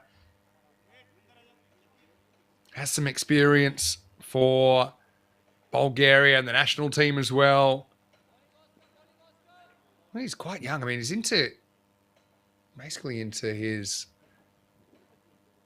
30th match on ECN. Not bad for a 16-year-old.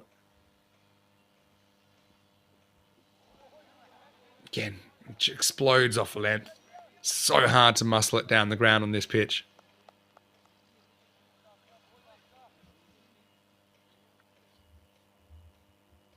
So, Duff, it's been excellent. Remember, quite remarkably, 6 of those runs of the 8 off his bowling came in one shot in his first over. There's only been one single run off the bat this over, a couple of byes and a leg bye.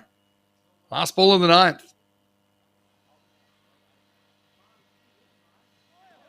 Oh, he's bowled him. Very clever. Very, very clever stuff from Oscar Duff. Hits the top of off stump. Can kind of see what Karan was thinking here. Thinking I'm going to use the pace. I'm not having too much luck trying to hit through the line of the ball. So I'm just going to try and dab it. But it wasn't really there for it. Bounces off the top of the stumps through to the keeper. But Duff deserved that wicket. In the end, his figures in the 9th, 1 for 1. They had 3 extras in the over as well. But just 4 runs off the 9th. Probably a decent thought out option from the batter, but still difficult to dab a ball that's fairly straight. But yeah, it's been quite strange. Since Duff last bowled, we had over 6 and 7 go for 42, but then over 8 and 9 just went for 15. Plenty of options here. Probably would have, well, you've got either Mishra really, or even Rohit Demand, but I don't think they'll go back to Rohit with his spin. I think probably Prakash. It'd be pretty hard to get the ball out of his hand. Let's see. Yep, that's the master chef. 10th overtime. Wild swing is up and under job. Going, and out of here. Maximo.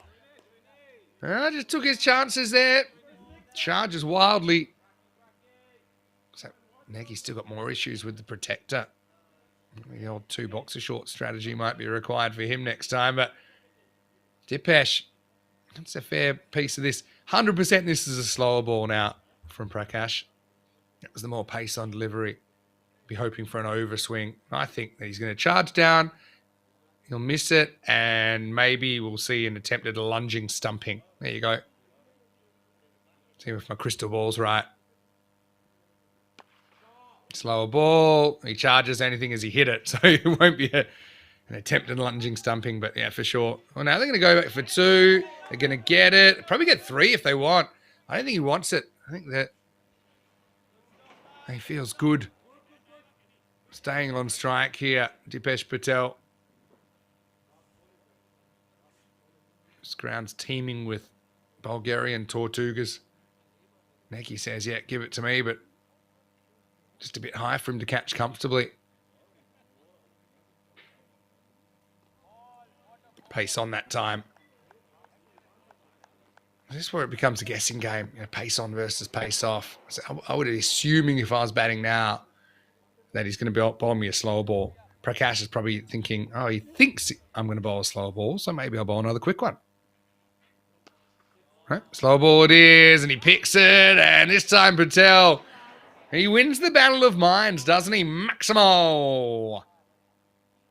This is where it's classic chicken and the egg kind of rock, paper, scissors mental strategy. Prakash, he bowls the slower ball, which I predicted. Batter predicts it as well.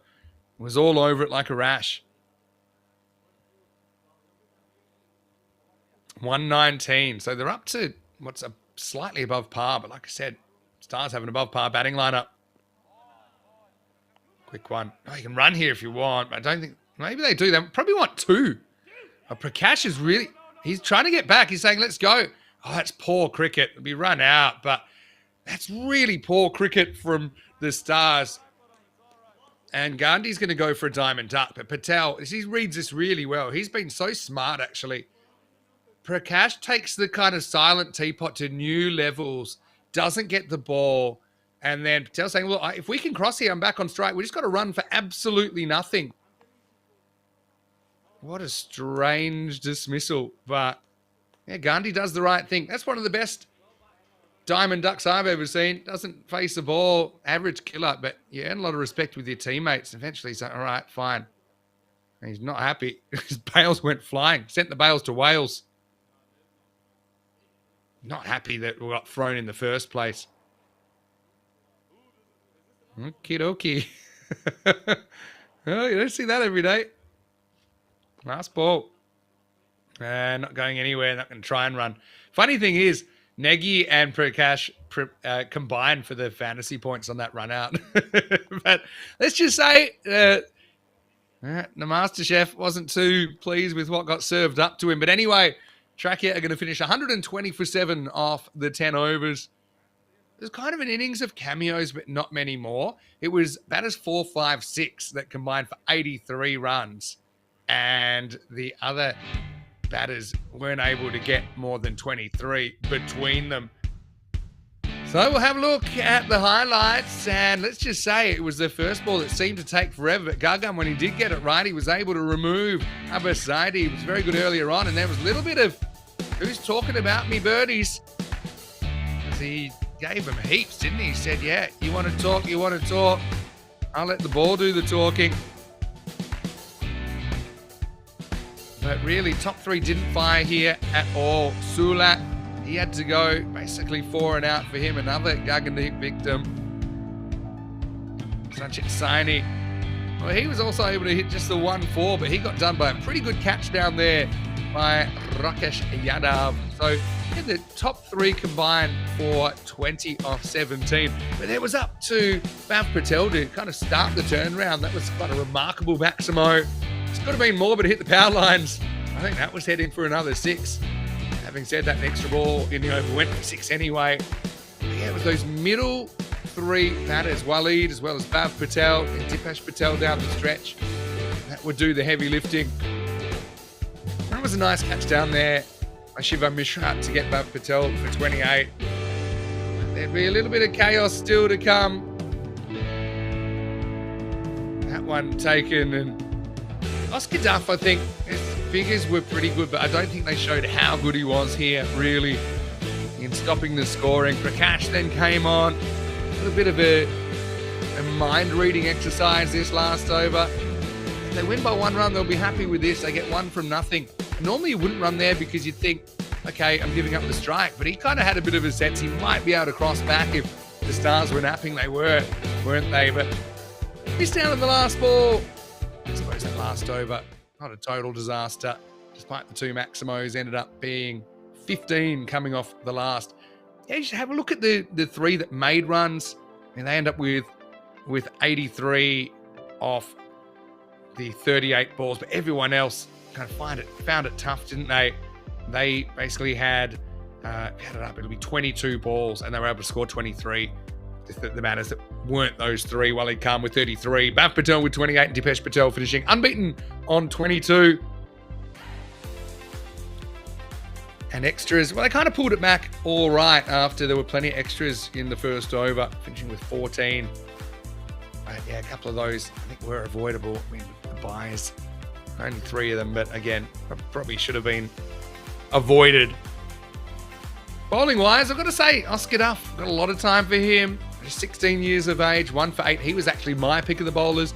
Murad Khan, though, took 2 wickets in his over, 2 for 17. The other wicket went to Rohit Daman, but Shiva Mishra did a decent job. 10 off his over. Gagandeep only went at 10s in the end. I mean, no one really got taken down. Yadav was the exception, probably, with his single over going for 24, but had other options, so they didn't have to bring him back. Prakash Mishra closing out with none for 25. We'll take a break then, and I'll step aside for the rest of the day. I'll hand back to Rico, who hopefully will give you an excellent lunch review. But I will be taking you through the entirety of day 4 from the studio to give Rico a bit of a break from the heat before he has Showbone come and join him on the weekend. Vinny Sander here, Mr. Maximo for ECN. Pulling up stumps from the studio, but still plenty of action to go. Still half the day to come on day 3. 121 for the Stars. to remain unbeaten in the series, or can Trakia get their first win by defending 120 against the Stars, who have been hot today in Bulgaria? We'll take a break and then join you live from Bulgaria when we return. For more ECN action, you're watching the European Cricket Series.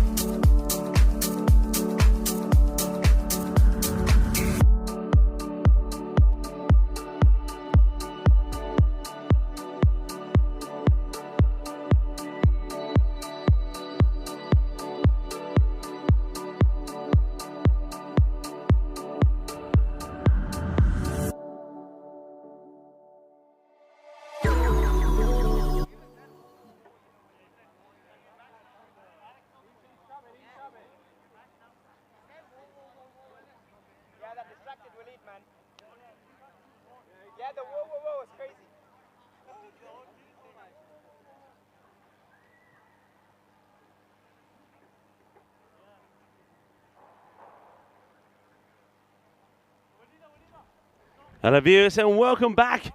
Well, apologies for that, just I had a few gremlins in the equipment, which means that we come back slightly later than we should have done, and we have missed the first delivery, which was crunched for a big hit.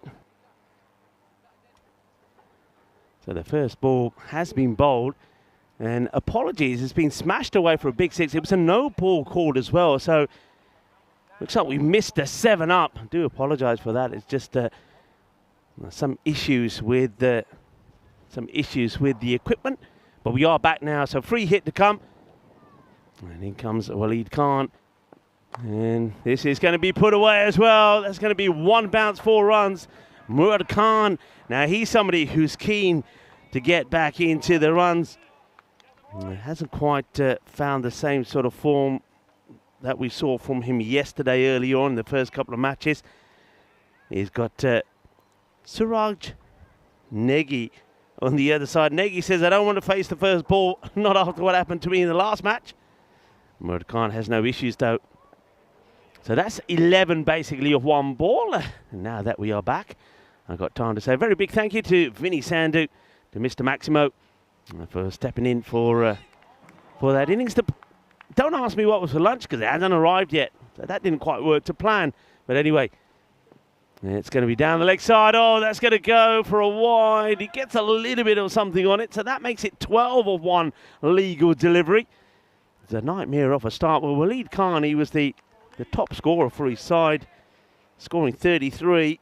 And was helped there by Bab Patel, 28 of 12. But now he's giving plenty of runs away as well.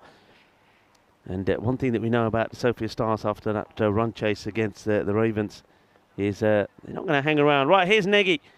Got a first baller in the last one. Up. In comes Khan to him. Negi plays this one down the ground. It'll get a single. And Negi's an interesting one, isn't he? He sort of gets... he's had a bit of a revival with the bat. Before a couple of days ago, or before yesterday, actually, the first match yesterday, he's never scored big runs. 16 was his highest. He scored 38, and then he went on and scored a few runs also in match number 8.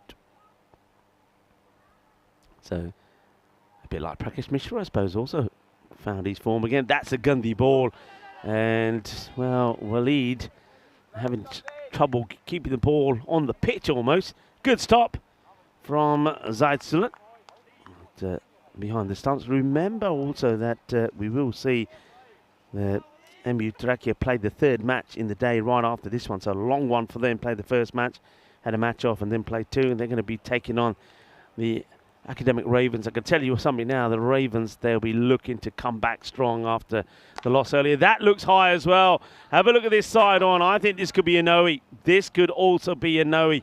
It's gone for 4, but I think it could be 5. Keep an eye on the height on this, and oh, it's borderline. But the batter is tiptoe. I think you call this. It has been called. I think that's the right call. The batter is on his tiptoes. That's a waste or above. It's a no. So it's a second no ball. 4 becomes 5. That's a minimo. It's an absolute disastrous start, really, for MU Trakia. They've already given away 20 runs. We've had a 7-up. We've had a minimo. We've had 4. All we need is a 3. And we'll have the perfect over, won't we? And a normal 6, I guess. Anyway, there's only 2 legal balls bowled and 20 runs on the board. Yep, you heard me right. Oh, that's right in the rib cage. Good comeback from Waleed as Murad Khan is trying to work this one away, but he gets tucked up. And right in the rib cage. Ooh la la la. And they've got a hurt. It's going to leave a bruise, isn't it? All right, finally we get a dot ball. Well, we haven't had one of those either, so the perfect over with a little bit of everything still is on the card. So we've had a dot, we've had a 1, we've had 2 in wides, we've had a 4, a 7, and a 5. We need a 3 and a 6. 3 balls to come. And we will take another single. Aja, aja, aja. Come on, come on, come on. They'll take 1. Welcome back, everybody, as well. And I think a few people are having some coffee. Or Ghulam Mustafa looks like he's having 2 coffees. Paul Kempin is having 1. And hello, Paul. Hello to John Heesham. And hello to everybody in the chat. The chat has been absolutely brilliant again here today. Jules, hi to you. And once again, Vinny Sandhu in the chat. Yeah, Vinny, thank you very much. And Vinny Sandhu just confirming that he will. I think all the tests have gone well from HQ. He'll be doing the day tomorrow. It's his turn to run solo. So, yeah, I will get a chance to have a day off tomorrow. And now it's time to really pursue. I suppose I should be talking to some of the locals here. Somebody must be able to tell me a nice spot to go to. Somebody did actually say to me that the mountains that we see to our right here, we'll have a shot of the mountains a bit later on maybe, that up there somewhere there's a lot of hot springs. That would be nice, wouldn't it? Mind you, on a hot day sitting in a hot spring, probably not. That's the sort of thing you do on a cooler day. Nagy wants one here. It's not going to get one, so the over, I suppose, with 20 of 2 balls, Waleed Khan actually does pretty well to finish it off with just 21 coming from it, but it is a magical start. And Waleed, not quite what he wanted to do. Let's have a quick look at this. 44 matches since the golden ball. You get the feeling that we will have one. And maybe I'm pretty sure that the last time Vinny Sandhu stepped in for me to cover for me, he got a golden ball. So it could be tomorrow. It could be Vinny getting the golden ball again. Of course, he got one on the very first day there in Finland. After going back to Finland after 4 years, was it? And 4 years of waiting for the cricket to come back, and we start with the golden ball. It's up in the air. There is a fielder out there, but it's going to drop short and wide of him. He will make the stop. Yes, he will. The batters will come back for a couple. That's a big, long, wide turn there, isn't there, from Murad Khan?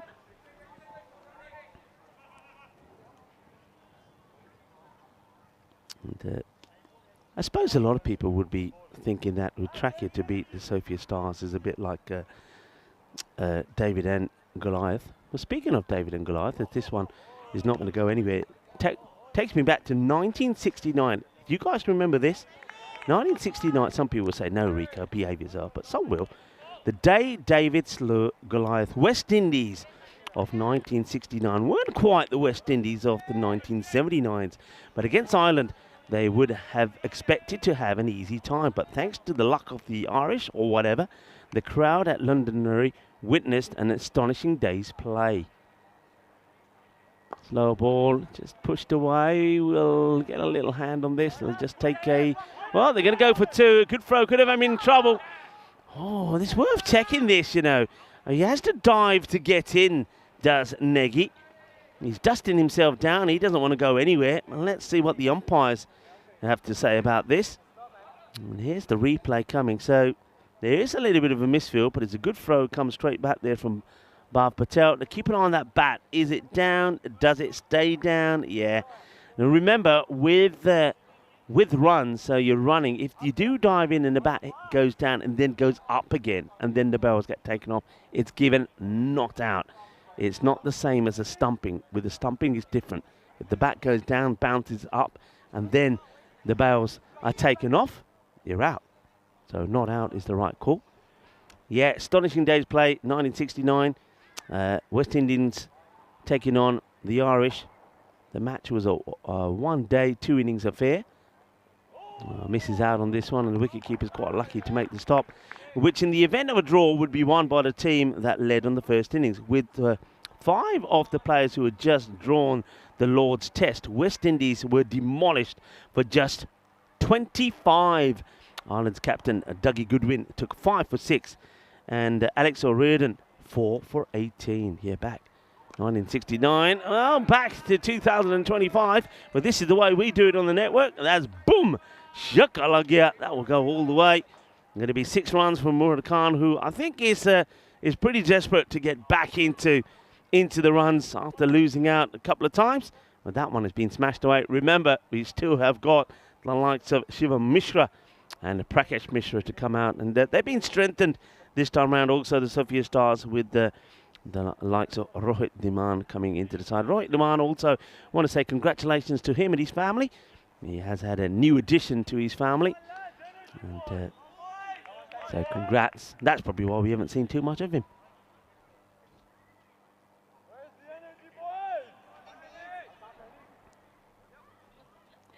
Sanchit Saini.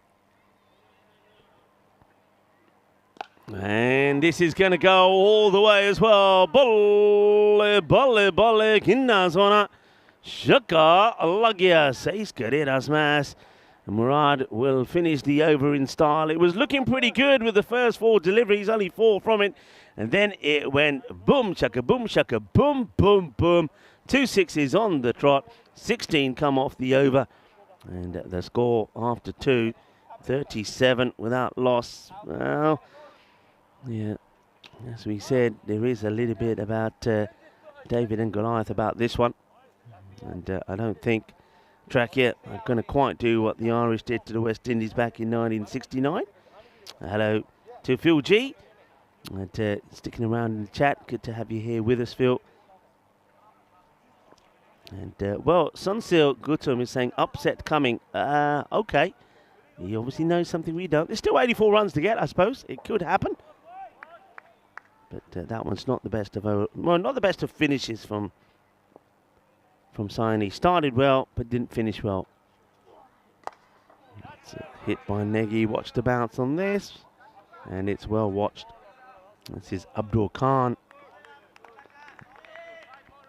I think Abdul, because basically being the left arm, I think if he gets the ball, if he gets it right, he's a tall lad as well. I think if he gets it right, he will cause problems. Last time we saw him bowl, though, he just was too leg-sided. Right, here he is to Khan. And he is a full toss, gets played away. Gonna have a look at the height on this. I don't know. He's asking the question, and the umpires will ask the third umpire. Umpire Narayan will have a look at this. Let's just have a look here. I get that if he doesn't attack this could be too high. Now, let's wait and see. Here it comes. And let's see. Use the boundary line as an idea. So he does come forward to it. And I think umpire's call going forward doesn't help his cause, but I've seen him called. He might just get away with it, though. I think he is going to get away with it because he's gone forward, it makes it harder to make that call. Slower ball that is going to be worked away quite beautifully. He waits for it and plays it away. Rolls the wrist on it. And it's 4 more. And Murad Khan is looking at the business, isn't he? Murad plays his cricket in the UK. I haven't really been able to have a good chat with Murad, but we'll find out exactly where he plays. I still don't know who's the player and where's the player who was also supposed to come for the UK, by the way, who missed his flight the couple of nights ago because he didn't check in online. Was supposed to be flying, I thought, last night to be here today, but he's not here yet unless he's going to be here for the final match off the day. And that's when we'll see the Sophia Stars back in action. So looking to make it 5 wins on the spin. And they are currently at the top of the standings by, at the moment, a point over the Ravens, a team that they beat. And they're looking to extend that.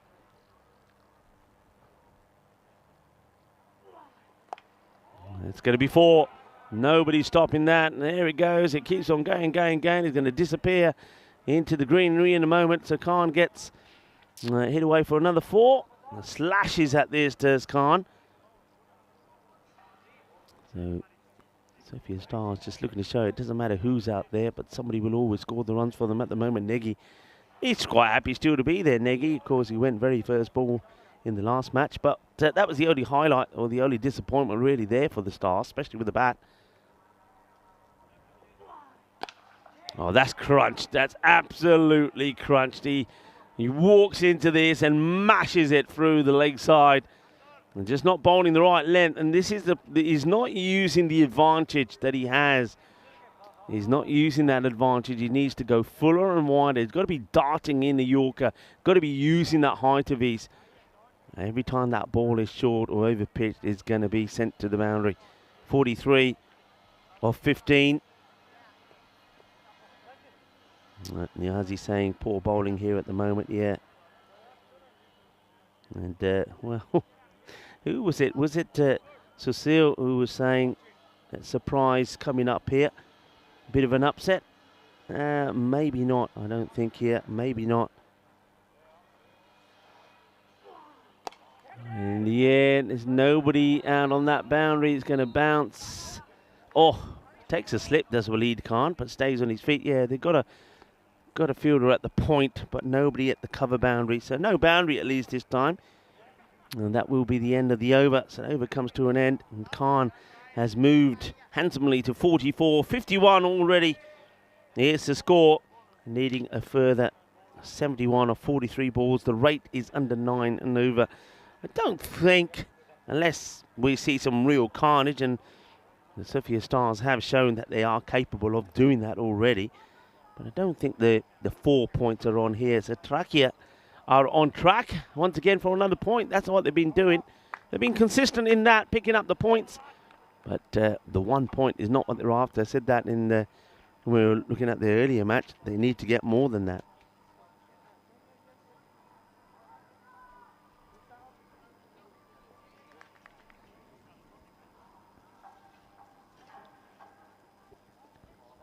Ooh, well bowled. Good delivery. Bhav Patel is gonna have a bowl before the likes of well, normally it's the other Patel, Dave Patel, that they go to, but they're going to go with Bhav first. Bhav made a good contribution also with the bat.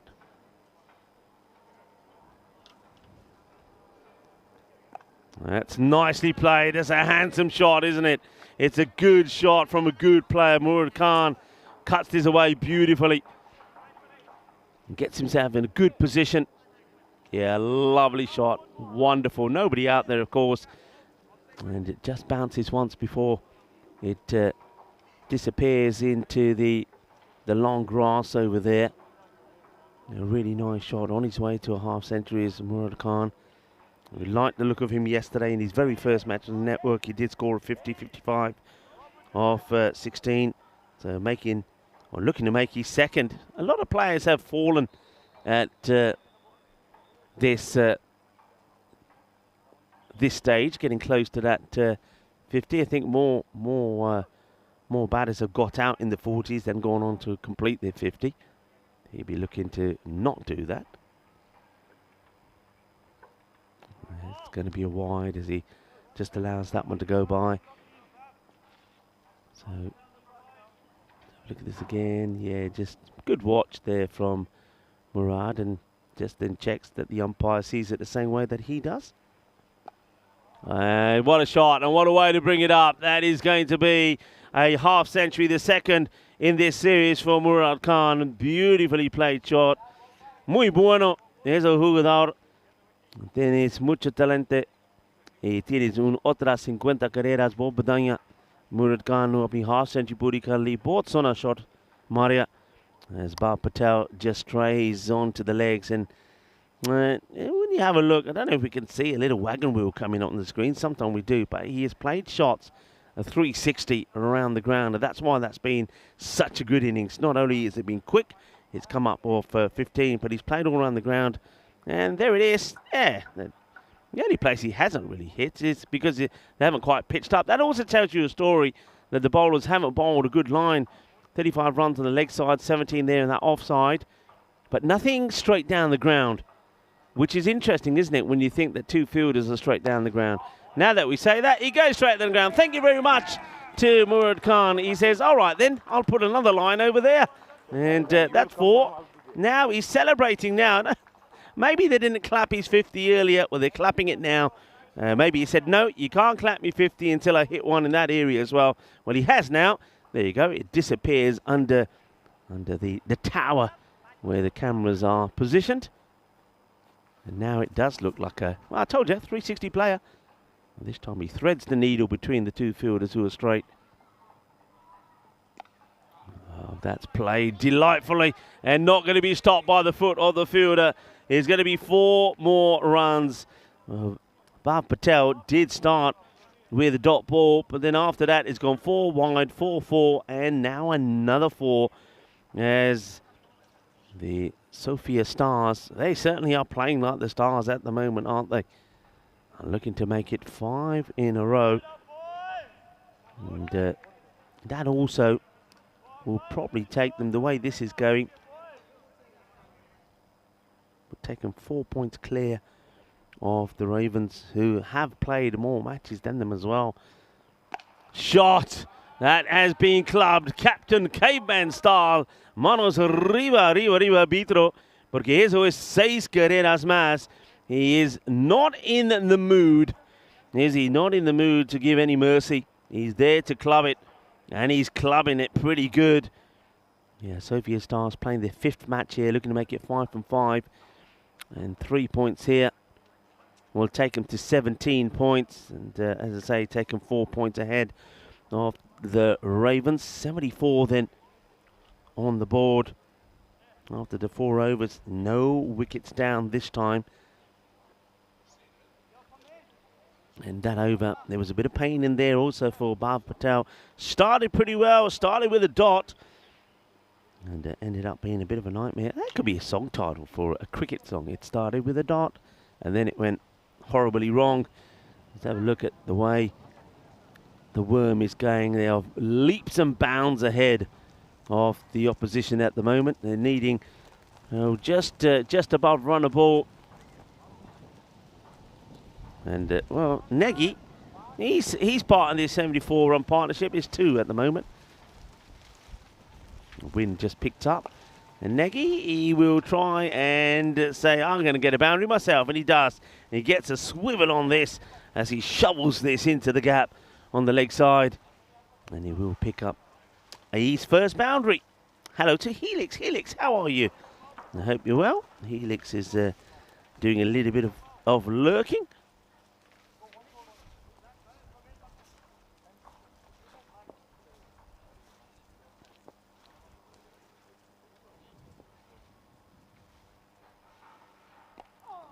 Nagy doesn't quite get this in the right area. It was there for the hitting, but he finds the fielder.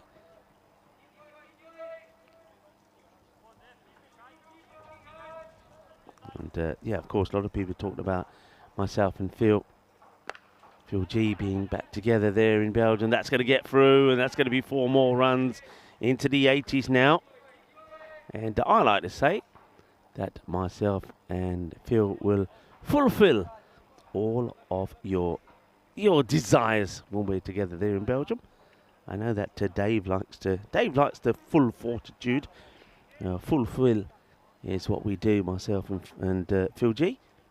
And I think we're going to have a wonderful series there. I'm pretty sure of it. And Phil will show me around. He'll show me the ropes. Of course, having been there before.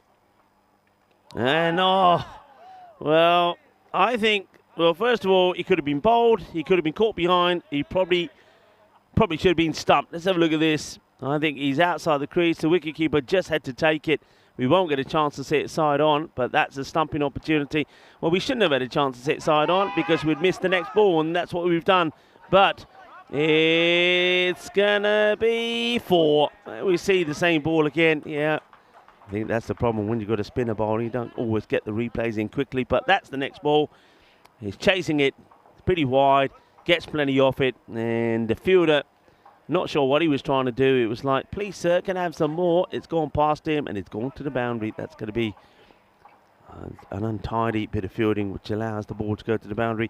Coming up to the halfway point here, already 86 on the board, and that's going to be played nicely. Well, this was the area where Nagy was caught brilliantly by Yusuf, and the only person who was going to catch this was the umpire.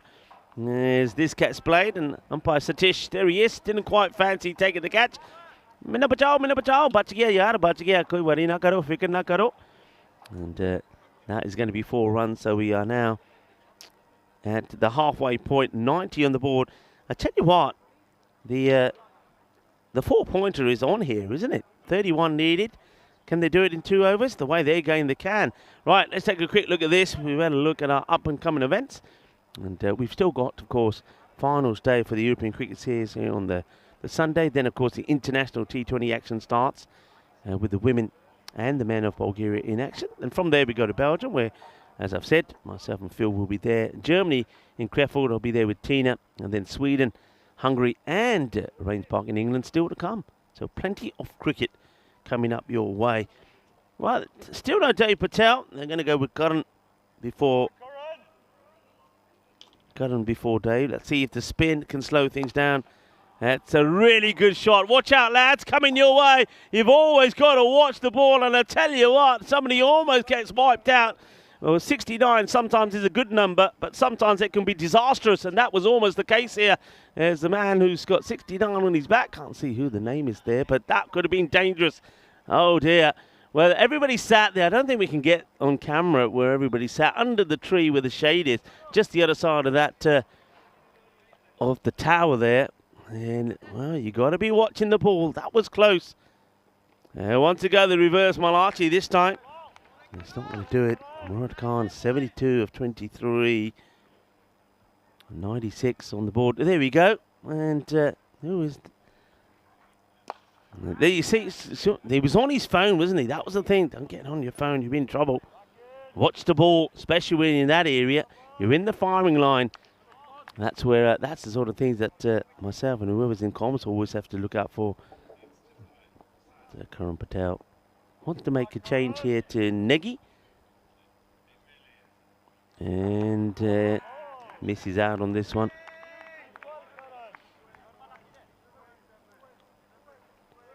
Need a good over here, otherwise, like I said, the 4-pointer is on. Negi plays it away. You can see Murad Khan is desperate to get back on strike. Well, I suppose all's fair in love and war. It's purely accidental. And some batters and some teams are pretty sporting about things like this. The Sophia Star saying, well, it's not my fault that you threw it at me. Oh, look, here's the pickup. It's the early throw there from Bav. He catches Negi. Negi gets negged, and then they say, we'll go again. Now Negi goes up in the air, and he should be taken. He will be. Well, there you go. You see, there's always a little bit of karma. If you don't play the game the way it's probably supposed to be played, then you get yourself out. And Negi, who kicked the ball away to get 2 runs, is then going to get out the very next ball. He'll go for 20, and it's the unlucky ball number 13. He should have known better, shouldn't he? He'll be gone, and Karan Patel does pick up the wicket in the last ball of that over. Over number 6 comes to an end. 9 runs coming from it, so that's good. Picks up that wicket and takes the score then to 99 for 1.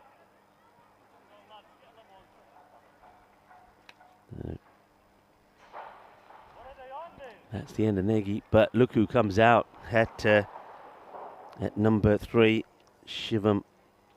Now, the way that things have gone here, so the batters that have done well in one match don't tend to do well in the next. So Shivam has come out, and what's the odds that he doesn't score too many? It's just the way it goes. When you've been doing so many games, you sort of know the way things go. I think, yeah, I'm pretty sure they did have the wrong batter on strike there. Yeah, that's right, because let's just say, so Negi was out, caught, so it would have been at the end of the day, didn't get a run there, so the over is called, so it should be Murad Khan on strike. So they get that right. I think Murad would have wanted to be on strike. Right, here we go. They're going to go back to David Patel. Almost pushes it back onto his own stumps. If he gets the opportunity, he's going to dance down and try and hit this straight down the ground. He uses his feet pretty well, does Murad. Now, this time he's going to get a wide one and watches it go by. I think that's what Patel thought was going to be the plan there for Murad, so he does bowl it wider deliberately for the stumping opportunity. Short, hit firmly, and it will stay hit as well. There's going to be 4 runs. Moves now to 77. It's going to be quite interesting if Shivam Mishra just wants to block and not put any runs on the board himself, then I suppose Murad Khan could get a century here.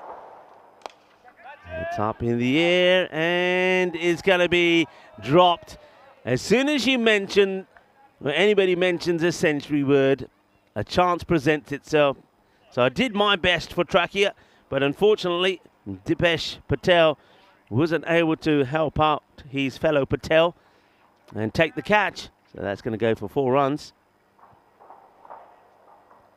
Full toss, meets it on the full, hits it hard. Fielder trying to make the stop, not going to be able to do so, but he will get the chance to go into the shade for a few seconds when he retrieves that ball into the activity park there, where the children have spent many a time. In fact, the All-Stars were up there yesterday having a bit of time in the shaded area.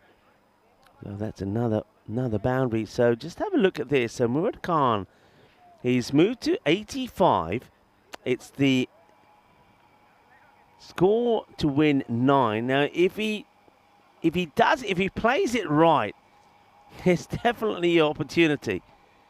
But the thing is, though, he's also got to be thinking about, I think they're still thinking about the 4 points here. 2 balls. So really want 2 big sixes here. So let's see. Oh, does that hit the pad? What does this hit? What's the given as 4 runs? Says come off the bat. So it is the finest of touches. If that hit the pad, he would have been in trouble. But yeah, he plays it into the ground. The reverse Malachi. All right, 89. See, that doesn't help him. So now there's just 5 required for victory.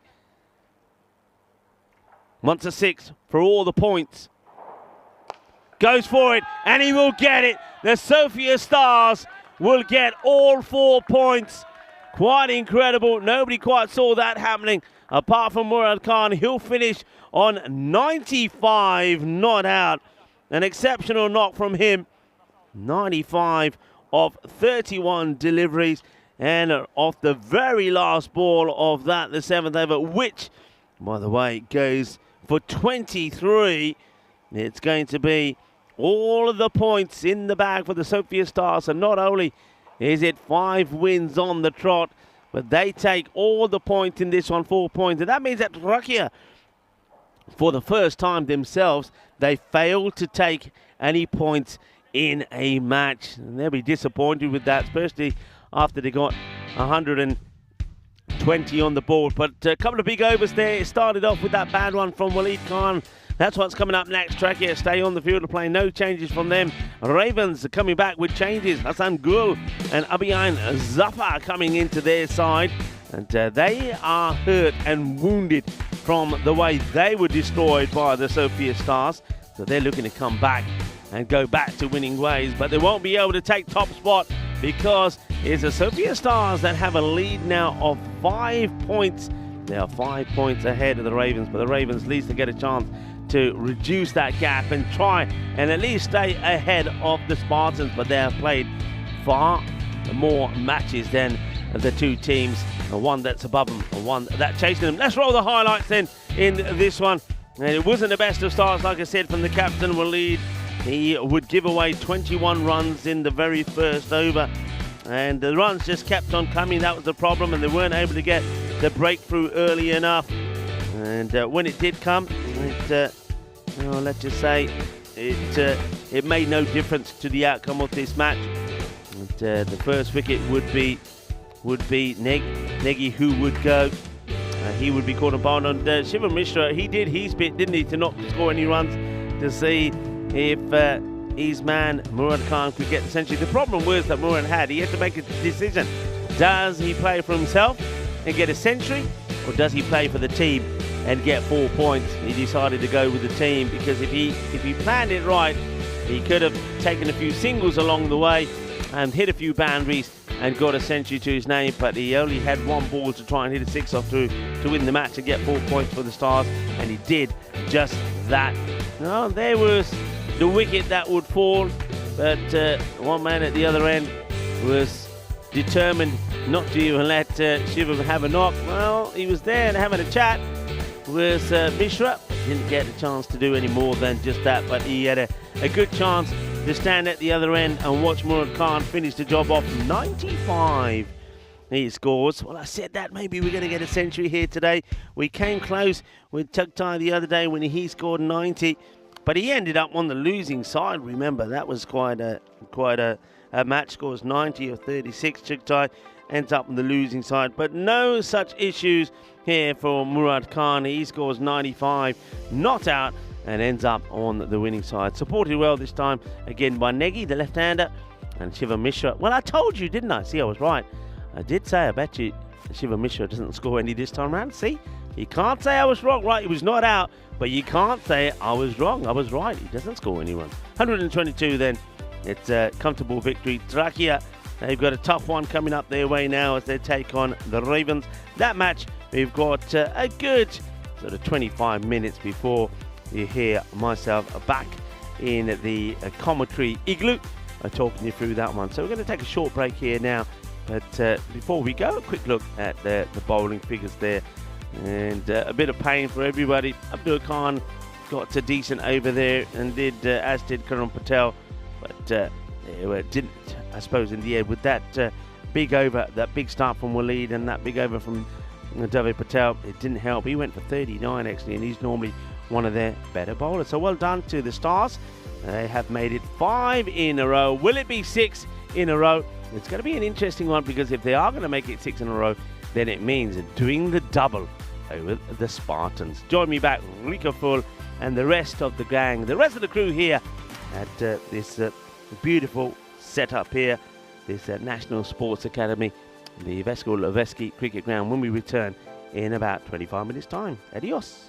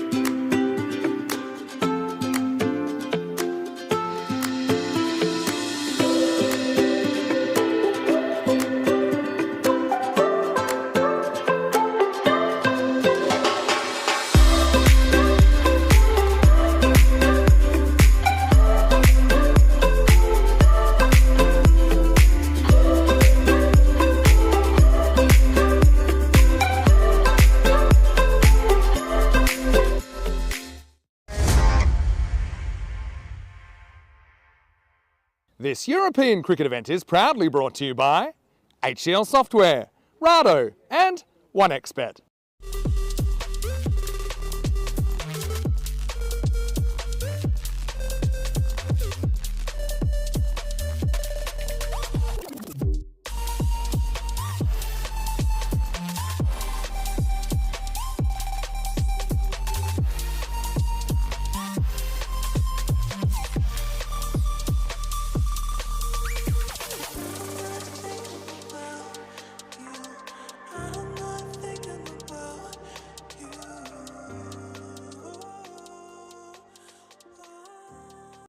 Hello viewers and welcome back to match number 14. What an exciting day it's been so far. Been plenty of action and I expect that to continue in the final two matches of today. So match number 14 where we welcome back of course the Trachea side playing their third match, MU Trachea. And of course it's not going to be the easy one because they're up against the academic side. Now these guys here, they would have been hurting from their last match will be the Ravens. They thought they were going to get a win against the Sophia Stars, then it went all a little bit pear-shaped. We'll talk about that a little bit later, but let's go straight over to Tyrone Peters, who has the two captains with him for the coin toss. The Ravens to call. Tails. Tails is the call. Ooh, yard. And that's tails. We'll bowl first. The Ravens are going to have a bowl. Ravens winning the toss and they are going to have a bowl first. The big question is, how is Yusuf doing, the captain there? Are we going to see him have a bowl? I think he has to. When I had a little chat with him, he said, it's about time, don't you think, Rico? Yes, it is. Look, when they lost that match against the Sophia Stars, they set the Sophia Stars 150 to win. And Sophia Stars, remember, in that match only had the 9 men as well. Sophia Stars didn't just win, they absolutely annihilated their opposition. So this is going to be a big test, I think, here for the Ravens. They've got to come back strong here. I think Yusuf has to bowl, but also he has to pick his side up. And he's got to ensure that the likes of Chugtai gets back into good form. Zara was really good in that last match with the bat. Aman Bashir was good as well, but the bowlers let him down. He's got great bowlers, Hussain, and he's got Lekat in there as well. I think the bowling of Raza is sensational, but Yusuf has to bowl as well, and he needs to manage those bowlers well. What about the MU Trachea side? Good players in there as well. They're very much the same.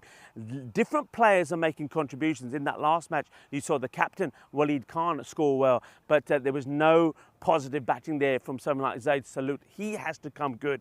But one thing he's got going for him, he's got a number of Patels in the side. The Patel duo with the spin are going to be pretty key. And then with the batting, someone like Diplesh and also Bhav Patel could be quite important with the bat as well. I get the feeling that Trachea are getting better all the time. Maybe they're going to finish their day on a high here with a win against the Ravens. Join me back in the middle in the commentary box when I'll give you some more news about the two teams. Hello, welcome back, and I will indeed, but I want to talk about this first. In 1985, birth of Catherine Brunt, England's women all-time leading wicket taker. She made her England debut in 2004 against New Zealand, and as a lean and mean strike bowler, she played a key role in England winning their first women's Ashes in 42 years.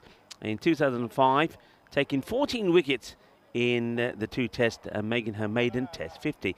She also took 3 for 6 against New Zealand in the 2009 World Cup final, England's first win in the tournament. So the birth of Catherine Brunt on this day in 1985. Let's take a look at what the win predictor is saying here. 70% to 30% in favour, of course, of the Ravens. No surprise there. Trachea, they would have been disappointed that despite putting some good individual displays in that last match against the Stars, they had nothing to show from it. And it was a comprehensive victory for the Stars, who have now won 5 on the spin and are well ahead the Ravens in the standings. The Ravens will need to try and find a way to bounce back. And Sophia Stars now have leapfrogged them by 5 points. They are on 18, the Ravens on 13. And the reason why the Ravens want a good win here is that they know that the Spartans take on the Sophia Stars the last match of the day. And the Spartans are looking for revenge after going down to the Stars earlier. This one gets played out, bit of work to be done by the fielder. He will do well, keeps it to just a single. Welcome back to everybody as well. I hope you've had a nice little break there. We had about 25 minutes there, didn't we? And certainly made use of the time to have lunch. Lunch did arrive. Thank you very much, Prakash. And a bit of a hoik there from Abbas Zahidi. Can he find his get his eye in and find his rhythm? I wouldn't say quite his rhythm. It should just stick to his eye because he has got a good eye if he hits the ball well. Bit of a change though also here from the Ravens, starting with spin. And that's played away to the fielder, no run, and it's working pretty well. I think both these guys, Waleed Khan and Abbas Zahidi, probably do prefer pace on. So if this over goes to plan, they could probably go with a bit more of the spin and slow bowling. So Yusuf says he's going to bowl this time around. Maybe Danny and Ali will also bowl, but I'd like to see Shazad Learcat given the new ball. They haven't gone with Rehan Hussain after he didn't have the best of matches, did he, in the last one? Took a wicket very first ball, but then after that, fortunately for him, he would go for 24. It's another one that's only just missed the stumps from Raza. Anis Raza, good start from him. He's a good player, isn't he? Manam Bashir behind the stumps makes the stop. They had a good team talk after that loss to the Ravens. Back on ball, wobbles away to the fielder. No. Gets the throw in. Yeah, it was quite a, I suppose the word is passionate stroke heated chat from the captain to the team, and to do with a lot of things, not just the play during the game, but all kinds of team morale things, and he really used that result to get into his team, and I think he's basically demanding better from them. That's the best way to put it, I think. And let's see if that team talk has going to have its desired effect. End off the first over, 4 on the board. Let's take a look at how the Euros of cricket will pan out. We often say that the Challenger Division is a sandwich, and that's why you'll have the Premier Division matches first, the 3 groups. The 3 group winners then will go into the Premier Division Championship group starting on the 16th of October. But in between that, we'll have the Challenger Division from start to finish with Group A, Group 2 and their finals day. All happening, of course, at the Cardham Oval starting on the 25th of September, going all the way through to the 18th of October. Before that, of course, we'll also have the Meltel Shield. Hit hard, but straight to the fielder. Catch has been taken, and that is going to be the end of Abbas Zahidi. We know he likes to crunch the ball. He crunches that pretty well, but unfortunately for him, he finds the safe hands off the fielder. Nice catch taken there by Daniel Ali. Ali takes the catch, and unfortunately, Abbas Zahidi is not able to show the hard-hitting, aggressive batting style that he has in this match. But that's the way that he plays. It either works or it doesn't. And you could say that it's a gamble, a gamble that you take in this format. So a wicket does fall, and Learcat does pick up that wicket. So this is the sort of changes, I mean, I was saying that I'd like to see. I mean, we saw Danny and Ali. He didn't bowl, he did bowl before Learcat. I don't think that was right. I think Sajjad Learcat, before Danny Ali came into the side, showed his abilities. Okay, Rehan Hussain hasn't been at his best the last couple of times, so they made a change. I think that was a good move, good trying to go with Raza first, and it works well. Only the 4 runs came off the over with 1 bye from it as well. It's genuine pace. See what I mean? He's got genuine pace. If he's in my side, he's getting the new ball. There's no doubt about it. So, good delivery. Outside the off as well. And this is what I was talking a lot about with the captain Yusuf. I just think, I'll maintain, I think they are one of the better bowling sides in this competition, but the bowlers have to be used at the right time, and I think the right field has to be set to them too. That's well bowled, no run. And there's a good bit of fielding there as well. See those fielders are walking in with the bowler, and as soon as that ball is played out short in the off stump, they're out onto it very quickly, not giving the run. Nice work. That's Hassan Gul. Take a little look at some of the changes that we've seen coming into this match. Oh, that's quick again. Good, fast, heavy length delivery. Another dot ball. 2 more to come in the over. Yeah, so players that are out. So Hassan Gul is in. No Isazaro in the team this time around. So they're missing him with the bat. And also Mubarak Ali goes out and Ubiyan Zafar comes in. Trachea themselves are unchanged.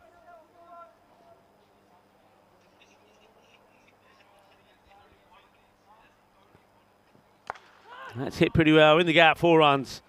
So cuatro carreras from Zaid Salut. Now this is a guy who's got to stand up now. I think it's time for him to stand up. He's had some opportunities, plenty of them out there. Hasn't been able to make a big score yet. And Trachea, of course, playing now their 5th match. Didn't take a point in the last one. Up until that last match, they've taken a point from every other one. If things are going to happen, it's got to happen now for them. With them 4 points behind Plovdiv, who have also played, well, after this match would have played 1 less than MU Trachea. One gets played. It's going to be no runs this time. And the over comes to an end. Nice tidy over there from Liaquat. So keeping it tidy. 4 came off the first, 4 coming off the second, 8 for 1.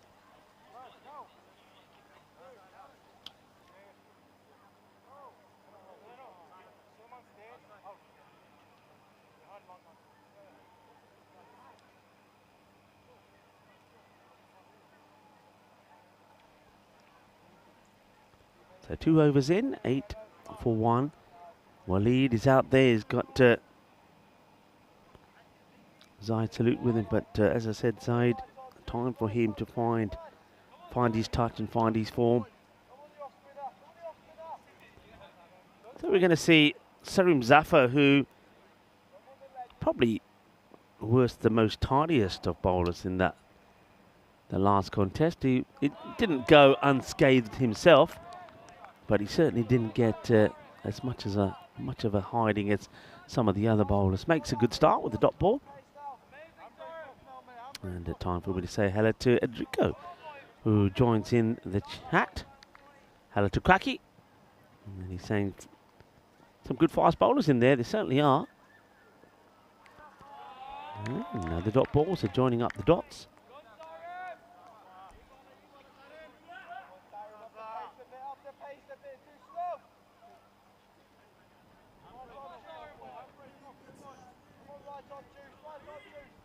Plenty of talk out there as well from the Ravens this time.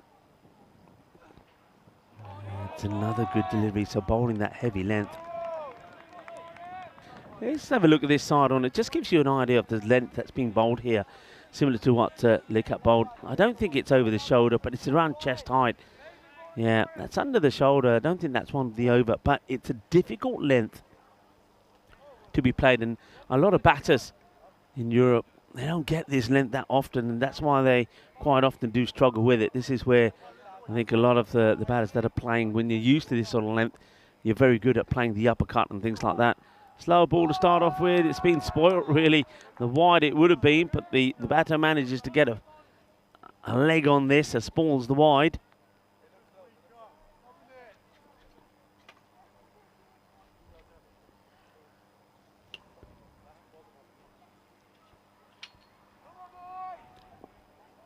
Good so far this from Zafar. No runs or 4 deliveries.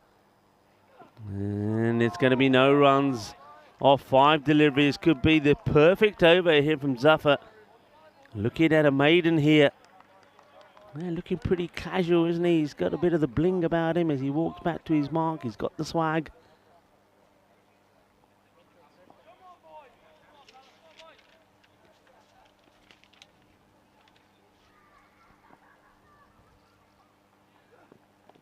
And it will be a maiden over. What an over. And after seeing some hefty power plays in the last few matches, this one is only going to be worth 8. A maiden. Very well bowled. Maiden there from Sarim Zafar. So this is all about, yeah, look, the batter says, yeah, you had me there. Well, he just couldn't get him away. No, Waleed's a decent batter. But that's 10 balls for 2 for Waleed, the captain. Well, I wonder if the captain will retire himself out. We'll have to wait and see. So remember, you can follow all of the news, the previews, the stats if you go to EuropeanCricket.com. You can just type in ECN on your search engine and it will all come up. It's always good to go in there and have a look at some of the player profiles. Have a look at that. Don't see that too often. 4, 4 and 0. Only 8 off the first 3. The perfect maiden there from Sarim Zafar. It's played out into the leg side. They're opting not to have a short mid-wicket. It's quite an interesting one because it's not been a flurry of boundaries or runs, have they? So, and you think that with Raza bowling, not too many batters are going to try and go out on the offside. So I would have a short mid-wicket in there as well. Well, you can't set a field to this. It's a fuller delivery from Raza, and he's a little bit unlucky. He catches the bottom of the bat and will race away to that vacant fine leg position. So some runs on the board here. Lucky runs, streaky runs for Waleed. Raza coming back, bowling his second over here. Oh, well.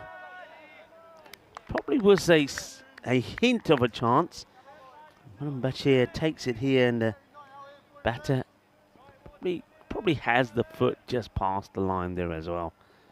And that's why Bashir doesn't go for the stumps. Played again along the ground, bobbles away. All that team talk there from the captain.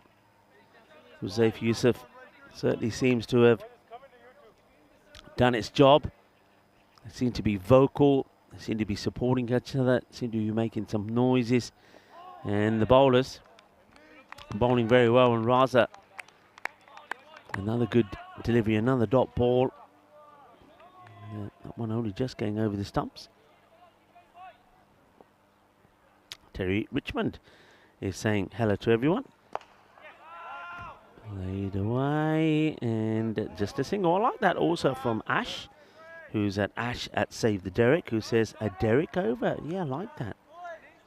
Never quite heard it called that before. A Derrick over, yeah, because of course there was 6 zeros in it. The maiden, nice one, Ash. And Sylvie just saying that both players playing like they don't have the energy or the power. I suppose you could say that with, of course, MU Draki are playing their 3rd match, so they're certainly gonna feel it. It is warm out there, folks. Just remember that. Temperatures are in the 30s, and that's in the shade, so it's warm. There has been a bit of a breeze around today, but not an awful amount. And any bit of shade is where everybody seems to be camped out. Got a number of players to the right of me here. Some of the Spartans are here, mixed in with some of the other teams, some of the spectators, all enjoying the cricket and the action. Drags this one away. Hesitant running. In comes the throw.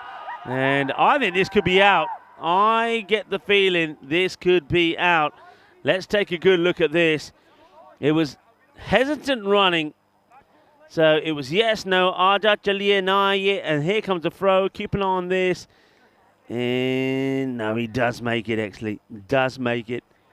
Just normally when there's a direct hit like that, you feel it could be close. But fair credit to Waleed Khan. He's actually run well here. Now, I think it was Waleed who yesterday was out similarly, and he had the bat and foot in the air. He's learnt his lesson, hasn't he? Yeah. Oh, what's happened here? Oh, has he? What's happened here? I don't think he has the ball. He doesn't have the ball.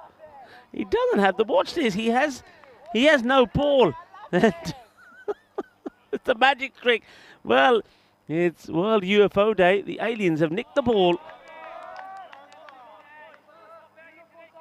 Hey, we see some weird things. So in he comes, coming to bowl. The batter's ready, and just here says, somebody's just taken. Do do do do do do do do. Where's the ball?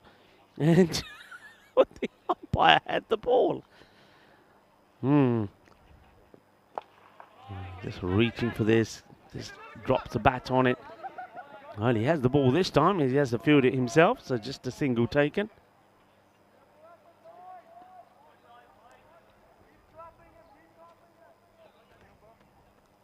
Been a wonderful spell this from Sarim.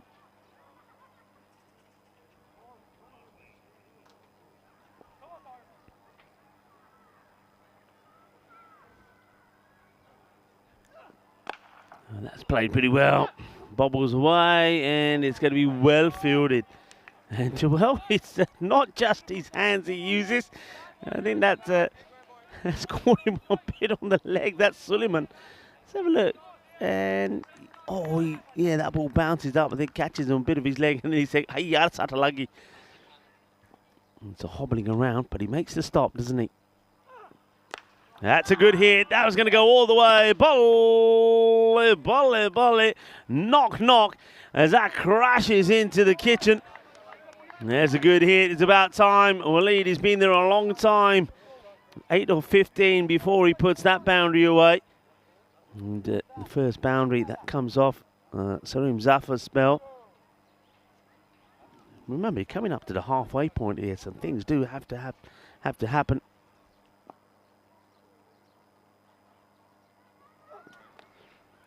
So work that away. They're going to take a single. It's not a throw that's been thrown with any real power, but still, it does catch the batter. So, well, what can you say about this? They get to 25. They've only lost the one wicket. That wicket fell in the second over, and they're not really getting on with this. Could be a really low score here. I started talking a little bit earlier about wily, skiddy fast bowler Hassan Ali, and in 1994 is when he was born. It doesn't fit the template of a quick bowler. No express pace, no reverse swing, but he has plenty of variations under his belt. He made his international debut in 2016, taking 2 fivers, and in his first 15 one-day internationals. He would go on to beat Waqar Younis to the fastest 50 wickets in ODIs for Pakistan. It's going to be a proper, I think, is it going to be a Baximo? Yeah, it is. It's a Baximo Manos Arriba from the Albitro. Ivan puts him up in the air like he just don't care, as that one is going to go all the way to the boundary. Yeah, so he beat Waqar Younis to 50 one-day international wickets. But his moment really came in the 2017 Champions Trophy. And he began by leaking 70 runs in his 10 overs in the first game against India, but bounced back with 3-wicket hauls against South Africa, Sri Lanka, and the favourites, England. In the air, catching opportunity. Well, nobody's putting a name on it. And then I think in the end, Daniel Ali says, all right, then I better take it myself. He's a good catcher. He was the man who took the catch to remove Zahidi. And now he will take this one himself. So that will be the end of Waleed. Waleed, the captain, will go. 21 he gets to. You can see he was just trying to get a move on, and he had to, I suppose. 21 of 19. Another corner bowled in the day. And it's Daniel Ali that gets the wicket, as the new batter has to make his way out. So let's just take a look now.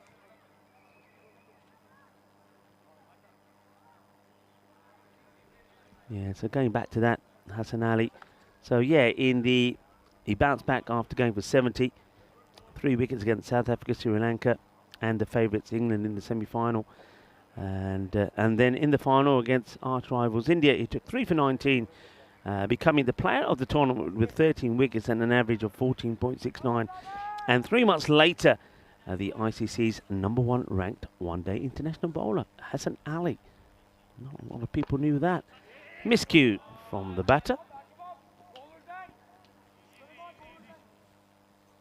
Takes a single.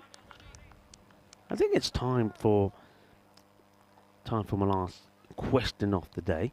And I know that we had Vinny Sandu was doing an innings from me earlier, and Vinny will probably know the answer to this because he knows all about our wicket keepers. But I'm going to test you all.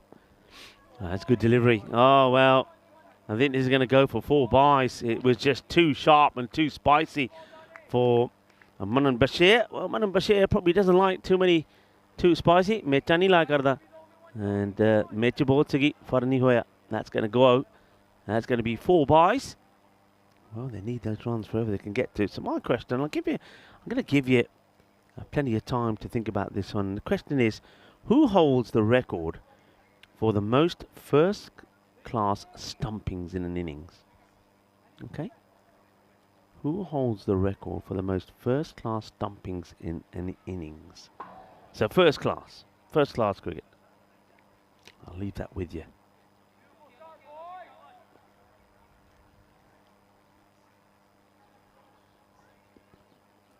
Yeah, it's probably going to be a wide. It is a wide. It's Danny and Ali just struggling.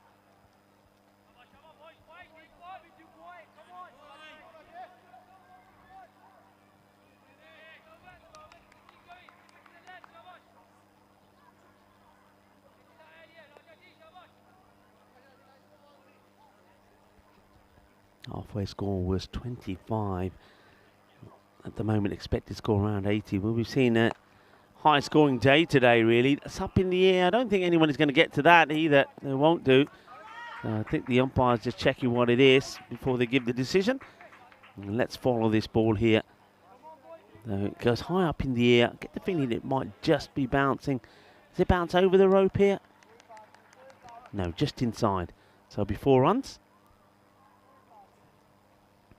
Umpire Ivan just waiting for confirmation of that one. So 4 runs, I believe.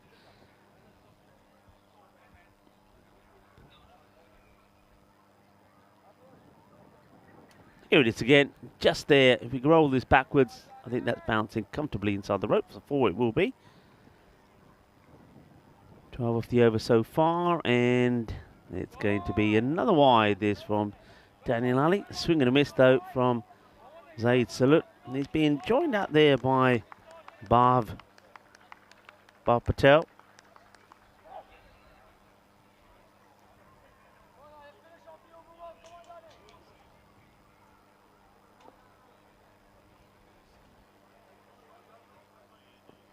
That's hit pretty well, and it's gonna beat the fielder, get to the boundary. 4 more runs. So they're getting started. That one from Daniel Ali becomes a magical over in the end.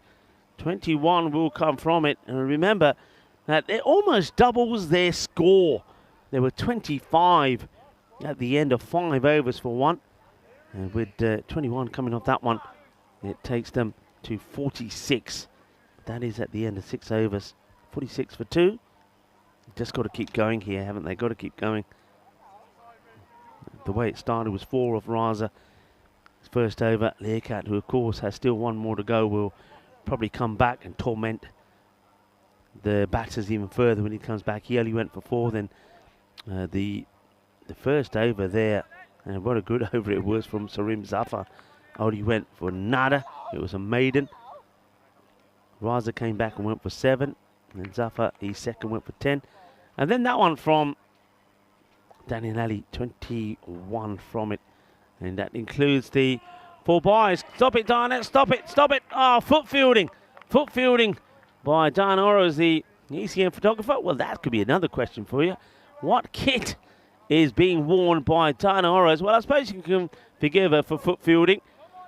And at least there's no foot fielding failed. She has got a trusted burrito in her hand. Yeah, what kit is Diana Oro's modelling there? He's doing a little bit of lurking, isn't she? Clicking away. Yeah, foot fielding from the photographer. Straight through, swing and a miss. Abiyan Zafar.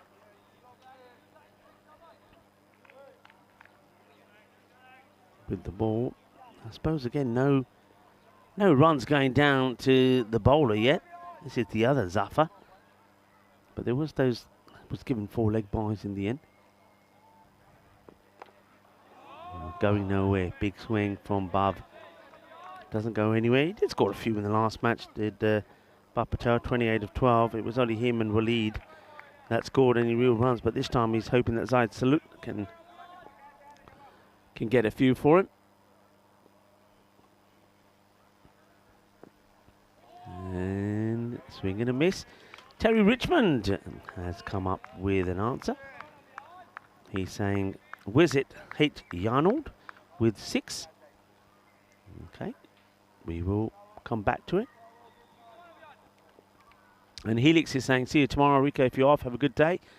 I will indeed. Thank you very much. And that is what they need right now as a big hit. Nicely stuck above. We know he's got the power. A little bit of Patel power as that's been Pateled to the boundary. Good hit. So I will review it all a little bit later. Rob Thompson saying it's too late for him to be thinking. Well, come on, Rob, you were late coming in. I think you had a bit of a line, didn't you, before you came in, or a bit of a rest?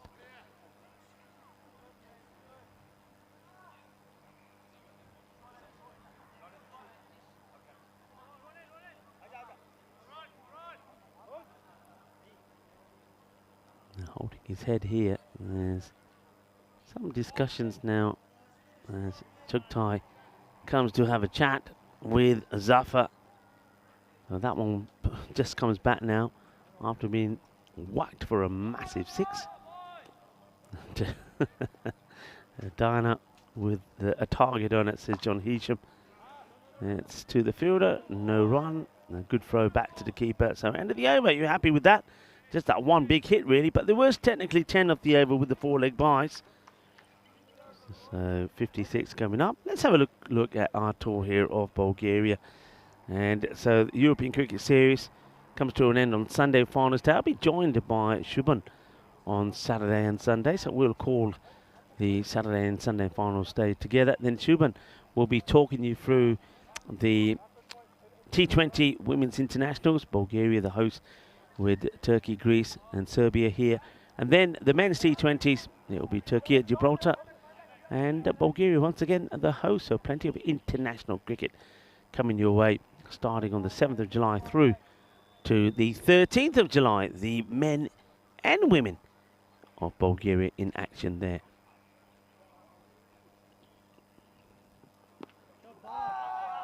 Next up, back to Shahzad Likat.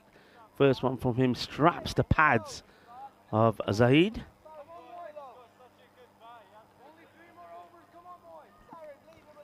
Can hear Yusuf there. Only 3 more overs. Come on, boys. They've been much better, haven't they, this time round? Has to be said, the Ravens.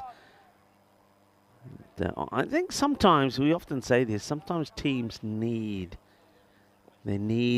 kind of a bad match where things fall apart, where you end up, you go down.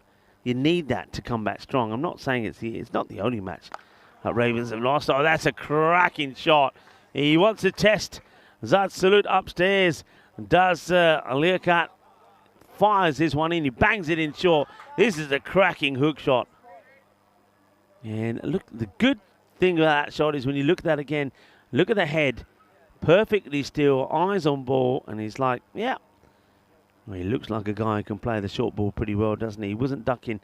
He wasn't taking his eye off the ball. He kept the eye on it all the way. And lashes that away. 6, yep, all the way, and 1 for the over, says the umpire as well. So Zaid Salat, it's very much what I keep saying about Trakia. They just don't get a number of batters going at the same time. That's going to fly away. Nobody's going to stop that one. Even Dana can't do anything about that. It's going to go into the vortex and keep on going as it swims and flies over the fielder out there. Can't do anything about that. That's going to be 6 more. So Shazad Lukat probably now needs to think about maybe taking some pace off this one, maybe a slower delivery.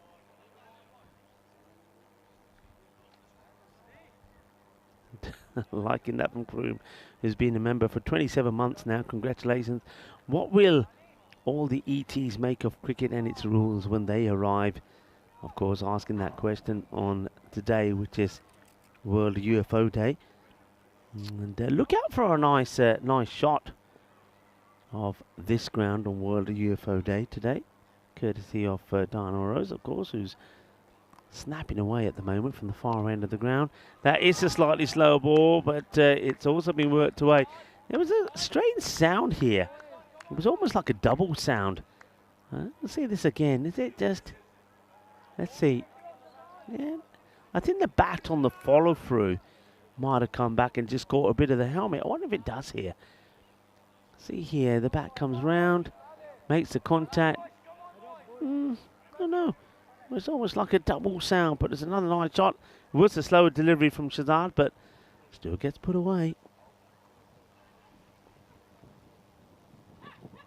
Good over this. 16 from it. Good contact. I think this is where Zaid now says, you know what? There's a ball to go. I've taken the single. And he probably says to Bav, right, okay, have one. Have a go. Crunch it. See if you can smash another big 6. Remember at one point it looked like they were going to struggle to get to a score around 80. At the moment, to keep going like this, they could bring up the 100. But remember the scores that we've seen in the day, batting first, 142, 149, 120. The 142 wasn't chased. Drake got to 127. The 149 was chased by the Stars. And the 120 was also... Oh, dear. Well, I don't know what you make of that. And guess who it is? It's Rehan Hussain. He's just going through the walls at the moment, isn't he? Hasn't been asked to have a bowl in this match, but he comes diving in here. Takes a bit of a Tortuga first up. I mean, that bounce there, but that wasn't the one that done him. Dives forward at it, completely misses it. It's going to be another boundary, 21. Coming off the over. Well, Shazad's first over only went for 4. That's why those figures look pretty impressive. But 21 off the over, that hurts you. 77 walking sticks on the board. 8 overs complete. 12 balls still to come. And, looks like it's going to be Daniel Ali to bowl the all-important 9th. We say it all happens in the 9th here on the European Cricket Network. Let's see if it does.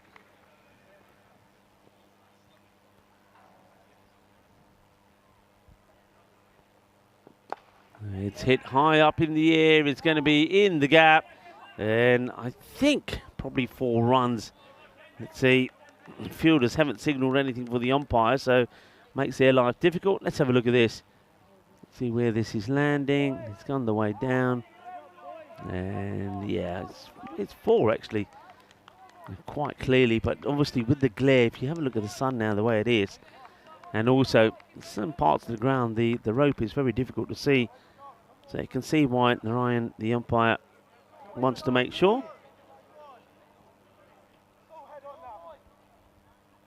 Wanting a big finish here to MU Trakia. That's going to be another boundary. Wicketkeeper gets beaten once again here, Manan Bashir. I think he doesn't get the sideward steps going. Maybe he's standing too wide here. Let's see there. So he doesn't get the steps across. Gets one step in, and then he sort of stops, and then he can't get himself moving, can't get the bounce, the spring off the ground. And then he's reaching for it. It gets past him. So 4 byes. Number of extras in the innings now moves to 15. 9 byes, 4 leg byes, just 2 wides.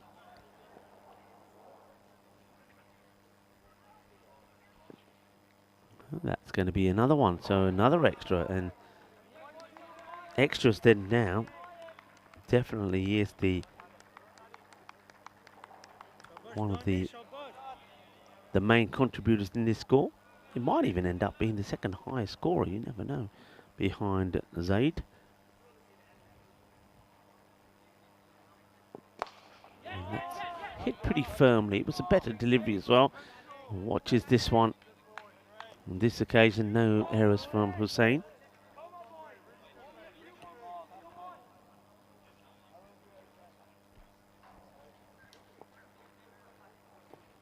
So once again, who holds the record for the most first-class stumpings in an innings? A few people have had a go at it.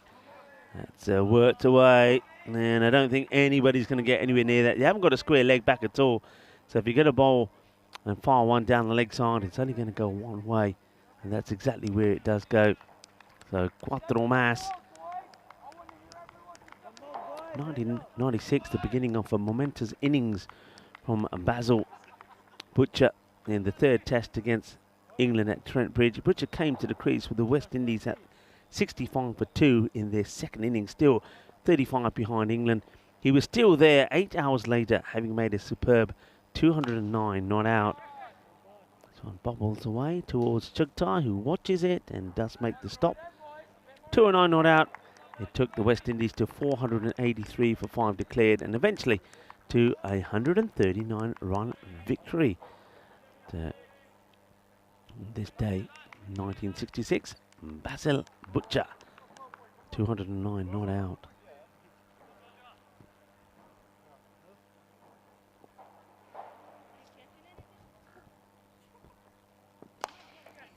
Hit firmly, but will go to the fielder. Not attacking the ball really this time. I think he made the error of over-attacking in the earlier over, and now takes it cautiously. 16 coming off that, the 9th over. So 93, 2 wickets down. That second wicket falling in that just after that 5th over. They were 25 for 1 at the halfway point. So I suppose it's a pretty good recovery.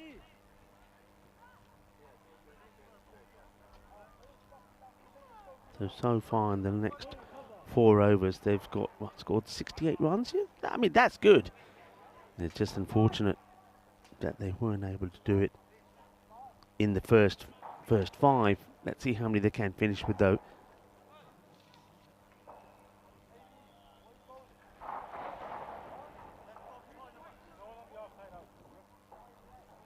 And the Quacky saying, hope they don't mess up the chase. Well, let's hope they don't. And I like that, Quacky, of course, supporting the Bring Back Derek campaign. Something that we're going to be starting. Oh, well, let's just hold the Derricks for the moment and go back to the Bulle as Zaid Salat gets this one away. He's a good batter. Just haven't seen him perform consistently. I still would like to see him always at the top of the order opening the batting. But that's a monster strike. Takes him to 99.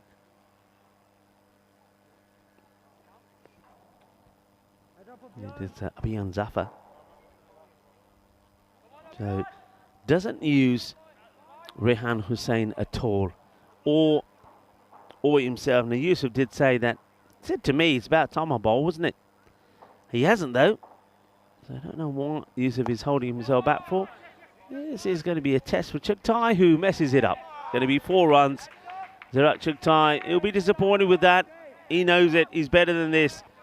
49 now to Zaid. He watches this all the way, but I just think he's a little bit, not in the right place. And you see that he's going front on. Needs to be side on. Where's the long barrier there? No long barrier. Gets past him. Goes for 4. 100 now up on the board. And, advertised shorter ball from Abhiyan Zafar, but unfortunately Zaid misses out on it. He's on 49 of 25.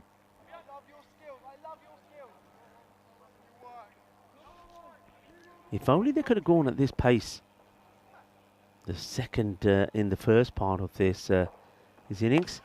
Goes for it, and that is going to be a 50 to Zahid. Sulat well batted. It's come off 26 deliveries. Bobadaya Zaidnu, a chap later. He scored runs in the past. He is a good player, and that's his first 50 this time round. So Trakia, they're going to give themselves something to try and defend. It was a disastrous start, wasn't it? I mean, only 25 of the first 5 overs, and now, well, they're almost going to score 100 off the second 5.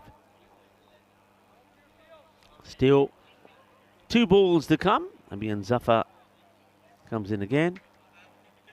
And that's hit pretty well. Fielder is trying to get there. He throws himself at it, can't stop it. It's going to be another boundary. That would have been quite an amazing stop. So we'll look at this again. So crunches it. How close does the fielder get? It's a desperate lunge at it. It gets past him. So 109 now becomes 113.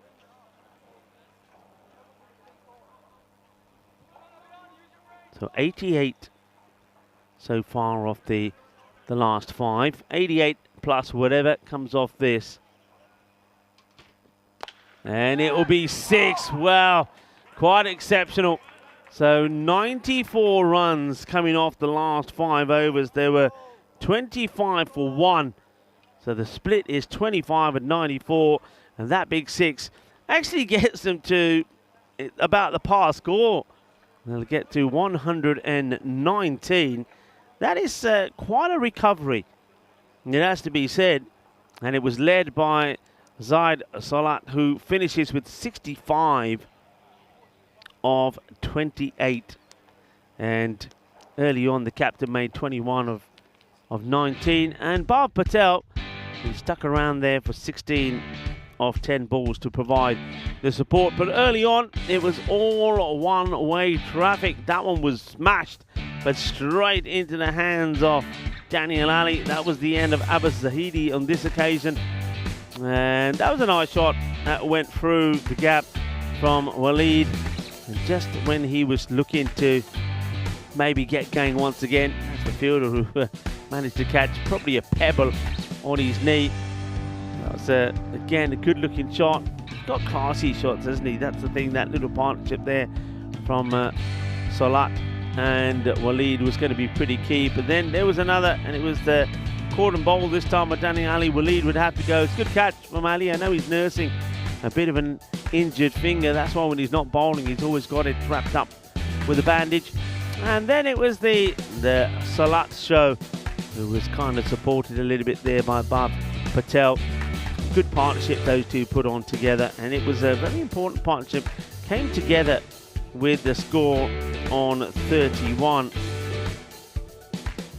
So between them, they put 88 together, but more importantly, 94 coming in the last 5. I don't think I've quite seen a split like that in the 2 halves. 25 in the first, 94 in the second, and I was going to say it's probably because they keep the wickets in hand. Well, they don't lose more than the 2 wickets anyway. So 119 it's going to be. It's a score that can be defended. We know that. We have seen it a few times already in this tournament. In fact, it was the Ravens themselves that scored 119 against the All-Stars. And the All-Stars finished on 118. That was match number 7 that happened there yesterday. So with the bat, it's Salat 65 of 28 with Waleed Khan 21, and well done to Bhav as well, 16 not out of 10. On the bowling front, I like the way that they made a change. Raza bowling early on, started with the very first over, which only went for 4, and I like the fact that Sarim Zafar, what about his bowling? Bowled a maiden in there as well. He goes for 10. But Likat, he was a little bit expensive in his second, went for 21. His first over only went for 4.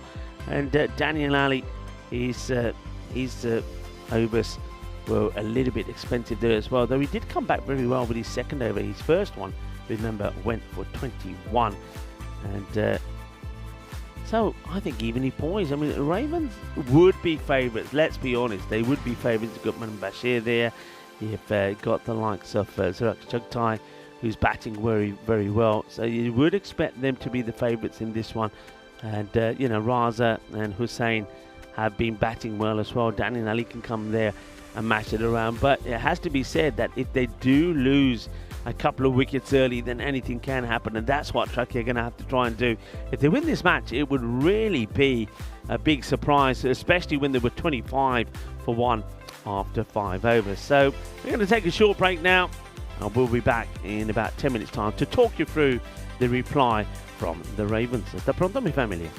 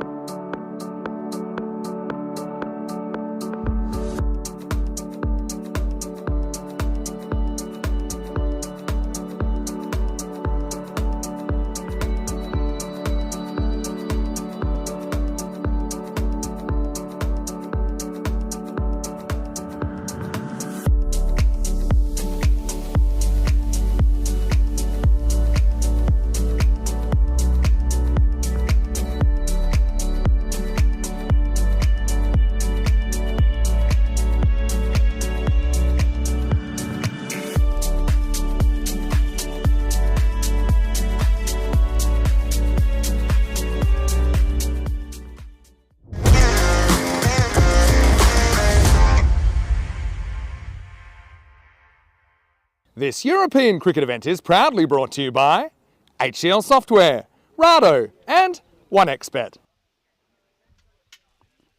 Hello and welcome back to a very sunny Bulgaria here near Sofia at the National Sports Academy, the Vesel Leveski cricket ground.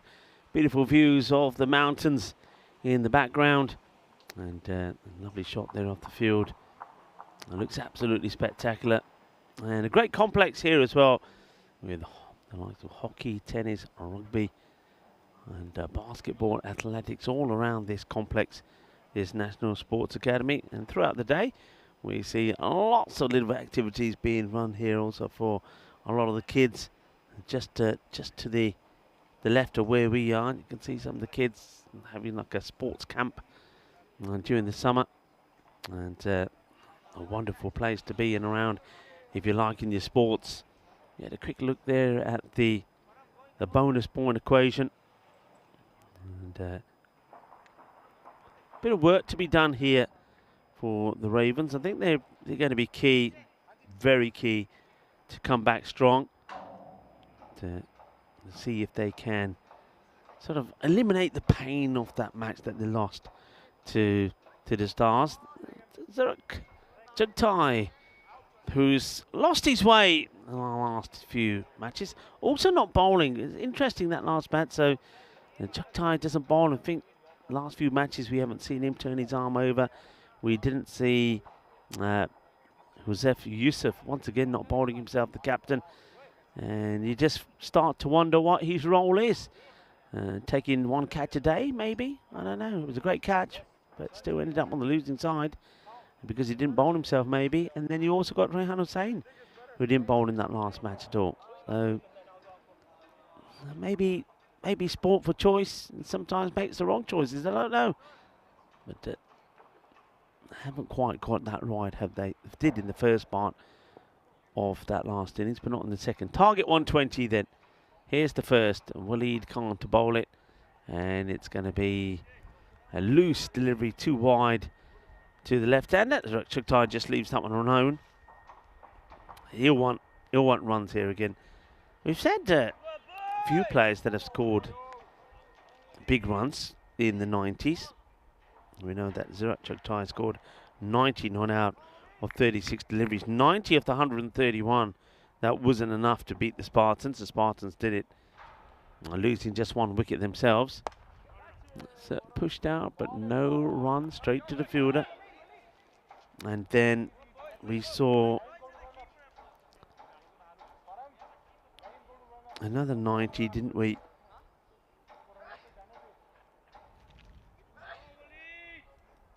.95 not out there from Murad Khan with the Sofia Stars. And then we saw Shivam Mishra, high score of the tournament so far, 97. All of those batters all not out and all not able to complete the century score because they were, that was the end of the innings, if you like, or the end of the match. So still no 100. You feel it's going to come though, don't you? You feel it's going to come. That was played away quite nicely. A little bit of extra room being given there to Zurich, and he gets a good bit of bat onto that, guides it away for 4.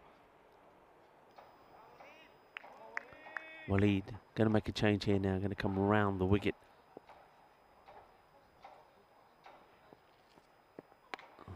And that's going to be 4 runs. Worked away into the space. Once this gets past the fielder at behind square, it's only going to be one result, and that's going to be 4 runs. So Jugtai just helps that ill-directed delivery here from Waleed along the way. Just takes one hand off it, and that's David Patel who's after that. He's not going to be able to stop it. Trakia need wickets, need early wickets.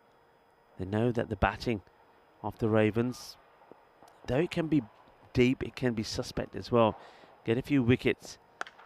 And, oh, well, it's close but not close enough to the fielder. I think that's Abbas Zahidi, who's at square. He's hit this pretty hard. It's going downwards, and look, before we even have a chance to get a look at it, it gets past the fielder pretty quickly. Zahidi can't do too much about that. So Jugtai gets another boundary. That's 3 fours on the spin. Waleed, he was expensive in the last match. Went for 21 off the first over.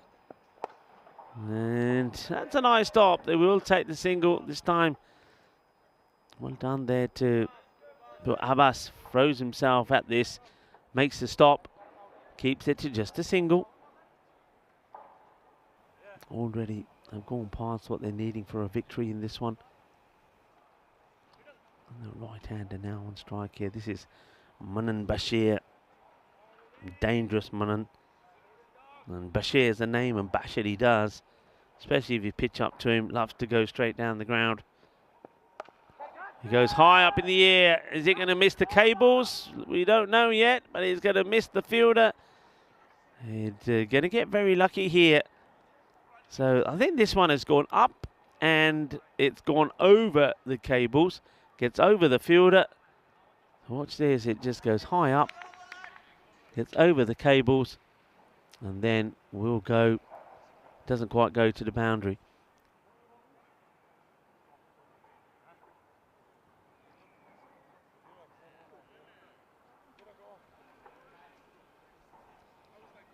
So 15 off the first. There was that wide to start off with, and then 3 boundaries on the spin.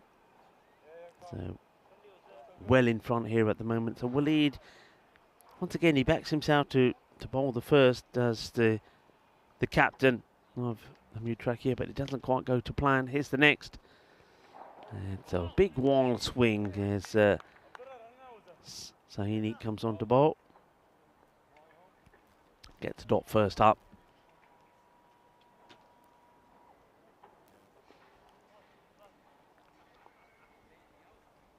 Question in the chat, still out there for anybody who wants to have a go at it. A few people have. I will say that we have had a right answer. I won't tell you which one it is yet. But who holds the record for the most first-class stumpings in an innings?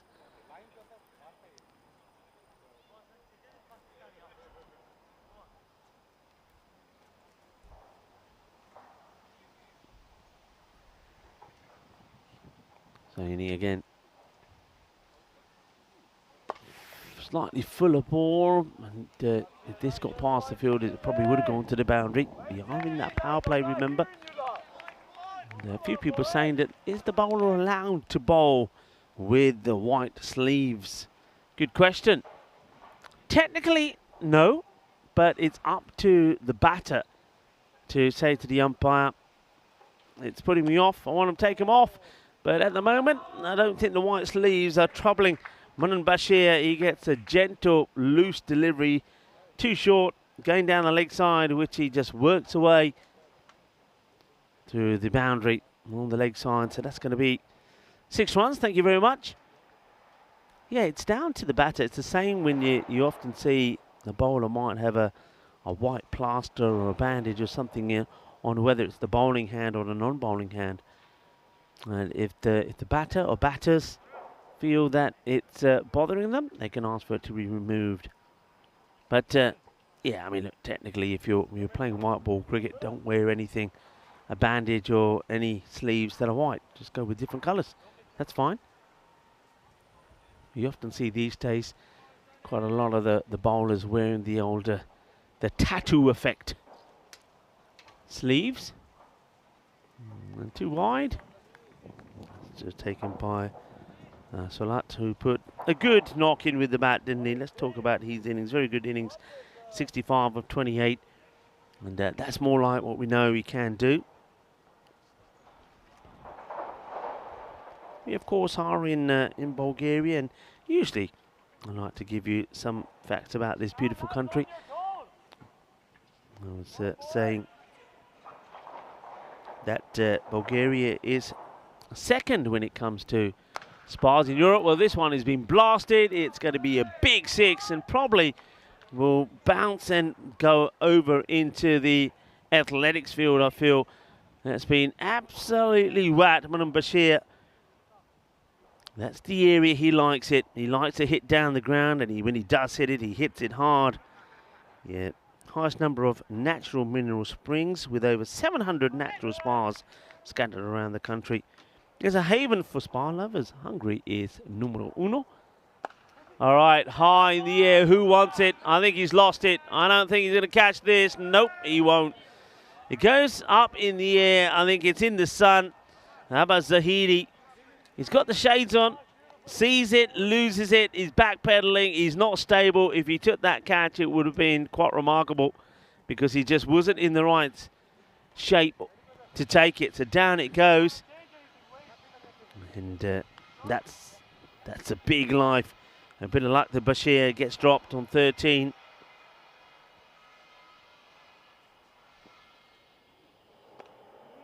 Chugtai plays that away very cleverly. He knows if the ball gets played into that area, it ain't going to come back. It's going to keep on going until it gets past the boundary. It goes into the vortex. It's a lovely little nurdle off the pads. 4 runs. Chugtai desperate and keen to get a good score here. It's a big moment there in that over is that drop of Bashir. The chance was there for Abbas Zahidi to take it. Quick look at the tables. It will be quick. They come and go pretty quickly. And you can see that Trakia, they're in a lot of bother.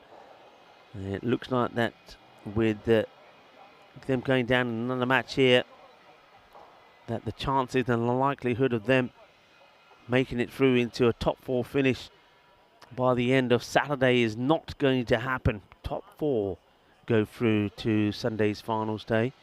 And the top 2 play in the qualifier. And that's the second chance to get into the final. So qualifier normally is the second match on finals day. Whoever wins that books their place in the final. The loser will play the winner of the eliminator, which is the match which is played between the 3rd and 4th. 34 without loss after the 2 overs. It's a good delivery from Walid. Yorker length. It's well dug out by Munan. They will take the single. And Walid, I just think here, Walid, all right, it didn't go well for him in that the last match when he bowled. Went for 21 on the first over. He's gone for himself in this one as well. First up, went for 15. He's got other bowlers. Just try something different. Try somebody else.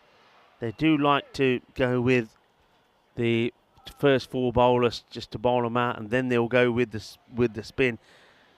Take a leaf maybe out of the Ravens, but go with the spin a bit earlier. Try David Patel or even Karan Patel earlier. You just know what's going to happen, but you've got to try things rather than keeping things the same. If he bowled that first over and he only went for 3 or 4 runs, or if he went for under 10 and picked up a wicket, fair play. But that's not the case, so you've got to be prepared to try things because otherwise it becomes just a little bit too late.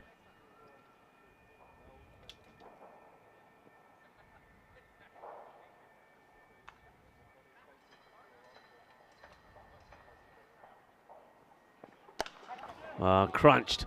Absolutely crunched. He hits it on the up and it keeps on going. I suppose the only good thing about this one is it'll avoid going into the sports facility behind us, the athletics ground. And it's wide from that, but he's given it everything, hasn't he? Big crunch. Munam Bashir, when he hits it down the ground, he hits it big. There's umpire Ivan. And there's umpire Narayan, the Grizzly men. A big shout out to Grizzly Bear Sports, one of our partners, not just for the umpire shirts, but of course for the balls. And we're running out of those pretty quickly.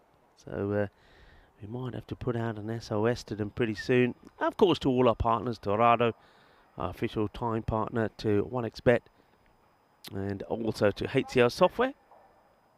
Local Lifestyles, we see and hear more from them on finals day when we go a little bit of bling bling. He hasn't got this out the middle. It will be an outstanding catch if the fielder could get there. He does hang out a hand in hope that the ball falls into it, but he's not going to do so. Will just be a single on this occasion from Bashir. Hits that and he thinks he might be out. That's the sort of look of a batter who thinks, that's it, I'm gone. But he gets enough of it to get it over the fielder.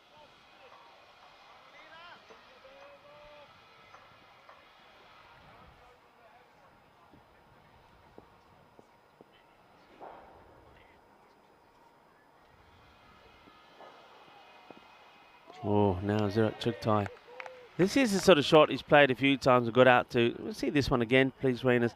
Just look at the way he goes for this shot. So look at his stance. So he doesn't really come across, and that ball has only just missed that off stump. So he doesn't hop across to play the shot, so he leaves a big gap. And we've seen him bowled in that way, I reckon, about 2, if not 3 times already in this series. And every so often he does have that sudden rush of blood to go for that big shot.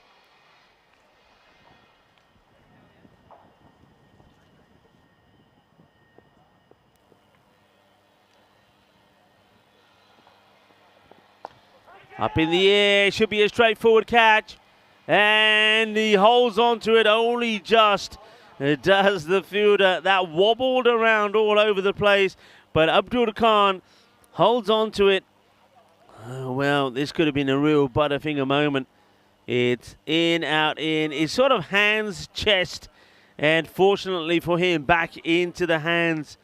So Zirak Chugtai, after a wild swing and a miss, then just chips his ball up in the air, so he's not able to get the score that he was after.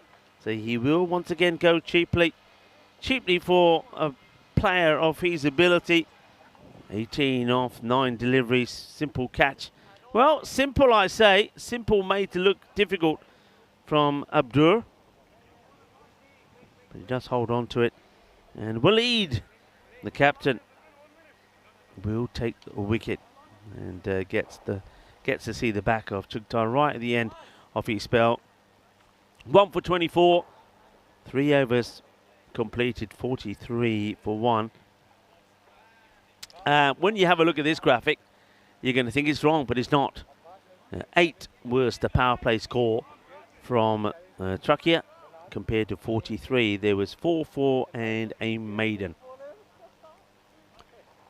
Well, the fielder who did put the catch down, this is Abbas Zahidi, is now going to get given an opportunity to have a bowl.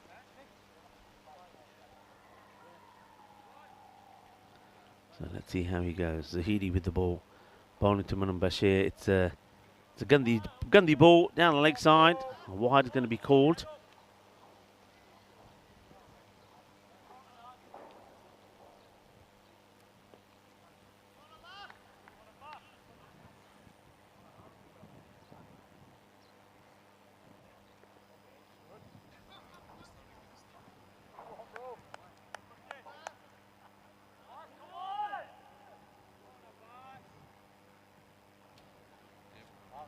Wide outside the off. It's one for the, I think that's going to be one for the over as well, as this has been banged in by Zahidi. So Abbas, well, that one is down the ground. It's going into the hands of the fielder, who has taken a pretty good catch. And Abbas Zahidi has taken the wicket of Manan Bashir. So Chugtai goes and Manan Bashir follows him. He's goes for the big shot, doesn't get it right, and it's a very good catch there taken. It's an interesting one with the palms upwards, fingers up. You probably think you want to have that the other way around, the palms facing downwards because of the way the ball's going, but well, he holds on to it here. You see what I mean? Normally you're taking that style with the ball much higher, and you normally have the fingers pointing upwards, but he has taken the catch. Bashir now also goes. He goes for 22 off 10. Oh dear, that's not a good delivery at all, is it? Abbas Zahidi will go for 4. And the good start there for Suleiman. So Suleiman getting another opportunity coming in here at number 4. I don't mind that. I think that's probably good thinking there from the captain, Yusuf. Probably thinking he wants to give somebody who hasn't played too many matches up until now as much opportunity to get a bat in. And that's quite a loose delivery. I'm actually amazed at the field set that they've given Abbas Zahidi here. They've got a close catcher in third who's walking around while the bowler's bowling. That shouldn't be allowed either. And he didn't go back to his mark. He's sort of walking around and the bowler bowls it, but maybe it doesn't get seen by the umpires. That's going to be a wide down the leg side. 50 now on the board, courtesy of that wide.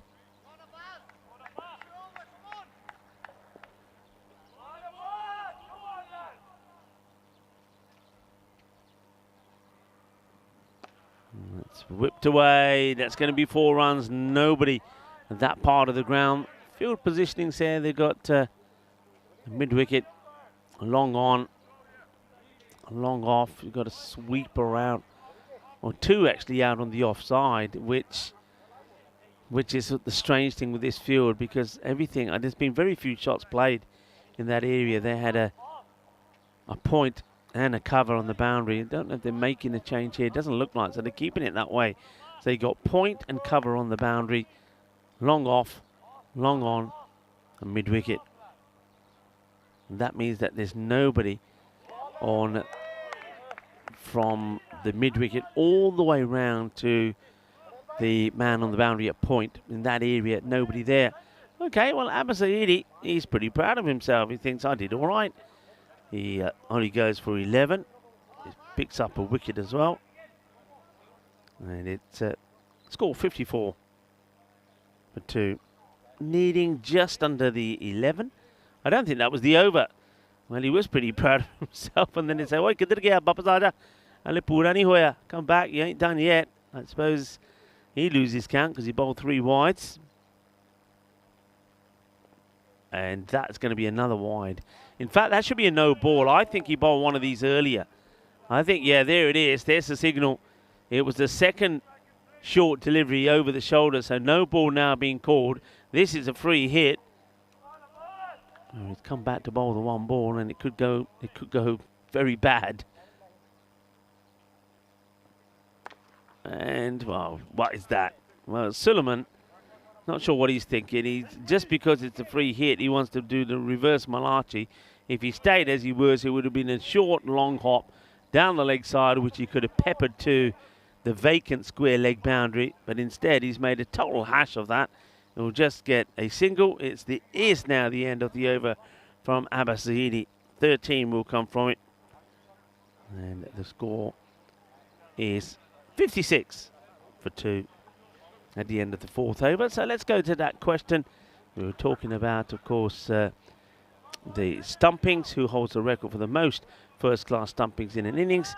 1951, a memorable day for Warwickshire. Wicket-keeper Hugo Yarnold in Dundee. He made 6 stumpings in the 2nd innings against Scotland. A first-class record that still stands today. Well, there's the answer. Thank you very much for taking part. And well done to those of you that got it right. And more of those will come throughout the week. Just for fun. And let's have a look at this. There's a massive gap where the teams are at this moment in time. It's played away. Just a single taken. Easy, easy, easy. Keeping it at under the 11 at the moment. At the 5 over mark. The score was 25 for 1. From MU Trachea. The Ravens are well on course. Have lost 2 wickets though. That's just guided away. This is the David Patel now doing the bowling.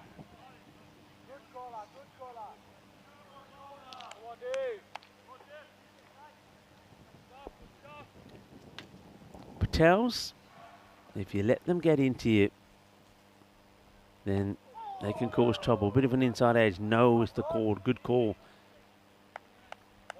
So, yeah, if this over goes smoothly and without too much damage, then I think Karan Patel will probably be waiting to bowl his first. It's played away. They've got 2 men out there, as we said. And, well, between them, they should stop it. Here comes the throw. And they will get a couple. Interesting one to have 2 fielders out there on the offside boundary to right-handers. You feel that surely the spinner would rather have an extra man on the leg side, maybe at square leg.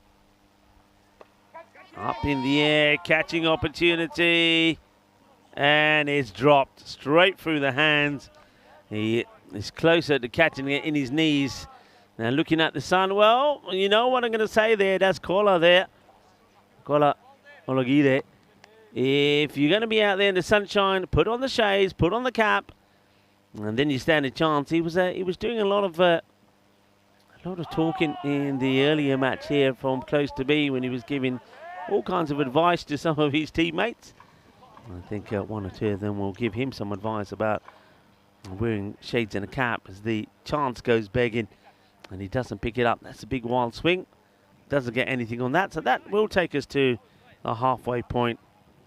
61 for 2. So that rate just starting to climb up slightly, not by a lot. Rian Hussein hasn't had too much of the strike. Suleiman gets played out. That's going to be 4 runs. Nobody's going to stop that. You just saw the graphic there of European Cricket Network in Hindi. So there it is there again. European Cricket in Hindi. You can catch up and get involved via another method at European Cricket Network Hindi. Do get involved. Smashed. That is big. It's a monster strike. Goes over cow corner. It gets plenty of it. Gets all of it. Sweet out of the middle of that bat. Que guay, que genial, que grande. Ese golpe es muy dulce. Más dulce de tarta de chocolate. 6 carreras. It's smashed well by Suleiman. Making the most of the opportunities that he's been given here by his captain, Uzaif Yusuf. And Karan Patel, as I suspected, does come on to bowl straight after Dave Patel, who only went for 5 himself. It's a better comeback. So the spin, will it be spin to win? Probably not, as this is one that's in the slot again, and Suleiman, he likes it there, doesn't he? He's in that spot, he's in the slot. Boom! Shakalagia. 6 more. Put them up in the air like you don't care, umpire. And that's what Ivan does. And walloped. So this over not quite going as well as the one from Dave Patel. It's gone 4-6-0-6. 43 of 26 to win. That's hit firmly as well. That's also going to be 4 runs. As soon as that gets past, Abbas Zahidi was always going to go to the boundary. So another boundary gets taken. They just haven't got this field right for me. You've got one man that's wasted out on the offside. Now that offside field, you won't believe it. They've got 1, 2. Well, actually, they're making a change here now. All right, 1, 2, 3 still out on the offside. It's going to be a wide from Current. So the point who was on the boundary comes in. So now they have an extra cover, a very straight long off, and one in between extra cover and the straight long off. So 3 men. You see what I mean? They're getting in each other's way here, the fielders. Taking it on. It's going to be close. That could be out. That could be out. I don't know if there was a need to go for this one for Suleiman. He wanted the 2. He's backed himself here. I think he might be short here. I really do. It's a good, strong throw from the captain. Does he have the ball? Does he have the ball here? Let's go back and do this nice and slow. He's got it in his gloves now. Keep an eye on this. Oh, wow. I don't know here. At that point, at this point here, I suppose you... I don't think he's holding on to the ball, you know. And I don't think... It's hard to say. I don't think it's actually the ball that breaks the stumps. The umpires are giving it out. I can see the umpire giving the decision. I suppose they're deciding that he does have it at a point where their bells are broken. So it has been given out. There's the decision from umpire Narayan. That was a close one, you know. I think at just one point when those... It looked like just... Perhaps when those bells are broken. Here's the throw. Waleed gets there, throws it in. It's a good throw. It's taken on the bounce. You can see there. I just yeah, they looked at it long and hard, and I suppose in the end there, umpire Satish is happy that the wicketkeeper was at the point of impact when the bows were broken, was still in contact with the ball, so it has been given out. Didn't need to do that. Really didn't need to do that, Suleiman. And it sort of runs himself out on 34 of 16 balls. Good throw though there from Waleed. And that's going to go all the way for 6, says Rehan Hussain, who's only faced, in that little partnership between him and Suleiman, he hardly faced any deliveries. I think he faced 2 balls. So now he gets a chance. He says, right, it's my turn. He was hogging all the strike with Suleiman. And Hussain, first opportunity he gets to get on strike. He hits that one away pretty well to the boundary. As Dave Patel comes back to bowl, he's second. And starts with 6 runs.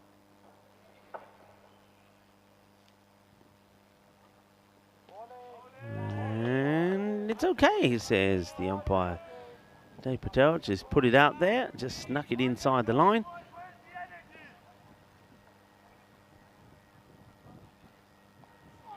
A little cheeky touch.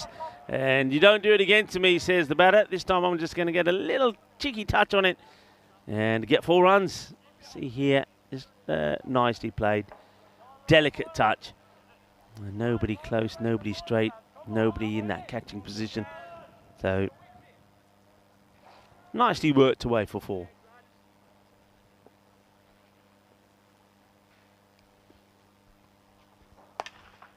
Oh, that's crunched. Absolutely crunched.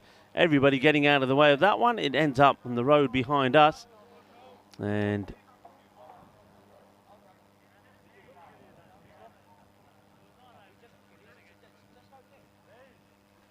that ball will come back. Here it comes. Good hit. He's absolutely crunched it. Absolutely crunched it, as Hussain. So Hussain probably was biding his time. Probably thought, well, once Suleiman gets out of the way, then I'll do my hitting. We'll take it in turns. So 23 in 20 balls. We'll get a point. Trakia, well, they'll go back to picking up points. Patel gets another dot ball in there.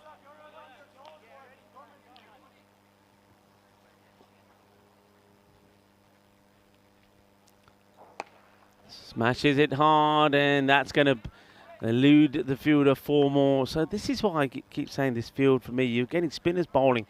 Batters are going down the ground or across the line. And I don't know why they're wanting the extra player out on the offside. You do not need 3 fielders on the offside boundary. So that one gets played away. So Dove, he'll go for 4 boundaries in the over. So that over goes for 18. The one before that went for 22. Score 101, now 3. This is what's coming up next, though. Sophia Stars. So here we go. Bhaktir Tahiri comes back. Balwant Singh Sandhu in the side. Bhavesh Jatwa in the side. And don't forget, you've still got Shivam Mishra, Prakash Mishra there. And also Murad Khan, who's been in very good form. Oscar Duff, the young fast bowler. Rakesh Yadav. So starting, I'm going to say starting to look, I was about to say starting to look a strong side, but they're a side at 1-5-0. They keep changing, but they have kept winning. And sometimes it's without the full quota. Kushal comes back for the Spartans. Anthony Dowling back in the side. And Raghav Grover will be playing his first match. I'll give you more details on the ins and the outs before the start of that crunch match number 15. It's going to be an absolute screamer. The Stars taking on the Spartans. And, 2 teams, they have met already.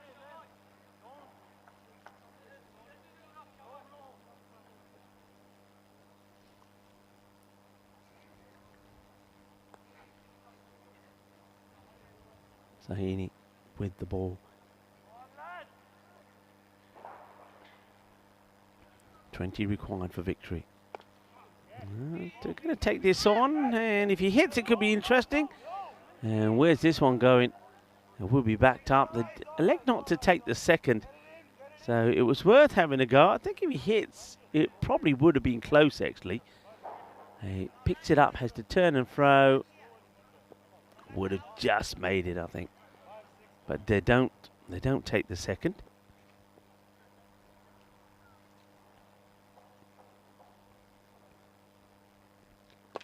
Gone.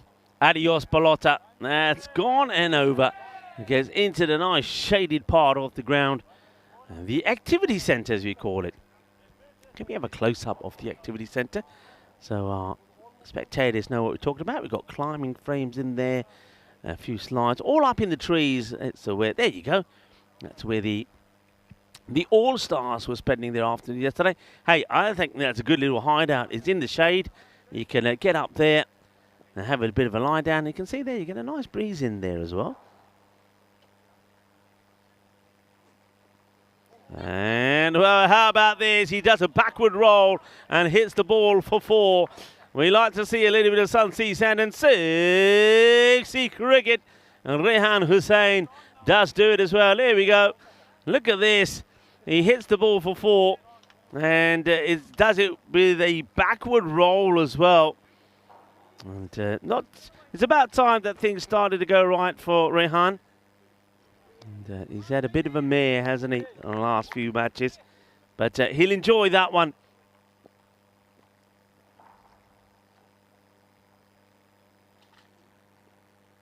And that's going to be, yeah, it's just the wrong side of the line. Frustration from Saini, but it's a great shot. Great shot of that from 2 circles. It just misses that line.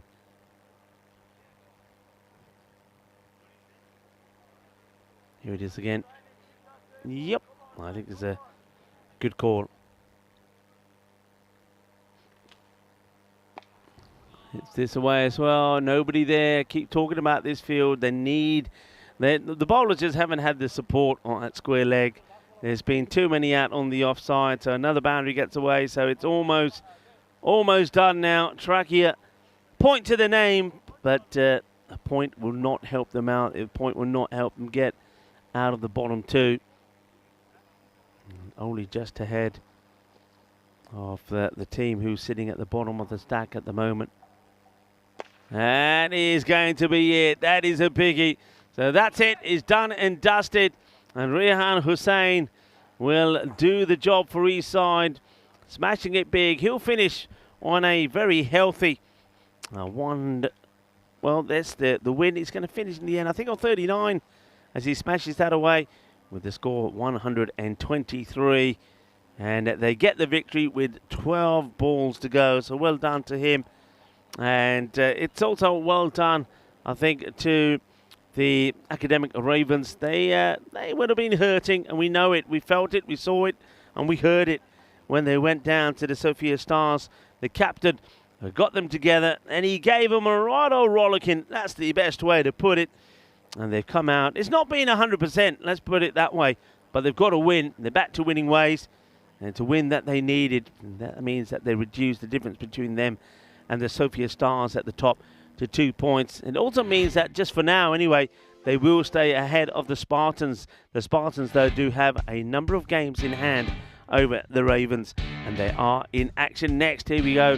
The Sophia Stars will be taking on the BCC Spartans coming up in the final match of the day, match number 15. Do join us, do stay tuned. Well, we'll have a few lurker shouts out as well, and we'll have a few random questions, why not, for the last match. But in the meantime, let's go straight to these highlights. And it's a good, steady start from the 2 openers. Zarak Chuktai and Manam Bashir were taking their time. And Manam Bashir, we know which shots he likes to play.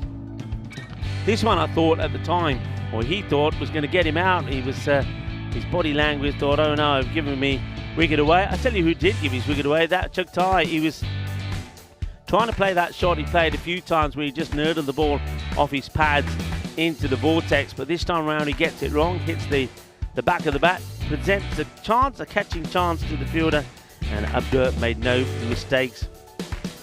Hussain would come out at number 3, but he hardly touched the ball for a while the time that Suleiman was out there. Suleiman was doing all the hitting.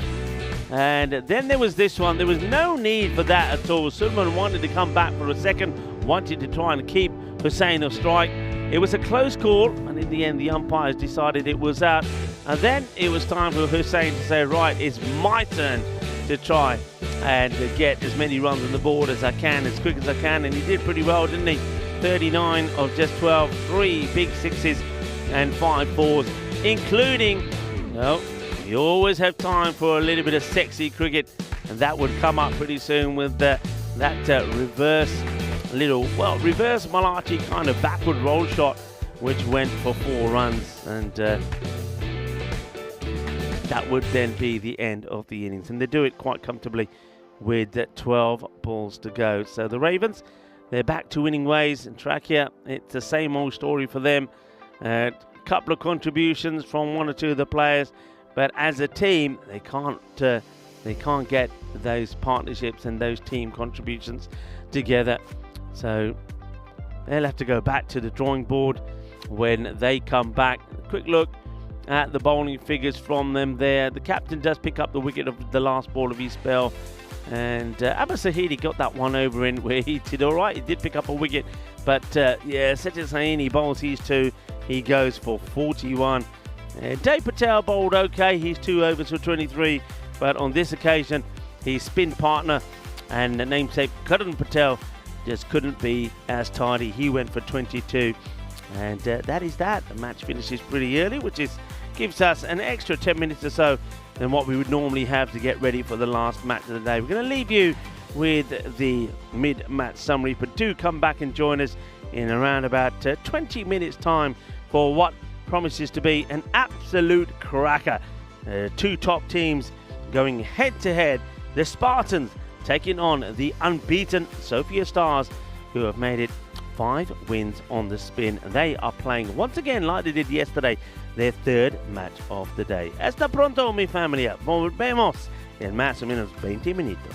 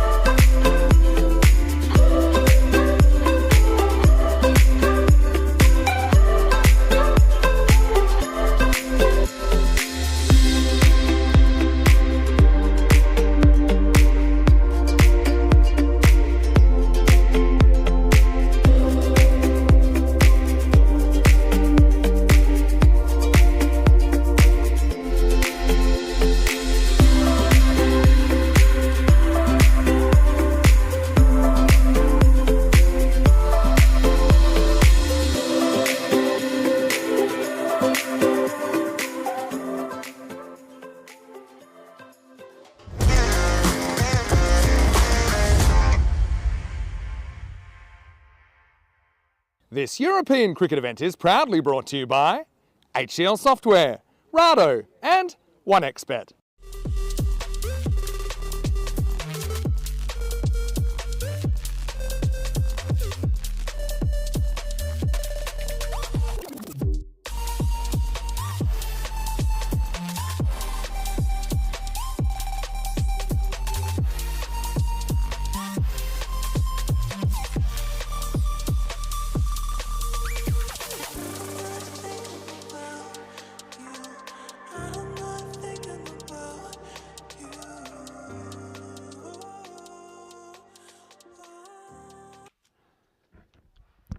Hello viewers, and welcome back as we get ready for the crunch match, the one I think most people have been waiting for. The Sofia Stars are taking on the Spartans. This is going to be a very good match. There's some new players coming into play as well. We'll talk about that in a little while. First, let's join Tyrone Peters out there in the middle for the coin toss. The Spartans to call. Tails. Tails is the call. And it's a head. They can have a bowl. Thank you very much to Tizer. I want to say well done to Tyrone and of course all the umpires that have been doing a fantastic job throughout the day in this heat. To Narayan, to Ivan, to Satish, and also to Joe Foster, who's a part of the ECN crew, who's been doing some scoring, but he's going to be on the field this time round because there'll be no umpire Satish. There's a very good reason for that. When Siddharth Nair is playing, who is Satish's son, then obviously it's quite right that his father is not out there doing the umpiring. That's why Joe will be out there. As we take a look at some of the shots around this beautiful ground.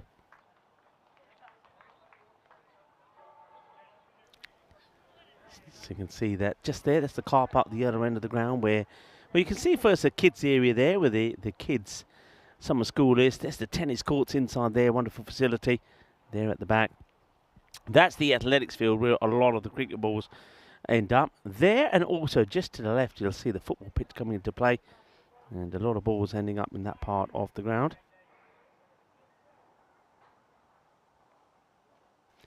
Let's take a look at the two teams. Now look, new players. Bhaktir Tahiri comes in. He's not new, but Bhavesh Jatwa and Balwant Singh Sandhu, those two are new. And then if you go over to the other side, Anthony Downing comes back into the side. So does Kushal Krishnakumar, but also Raghav Grover. So new players coming in. And, so for the Sofia Stars, remember they have got Abbas Ali, who comes out this time around for them. And for the Spartans, from the team that played earlier, there is no Nankov. This time it's Joshua Dowling that will get a break to allow his brother Anthony Dowling to play. And Harsh Singh, harshly treated, maybe gets dropped. And Raghav Grover comes into the side. 54% to 46%, very much even Stevens really. We're in the Goldilocks zone. Sofia Stars, probably because, of course, that 5-0 record, are pipped at the moment to win this one. So I think everybody's ready for what is going to be a fantastic match here on World UFO Day. By the way, there's been talk of some sightings of a UFO around the ground. And, not that I've seen anything. We're trying to get some evidence and proof of that. Maybe we'll get something a little bit later on, but let's go straight to the action here. And Gangadeep Singh has the ball in his hand. We're looking to get a good start here. Bowling first up to Adrian Dunbar and Kushal Krishnakumar. Kushal at the non-strikers end to start off with. Started the day as the leading run scorer, Kushal. It's a nice looking shot. What a beautiful shot this is, through the covers for 4 runs. Delightful shot from Adrian Dunbar, and that's the kind of sets the tone for this match. What a beautiful shot. That is a cracking shot through the covers. Pavel doing the fielding. Dunbar off the mark with the boundary. Good shot this, really good shot. It's ready to go again, checks the field.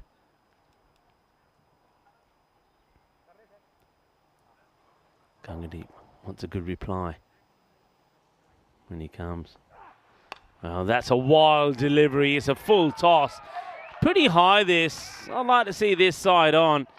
And there's Joe Foster, who's probably waiting to see this as well. And I think if we slow this down, keep an eye on where the waist is there. I think you called those. Yeah, it has been called. That's a good call. Look, it's waist or above. It's certainly not below. It's too high. It's not a good delivery. That is going to get the treatment. There's going to be a 7-up to start off with from Guggendeep. And they're back to in the drawing board. In comes Guggendeep again. Now he goes down the leg side. No follow through here from Guggendeep. Let's have a look at this ball again. I mean, one thing that you want bowlers to be doing, when bowlers are bowling, you've got to follow through. Guggendeep literally bowls and just look, he comes to us. He's like an athlete who's just done his routine and trying to make the perfect landing. You've got to follow through. That's smashed away as well. This time over onto the leg side. Adrian Dunbar continuing on from the good form he was in earlier in the day. He scored 59 not out of 21 deliveries to get the Spartans to that 142. And they held on to beat Trakia by 15 runs. He was the highest scorer in that match, and he just seems to have just continued in that spot. Normally he's a bit of a slow starter, is Dunbar, but not today. Guggendeep. That's going to get played away and gets through. Prakash can't stop it. It's going to be another boundary. Just take a look at this. That's 22 of 3 deliveries. And there was a 4, a no ball 7 up, a wide, a 6. No dear. And now another 4 there, 22. Guggendeep. He has picked up a wicket or 2 in the day, but most of his overs have gone a bit like this. He's not been consistent enough. But he has get trusted with the first over. And asking the question, it's a half-hearted appeal. I do wonder why Guggendeep doesn't follow through. As soon as he bowls here, look, he puts the stops on. I just feel if he managed to follow through as well, you feel that he would get a little bit more control on the ball. Bilal Mustafa saying, yeah, that was 12 runs and 1 ball. Not quite where we wanted this one to go, but it gets past Duff, and now the chase is on. It just loads up. They think about taking the second. I don't think it was quite on, even though the ball never gets released straight away by the fielder. I'm not sure why the Maximo came up there. I think somebody's seeing something or watching a different game to us. No Maximo there. 23 with a ball to go off the over. Spartans know they want a big score here on the board. They know what the Sofia Stars can do. The Stars have been big with the chases today. Chased 150 for victory. Chased 120.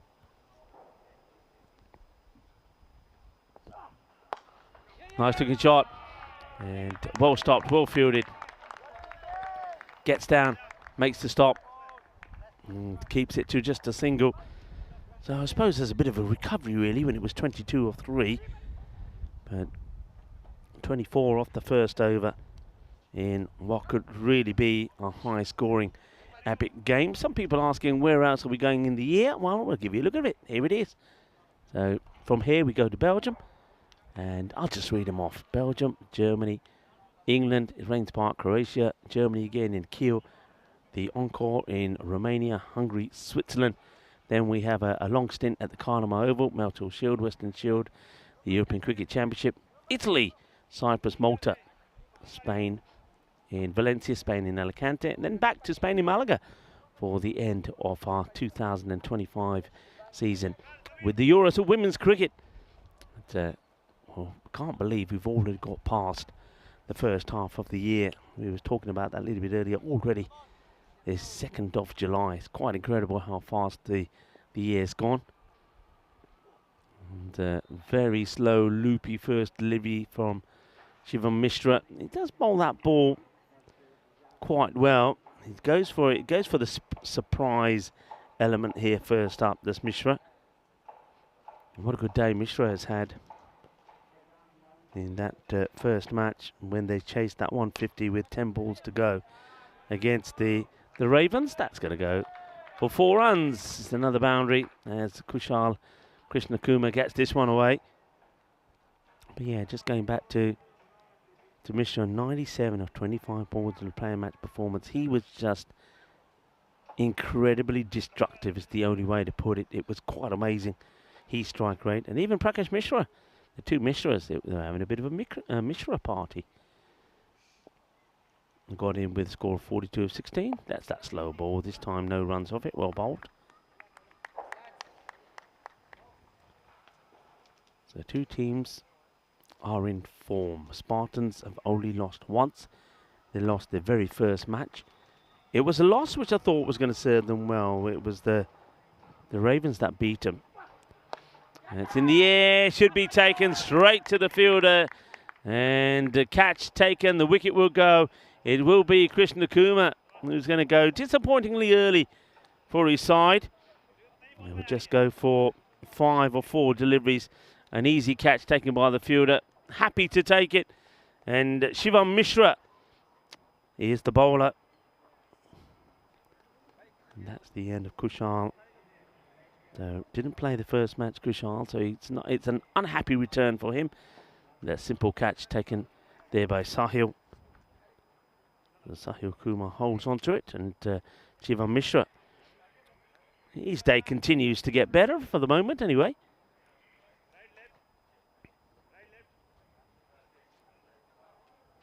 So Dunbar will be joined by a new partner who will have Mishra steaming in at him.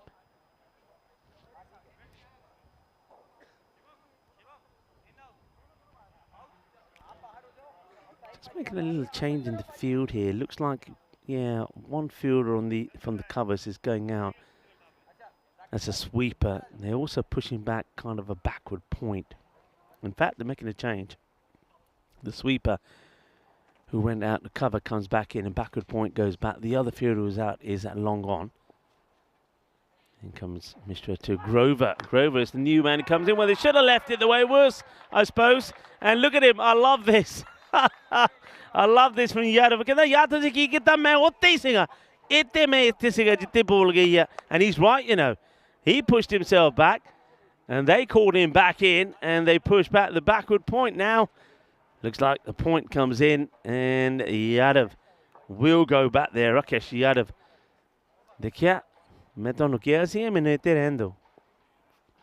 Grover opens his account on the European Cricket Network with a boundary. Now he gets a slow ball, which gets played away to the fielder, taking it on, but he can't get it. And that's a Balwant Singh, who's also playing for the first time on the network. And Balwant, he hasn't really quite been able to pick this ball up cleanly. He's, well, I don't know where he plays his cricket, but if it's the UK, well, you're right. The outfields in the UK are not quite like this. That one is taken off, but it's a little bit too wide for Mishra. 11 from the over. Has picked up that wicket of the dangerous Kushal.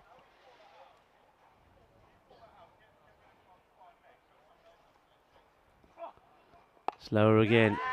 Wants to take it on, and that I think is the other new player, Bhavesh Jatwa, who also has to get used to the outfit. I think one of these players, I think it's Bhavesh, was actually listed from what I saw from Portugal. So obviously should be used to these sort of grounds, maybe. 36 of 2 overs. That over in the end going for 12, so much better one. Gagandeep probably not going to get the second over straight away. He's not. They're going to make a change here straight away, and looks like Sahil Kumar, who held on to the catch to remove Kushal. Gets ready to bowl the next. Prakash Mishra, who's in his gully position, shouting out some instructions. And goes from right across the batter and gets a dot ball in here. Quick look at the field. They haven't got anybody back here at the moment on the leg side, and that's because I think Sahil was saying, this is why I'm going to bowl. I want me extra cover back. I want my backward point back. So he's going to challenge the batters outside the off. Adrian Dunbar is a fine player on the offside. And it goes in the offside, bobbles around, and there's Yadav, makes the stop.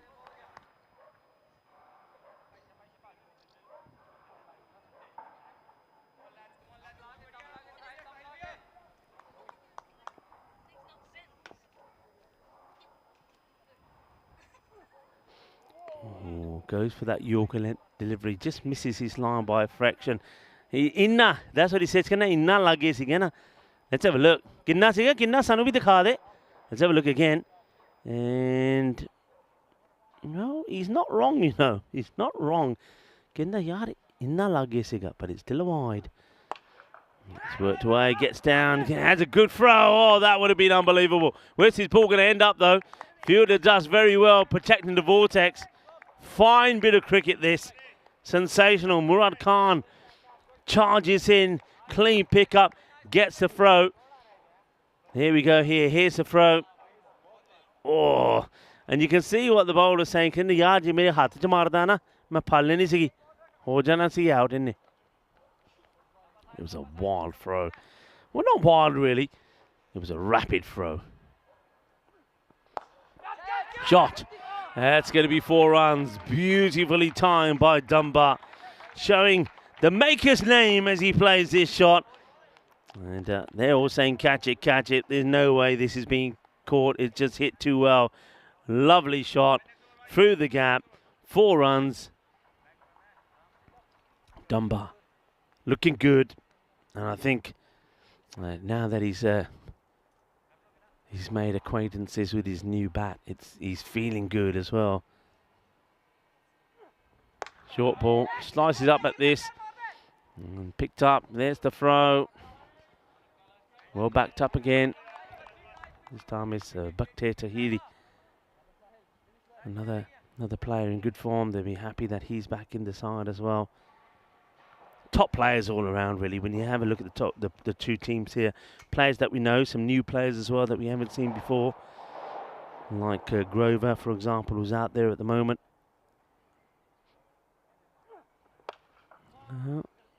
This one is sliced off the bat. Grover goes for the big shot, doesn't quite get it right. It's going to be the end of the over. It's not a bad over there at all from Sahil Kumar. He's got an interesting action, hasn't he? A few people saying that he kind of just chugs along and then comes to a stop and then goes back into his action.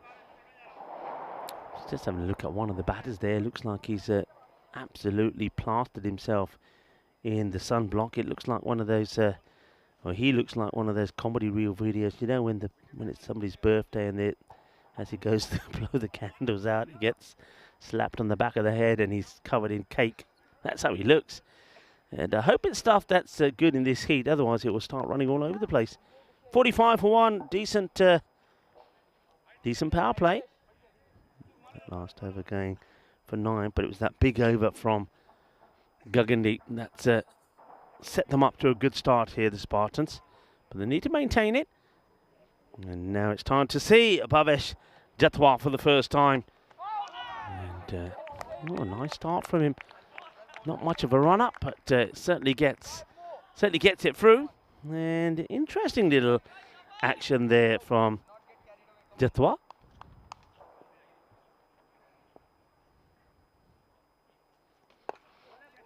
This time a little bit shorter. Grover hasn't quite got his timing right just yet, but I suppose he can be forgiven for that. He's playing his first match with the 99 on his back.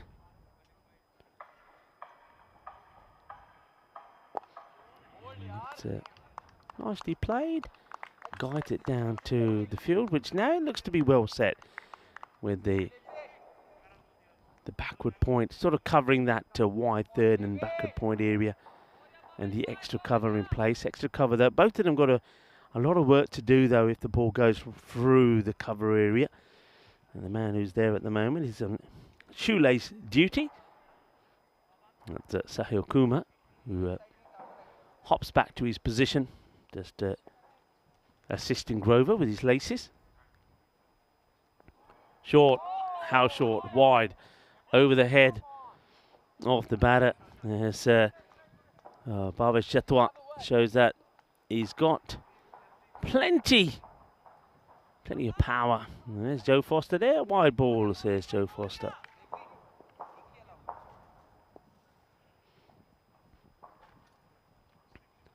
That might be a wide as well. It is. A couple of wides in the spin. Jatwa. Koina. Shaba. Prakash Mishra encouraging the bowler. Oh, high, but catchable. Somebody's got to call it. Oh, the messed is up. Oh, that is an incredible catch. I cannot believe he's caught this. I cannot believe that is being caught. That can only be one man. That's got to be Murad Khan, surely. There's only man I know on the field that would have caught this. They were going to get this horribly wrong, and they do get it horribly wrong. But somehow Murad Khan has just pulled off a sensational catch. That is out of this world.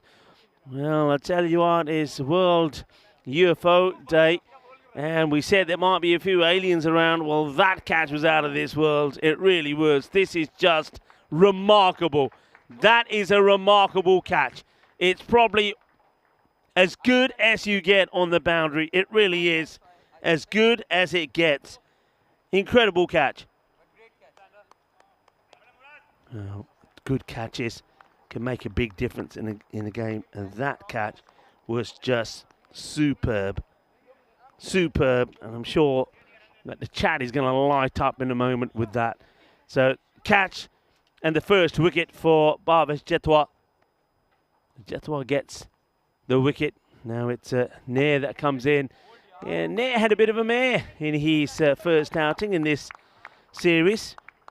Earlier in the day, he's looking to make up for it here. I don't think he did very well with the bat, scored 7, and then he went for a magical over. But what a catch that is. What a catch. And it removes Grover on 8. It's a nice shot, 4 runs. Beautiful. Absolutely beautiful. I don't think there's anybody better playing outside the off than Dunbar at the moment. He's some of his shot selection and some of the shots he's played outside the offside have been great. So with 2 wickets down, but they're still going at a healthy rate, 54 for 2.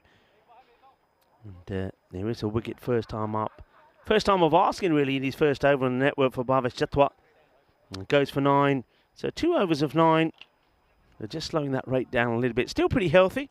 Still plenty of batting to come. But again, I think all eyes on how Dunbar goes and how he finishes. 33 or 13 at the moment.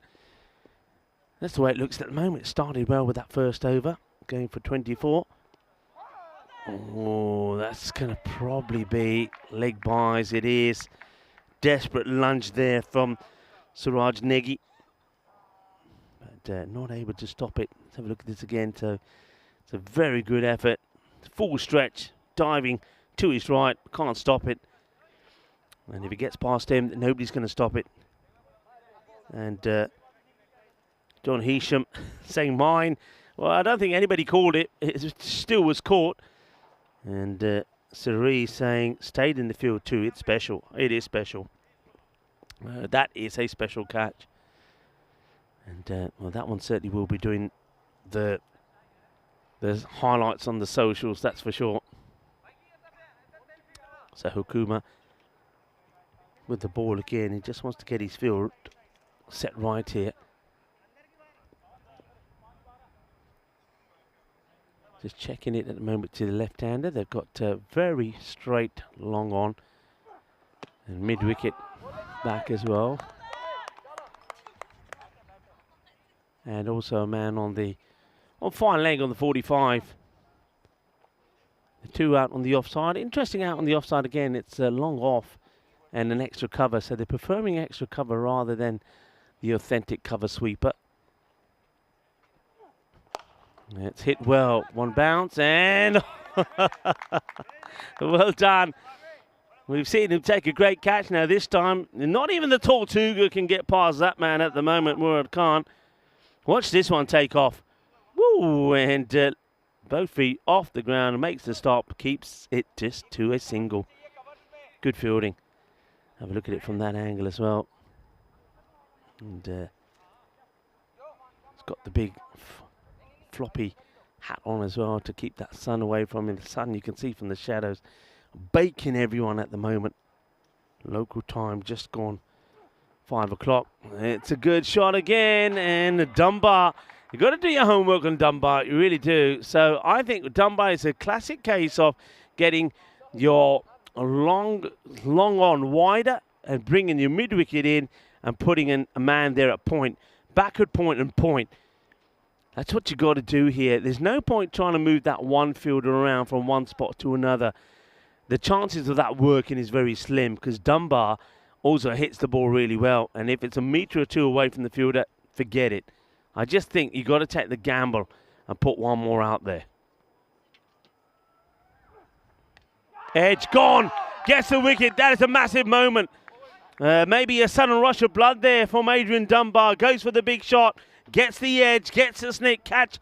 Sharply taken there by Negi. Negi holds on to it. Sahil Kumar gets his second wicket right at the end of the 5th over.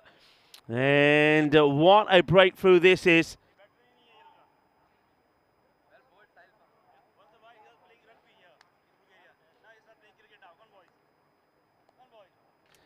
That is the end of Dunbar. It's a good little knock from him. And there's the catch. Nicely done. Kumar. Good bit of bowling from him. So 63. And I think there's still a ball to go in this one, is there? Yeah, I think so. So one more to go. Dunbar gone. Massive moment there. Massive moment. 37 of 15. Dunbar. How did they go now from here? Jacob Gould comes in. It's a little bit lower than where we saw him earlier. Didn't quite work at the top of the order, Jacob. And plays this one away. And that will be the halfway point in this match. Coming back into this pretty well, the Sophia Stars, after earlier Guggenheep gave away 24 in the first over. That over there, another one that goes for 9.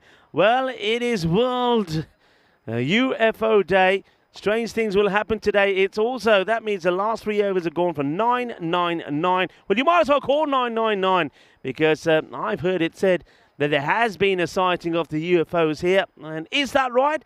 Has anybody got any evidence? Well, let's see if we can see any evidence of that as the players take a drink. Hello, hello. Well, there you have it. I wasn't bluffing either. Well, I must have missed it. It must have been maybe the innings that I had and Vinny was on. So, World UFO Day.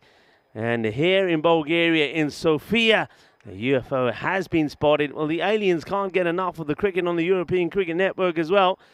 And it's cricketainment. It's not just taking our planet by storm. It's taking the universe by storm as the aliens are getting involved as well. In World UFO Day. Well, there you have it. All about the evidence. And there's the evidence, folks. So now, tell me you're not a believer now. 63 for 3. Excellent over there from Sahil. And I'm not joking when I say that the overs have gone 24, 12, then 9, 9, 9. Looks like Bhavesh Jatwal will continue. Now, Jacob Gould, sit up near. Nair's 4 balls for 2. It's still got batting. Remember, still got batting. And Chris Lakov, it's interesting. I mean, Jacob Gould is more of a aggressive player, so I can see why he's in there first. That gets played away to the fielder, makes the stop.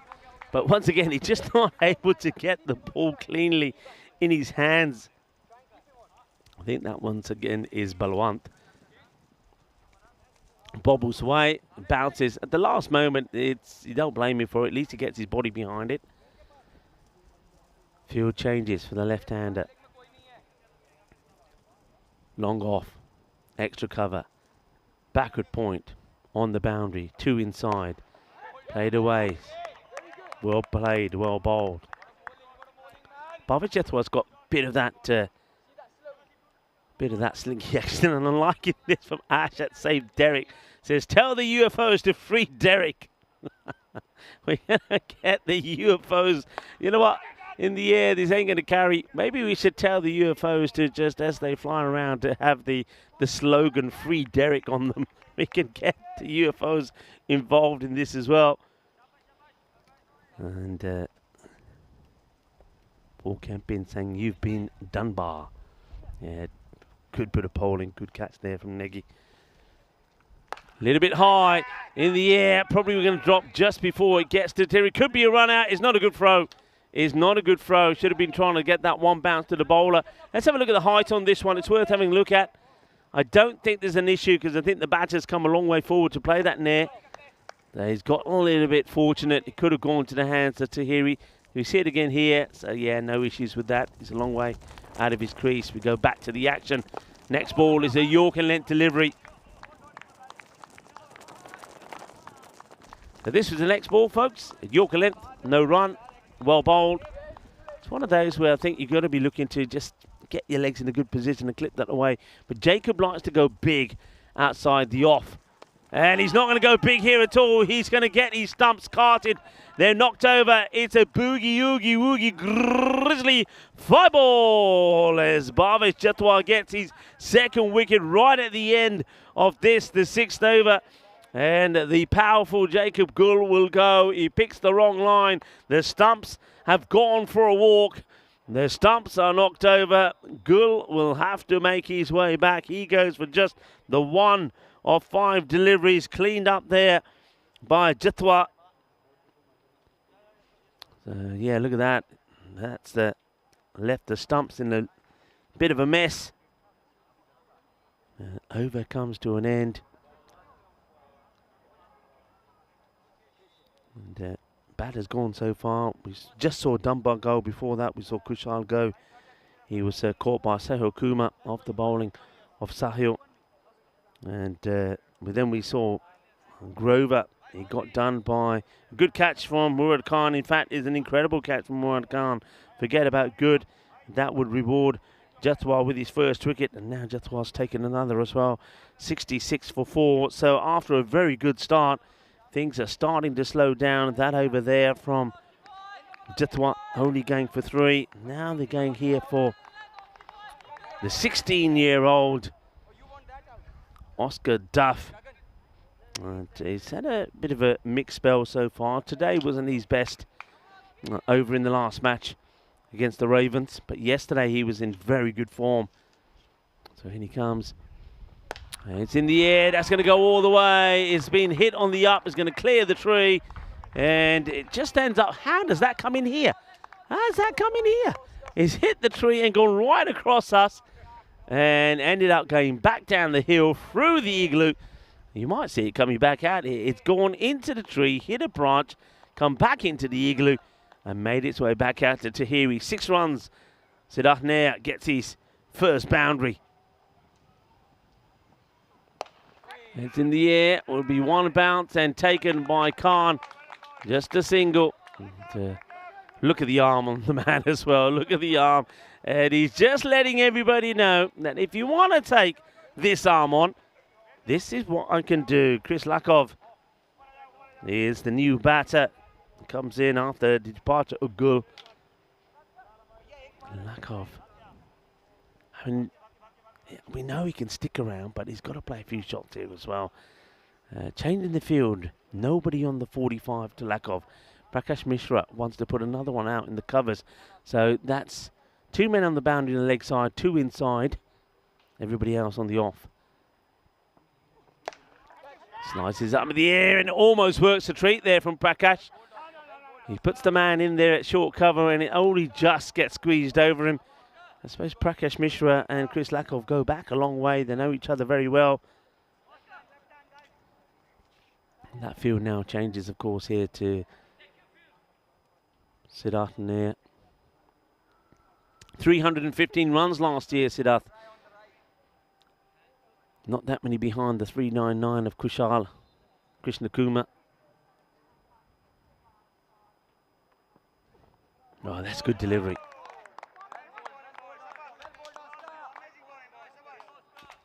Good delivery this. Look at the way he puts all of his effort going forward in this ball. Look at that perfect delivery. Really good delivery. Throws himself forward and a good ball to bowl to the left-hander. 16 years of age. He'll grow, he'll get stronger and he'll become a weapon. Oscar Duff.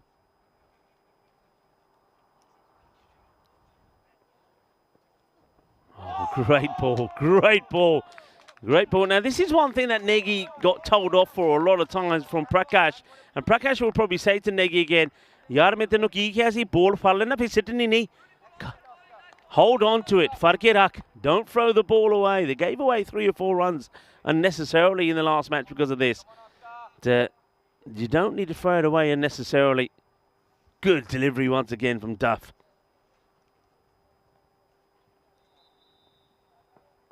Oh, I think he might go for a wide this. A wide has been called because it's over the head. Just a little bit inexperienced, but yeah, no. Yeah, 1 for the over. There's no doubt about it. Narayan gets that spot on.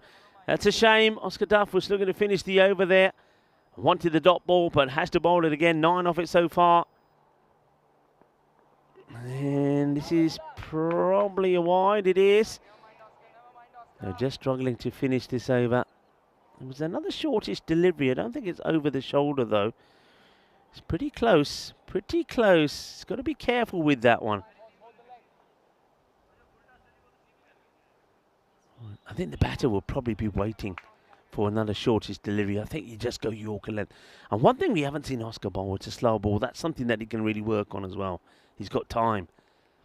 And he goes pretty full, gets played away. It should be just a single. They're thinking about 2. Here's the pickup, but hasn't got the power in the throw. And it will be 2 runs from it. So could have finished the over on 8. He'll give a few more away, but still, he'll take that. 12 come off it. And when the first ball was smashed for a big 6, that was the only boundary, though, that would come from it. So he does well. Let's take a quick look at what's coming up tomorrow. Of course, I won't be here. Billy Sandu will be talking you through these matches. All Stars back in action. They're looking and will be looking to get off bottom spot. Haven't had a win so far up against the Sophia Stars. It won't be easy. Plovdiv take on the Spartans. That could be an interesting game. Spartans then take on Sophia Stars. It's a repeat of this match. And then Plovdiv against the All Stars. And then the Spartans will be up against the All Stars as well. So the Spartans have a tough match, and then one which is a little bit more straightforward they would feel against the All Stars. Turn our attention back to this one. To Murad Khan, after taking an unbelievable catch, now coming on to have a bowl.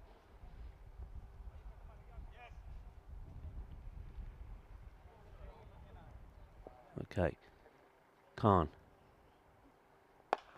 That's hit in the air and gone. Gets the wicket of his very first ball. Chris Lakov, he'll be the first to say that is probably not his style to go boom shakalaka straight away. He goes boom, but he doesn't get the shaka. He finds the hands of the fielder, and that is Shivam Mishra, who also has been outstanding with his catching. 2 guys combining well together that have done good work for the Sophia Stars. So Chris Lakov, a lack of power as he gets caught on the boundary. He goes for 1 of 2 deliveries, and it's Shivam takes the catch. Khan gets the wicket, and now it's the captain, Delrick Vinu, who comes in at number 7. So Delrick coming in at 7. So you could have gone with a number of options.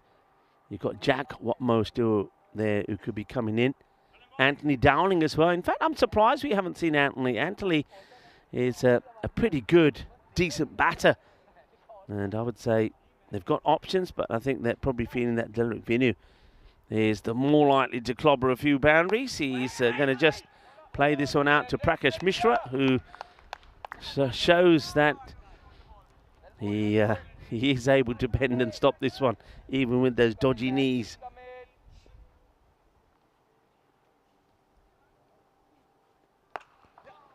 Played out, just going to be a single there. Looked like we were going to see a pretty hefty score, didn't it? I think after, it was early on, I know, it was only about we were in the second over at some point, and the 150 was showing as the expected score. I didn't touch on it then because I thought it was a long way still to go. But you can see how that has slowed down very quickly at the moment. That score looking like it's going to be below par here.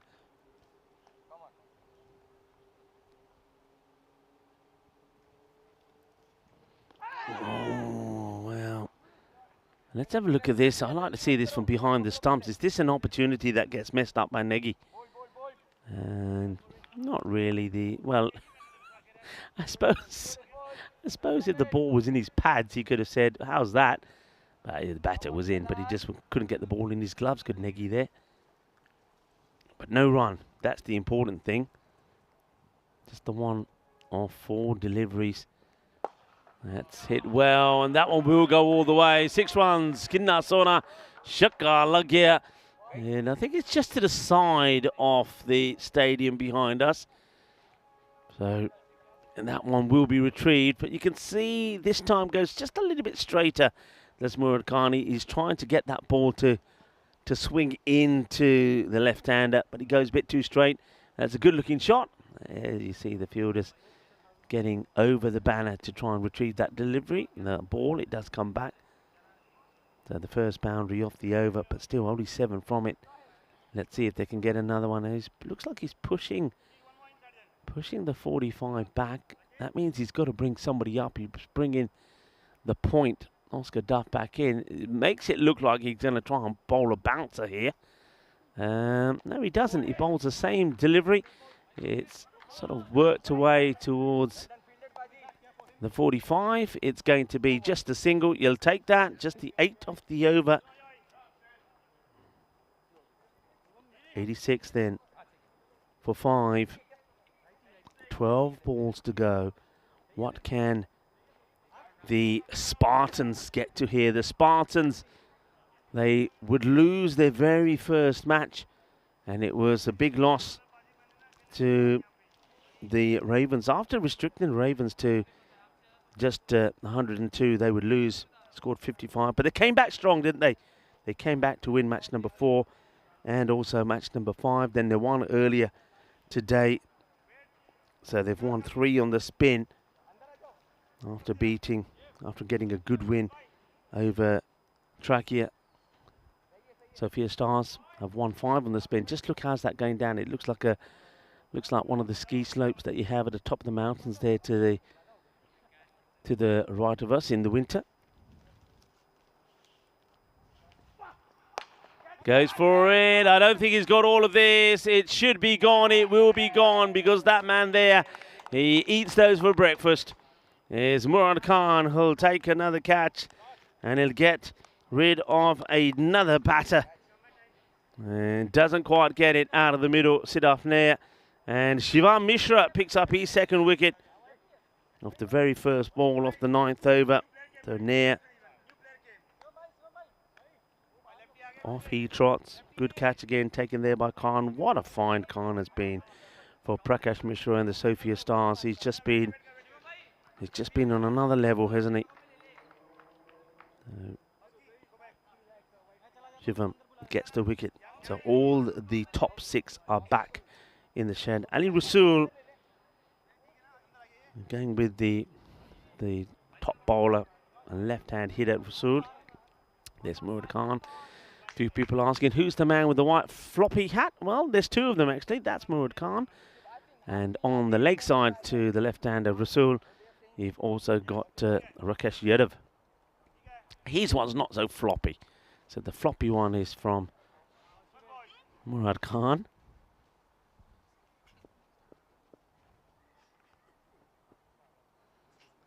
Mishra just losing his run there for a moment.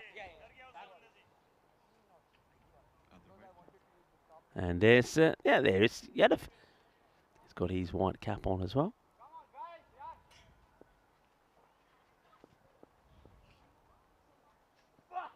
Slower delivery.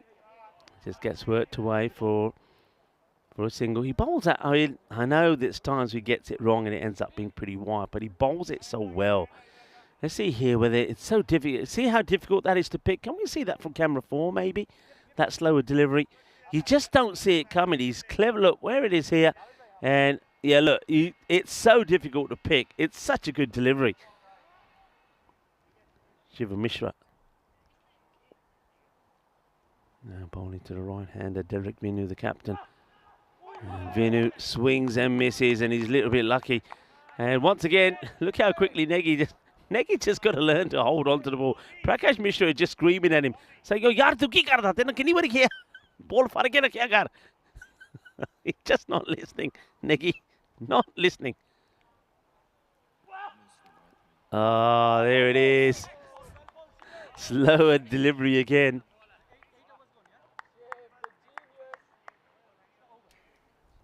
Slower ball played.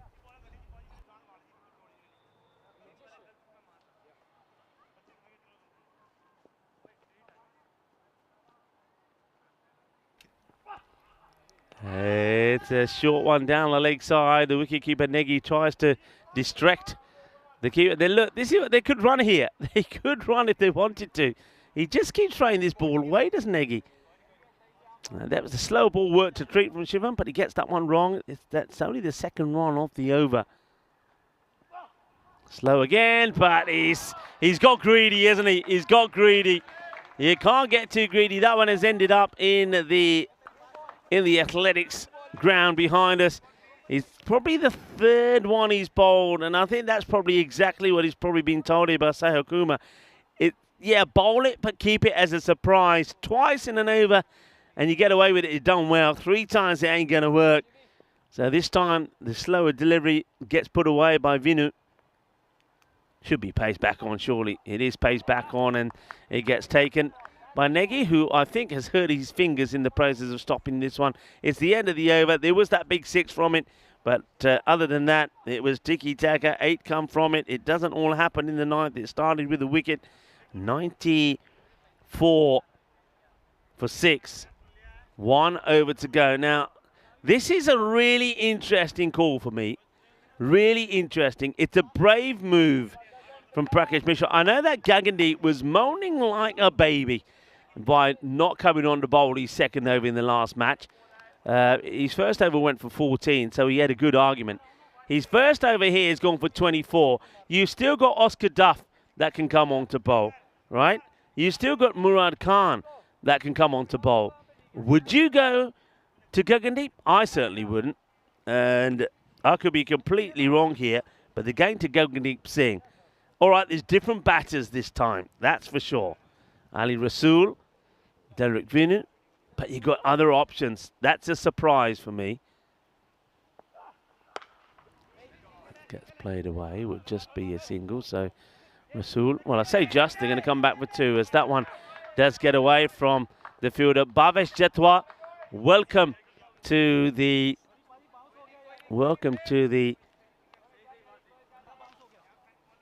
Vasilevsky cricket ground. It is not quite the same. Here's the throw. Let's look at Negi, and what's Negi doing here? Well, he's using his cooler, that's what he's doing.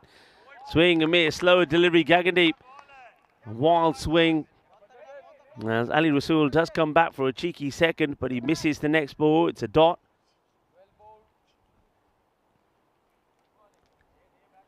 Cheeky second after a cheeky stop from the keeper. A little bit of cheek all round. Got to get there. Does. Can he hit it?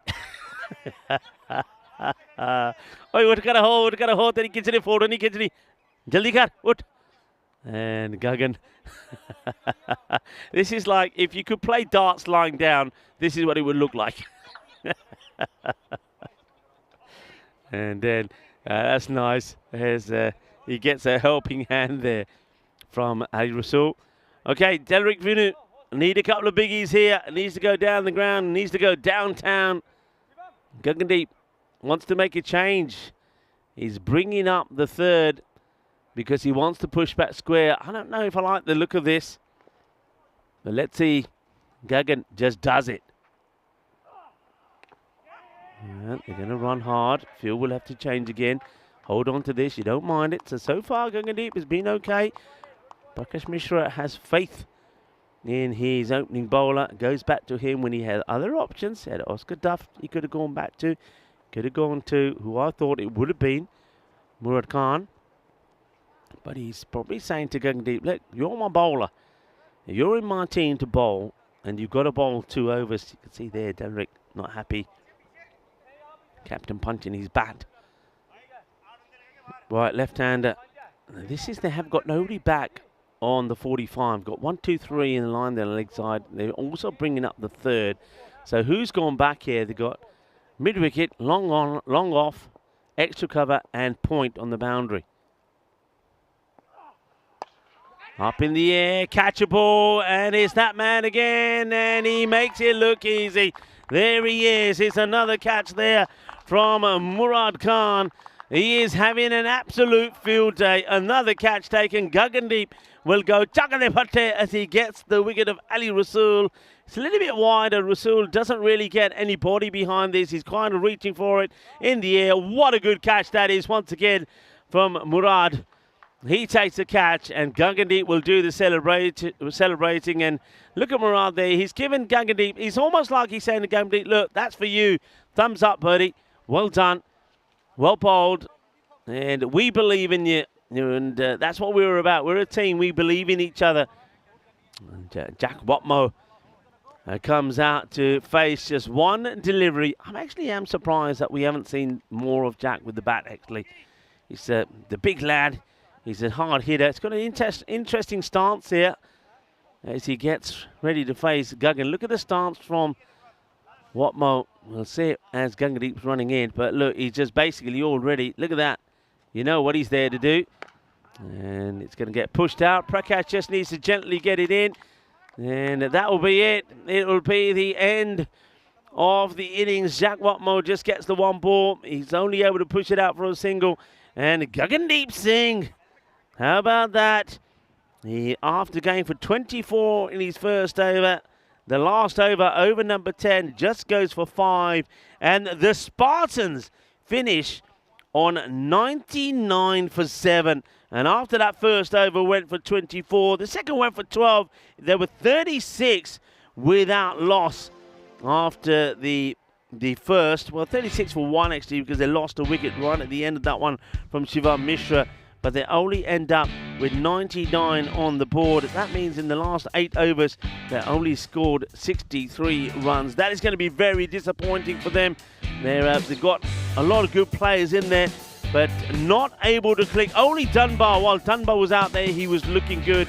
He really played some really nice shots. That was a nice moment there for Mishra, picking up the wicket. And that was one that did go to the boundary from Grover, but he was quite not in his groove. Dunbar was hitting some classy shots, wasn't he? And that was one that goes high up in the air. How about this? That, no words needed. Just pure class. No other way to describe that. Pure class. That is an incredible catch. This one is, there he is again. This time he does the one-handed fielding. He will, of course, take some more catches as well. And this was the one that got Dunbar. Dunbar was going well. He didn't give a chance until then. And sometimes that's the way that he goes. He would go, and then there was stumps all over the place. That was not the best of shots at all from a man who's not having a good day today, Jacob Gull. He would be castled for just one, and it wouldn't get any better. Chris Lakoff coming out. He was thinking if he could get something going, he goes down the ground, but who does he find? He finds another good fielder. That was Shivam Mishra who holds on to the catch. Shivam catching it, and Murad Khan getting the wicket. Another one gets skied up in the air. This was a really good catch once again. He's just been exceptional, hasn't he? Been exceptional in the field, catching, bowling. This one was launched. That was a biggie. That one would end up in the ground behind us. But no worries, says Shivam Mishra. He would come back. Then Gagandeep, the biggest surprise of all, maybe, bearing in mind how his first over went. Prakash Mishra says, all right, you can come back. I don't want you moaning and groaning And this time, I think it will be Gagandeep who was saying, see, I told you so, skipper, I told you so. But he needed, once again, a good catching from Murad Khan. And then Jack Watmo just came in there towards the end of the last ball of the innings. And it would just be a single. And Prakash signalling to his men, come on, let's gather around and let's talk about this. Look, it's not a big score, it's 99, but the Spartans, they've got a good bowling attack.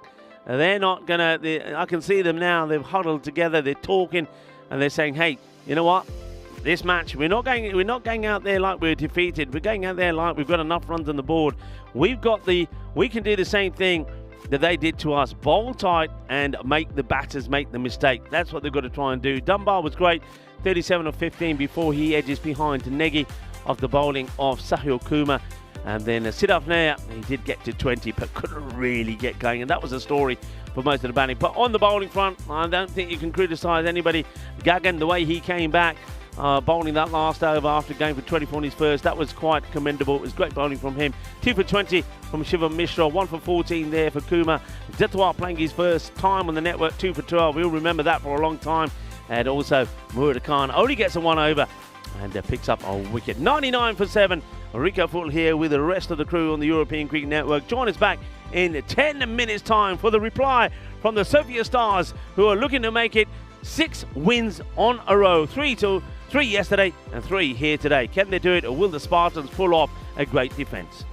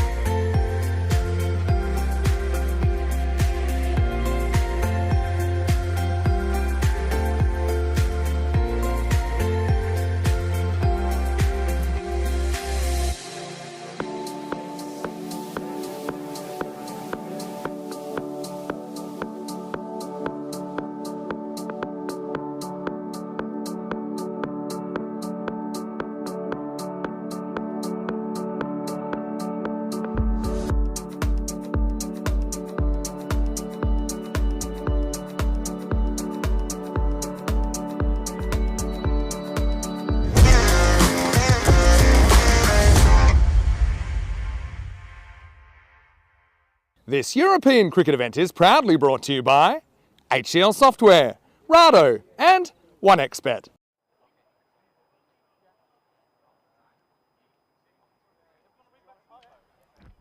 Hello cricket lovers and welcome back to the final innings of match day 3, match number 15, and it could be a real gutsy defence here from the Spartans. They've managed to get just to a score of 99. It was a positive start from them when they scored healthily off the first 2 overs, but it was a great comeback from Sophia Stars with the ball. They just starved their opposition of runs, and all the bowlers, it has to be said, bowled very well in the last 8 overs. And we'll go back to that graphic in a moment. There it is there. So 69 or less is how the Spartans can get 4 points here. And if it's going to be no points to them and the Sophia Stars take all the points, that means Sophia Stars have to score the 100 they need in 7. The way that they've batted so far today, that is definitely possible. But I will say that the bowling attack from the Spartans is probably going to be, or should be, better than what they faced in the day so far. Ali Rasool will start. He's going to be bowling to Murad Khan. Suruk Negi is the non-striker. Edge goes quickly to the third, picks it up well, throws it in. It will just be a single. Murad Khan at the moment holding on to, I think, the player of the match performance with his bowling and fielding. Hands over to Negi. So they're going to stick with Negi as the opener. I think they like this this left and right combination. Negi sees the field change. And it looks like they've got a genuine catcher in here. Pavel Florin is at slip. So they've got a slip and they've got, interesting, got a slip and a third who seems to be blinded by Pavel. Gone, full and straight, really good delivery. And Suraj Negi will go for a golden duck. And it's time for a little bit of the old. From the moment this ball leaves the hand of Ali Rasool, Negi has already got himself out of position. I think it's a slightly slower delivery as well. Negi, look at Negi here, moves out of the way. He's totally in the wrong area. And there's the wicket. That's the one they wanted. They get Negi back to the shed pretty early. It's going to be 1 for 1. Ali Rasool gets the breakthrough. And Negi, well, there he goes. Well, he might as well warm up. He hasn't done too much out there. Negi goes. And Bhaktiyar Tahiri comes out at number 3. But it was good. He hasn't played too much cricket, but scored some runs yesterday.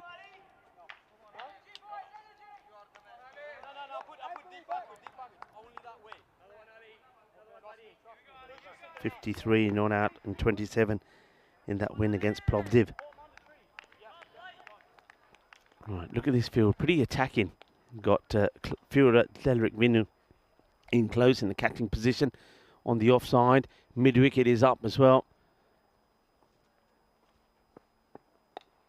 Worked away. Pavel gets down, makes a stop. Oh, Pavel Florin, brilliantly done. Goes down, makes a stop. Have a look at it here. Pavel goes down one way, and then goes and rolls the other way to get the ball back. You gotta love him. You gotta love him. Mr. Motivator himself, Pavel.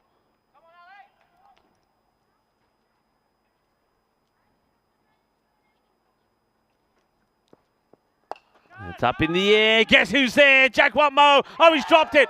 You got to stop the play. Stop the play here. Yeah, dead ball call straight away. Watmo. This has gone, I think, from his fingertips into his forehead. I think you need to get the medic out there pretty quickly. Let's hope this is not too bad. I think that's caught him right on the forehead. And yeah, this doesn't look good. The medic is coming out there. I think we're going to have a little bit of a break here.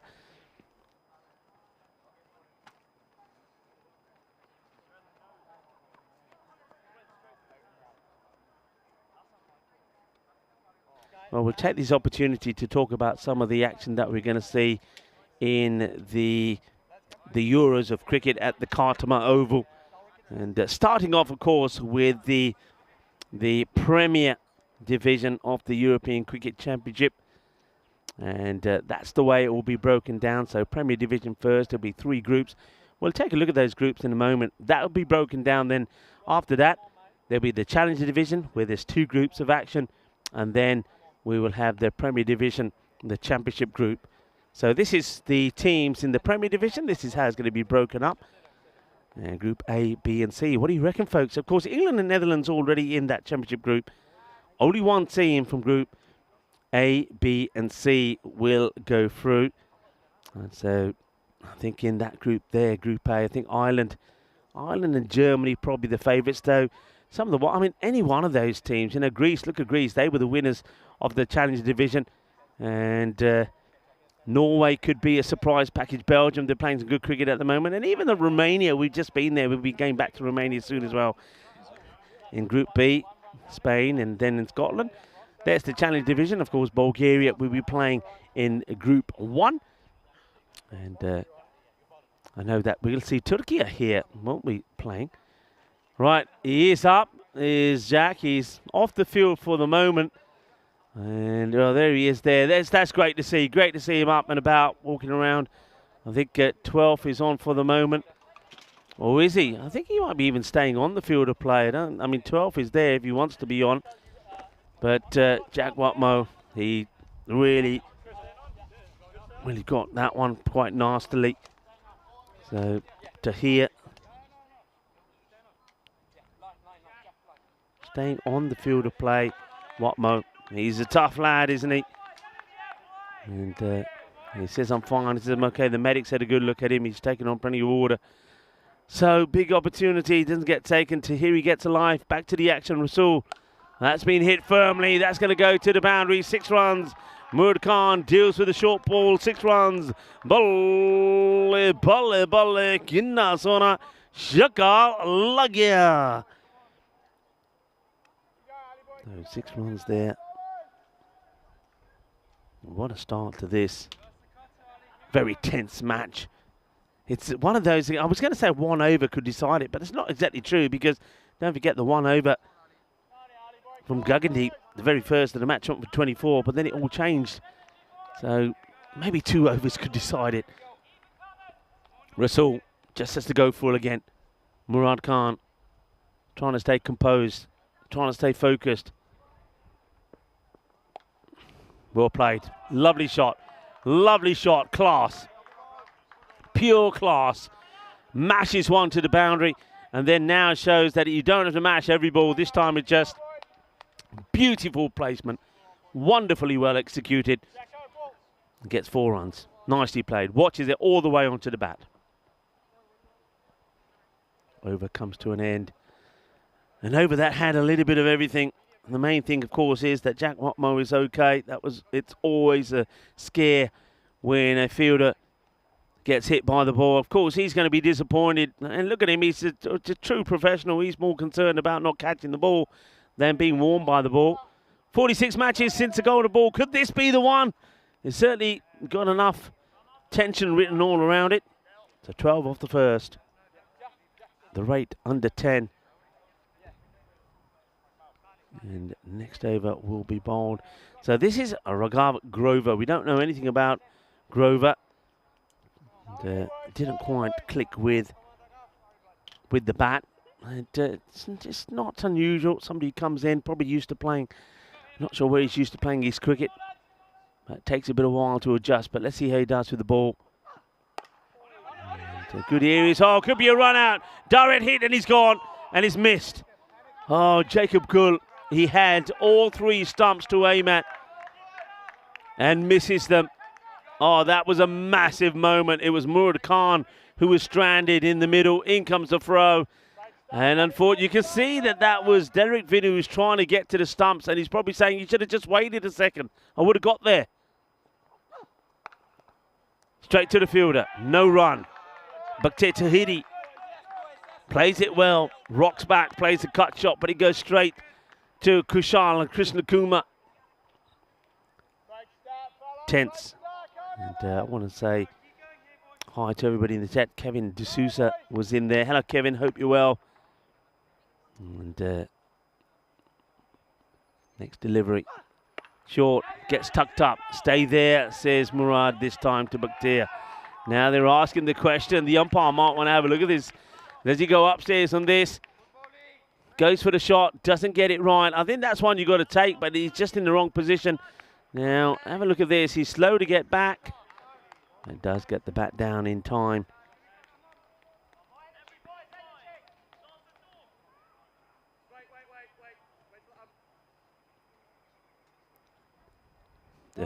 Sufyan Mahmood is saying Plovdiv going to win this year.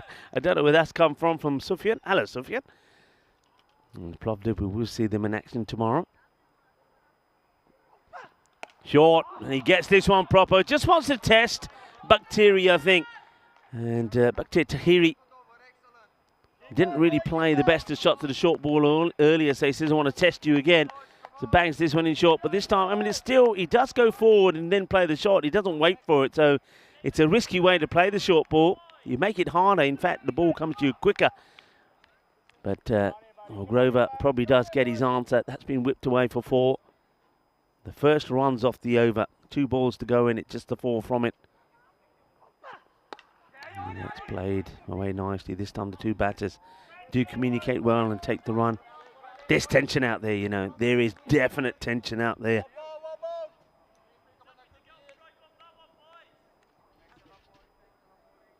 And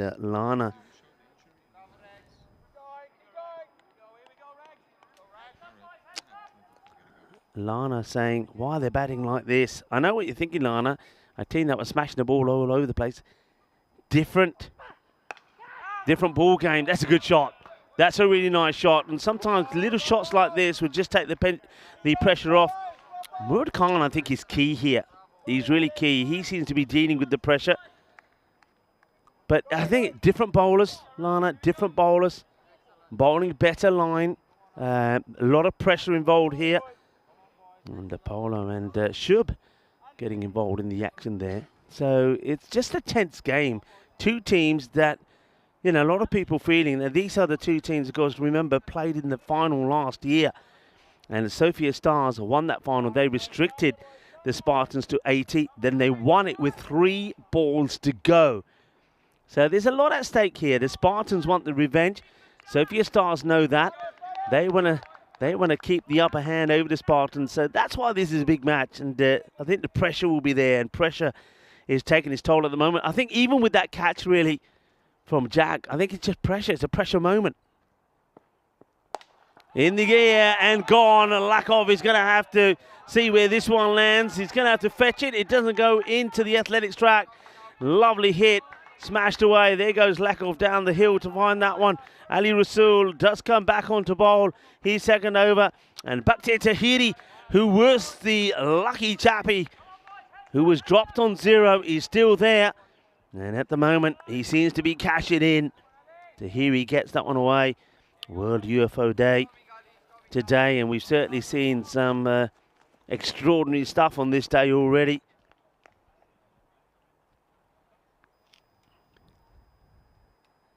Well, if you think there's drama here, don't forget, on this day in 2023, there was high drama at Lord's as well. In the second Ashes test, which began with a pitch invasion by anti-oil protesters at the end, and it ended in a controversial stumping. Remember that. And anger fueled by many people, fueled by that 100 by Ben Stokes. That still wasn't enough for an England victory. Of course, you know what I'm talking about there. On day 4, Australia had a lead of 370 despite a short ball barrage from England that took 8 for 92. Then Mitchell Starc and Pat Cummins put the boot in, taking 4 wickets for 45 runs. Firmly hit, but no run. Jack Watmo makes the stop. Well done, Jack. It would have been 5 before the close, but Stark's catch of Ben Duckett was ruled not out after he grounded it.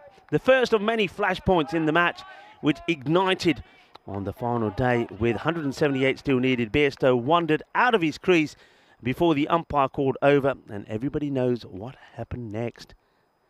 quick stump in there from Alex Carey. It's a well bowled. It's another dot ball. Ali Rasool coming back well after being hit for a boundary. The Australians copped some abuse later from the MCC members in the pavilion, 3 of whom were suspended for their misbehaviour in the increasingly fertile atmosphere after lunch. Ben Stokes almost reprived Headingley like he did in 2019 by adding 108 with Stuart Board in 21 overs for Mayhem. Gone big, and that's going to disappear. It's going to be the second big boundary in the over. That's gone a long way. That is 6 runs. Manos Riba. 6 carreras. That's muscle to the boundary. It's a massive 6. And though only 70 were needed when the Stokes was out for 155, the last 4 England wickets fell for 25, giving Australia a 2-0 lead in the series. The drama of that test at Lords on 2023. Well, we've got our own kind of drama here at the moment. 33 for 1. A ball to go here from Ali Rasool. Can Rasool get his captain, Derek Vinu, another wicket here? It's any one of these two will do at the moment. Both are in decent form. Khan and Tahiri out in the middle. Rasool gets the ball back. Vinu, I think, wants to make some change here. What's he doing here? Yeah, it does make a change. After talking to Ali Rasool, brings up Anthony from third, puts 2 men straight back. Slower ball tried. And that was the plan. Slower ball. Thinks it'll be hit straight down the ground, but no pace on it. Maybe Jack or perhaps Chris Lakoff could take the catch, but it's missed. And it's a dot ball. 33 for 1 at the end of the power play. The 2 power plays, 33 for 1 compared to 45 for 1. So they were 12 runs ahead of their opponents at this stage. But of course, that's when things went downhill pretty quickly. And you see it here in the graphic in front of you. That over goes for 12. It's gone 12, 9 and 12 so far. Right. Jacob Gould. Jacob hasn't been able to perform. In fact, he's underperformed with the bat. But he could make the difference with the ball. He took 2 wickets, both caught and bowled in the earlier match when he was the star with the ball. Bowls very much pace off, deceptive. But Murad Khan knows what's coming his way. Just making some changes in the field here. So they've got 3 inside the circle and a sweeper out on the offside. No third bat because they're saying, probably thinking with the lack of pace that Gul bowls with, you don't need that. Pavel on the 45 inside the circle. Then 1, 2, 3 on the leg side. Square leg, mid-wicket, long on. Long off also on the boundary. Here's the first. Lofted up. Played away in the gap. It's going to be a long, hard chase. Iba, pero no puede. 4 carreras. Beautifully plays. Gul thinks about it. Vinu runs up to him, gives him some more suggestions, maybe thinks more about the change in the field. I don't think you need to. Don't think you can keep changing that field. I still think that the way that Gul is going to bowl, there's the chances of balls being hit on the leg side are probably more slimmer than at the off. So you could go with maybe backward point, a point going back and maybe bringing mid-wicket up, keeping your square leg and mid on back. And, that one's a little bit wider. No run taken this time. So you can see that if that's the plan from Gul, then Vinu could be thinking about giving a bit more protection to the bowl on the boundary on the offside. Nobody in short on that leg side. 3 on the boundary and then Pavel on the 45. Here's the next. It's played nicely. Will get past 1. Will he get past Watmo? No, it won't. Oh, I think this is 4. I think this might be 4 because Watmo doesn't know about it. We may not be able to see this, but I think he has one hand down on the outside the boundary and the ball strikes him. I think this may be 4. I think it may be 4 here. Well, let's have a look. We can't see anything there. but it happens in front of the officials. But I think he had one hand down outside the field of play, and the ball hits him. He doesn't know it. But we haven't got the evidence here. I think you're going to have to go with it. Let's play down the ground. And that's just going to be a single.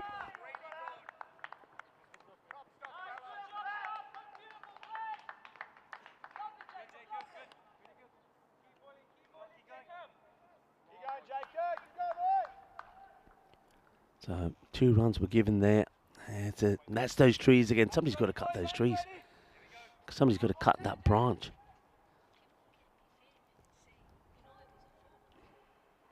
Short. And not a good ball. Not a good ball. That's the only way to describe that. Gandhi ball, Siggy.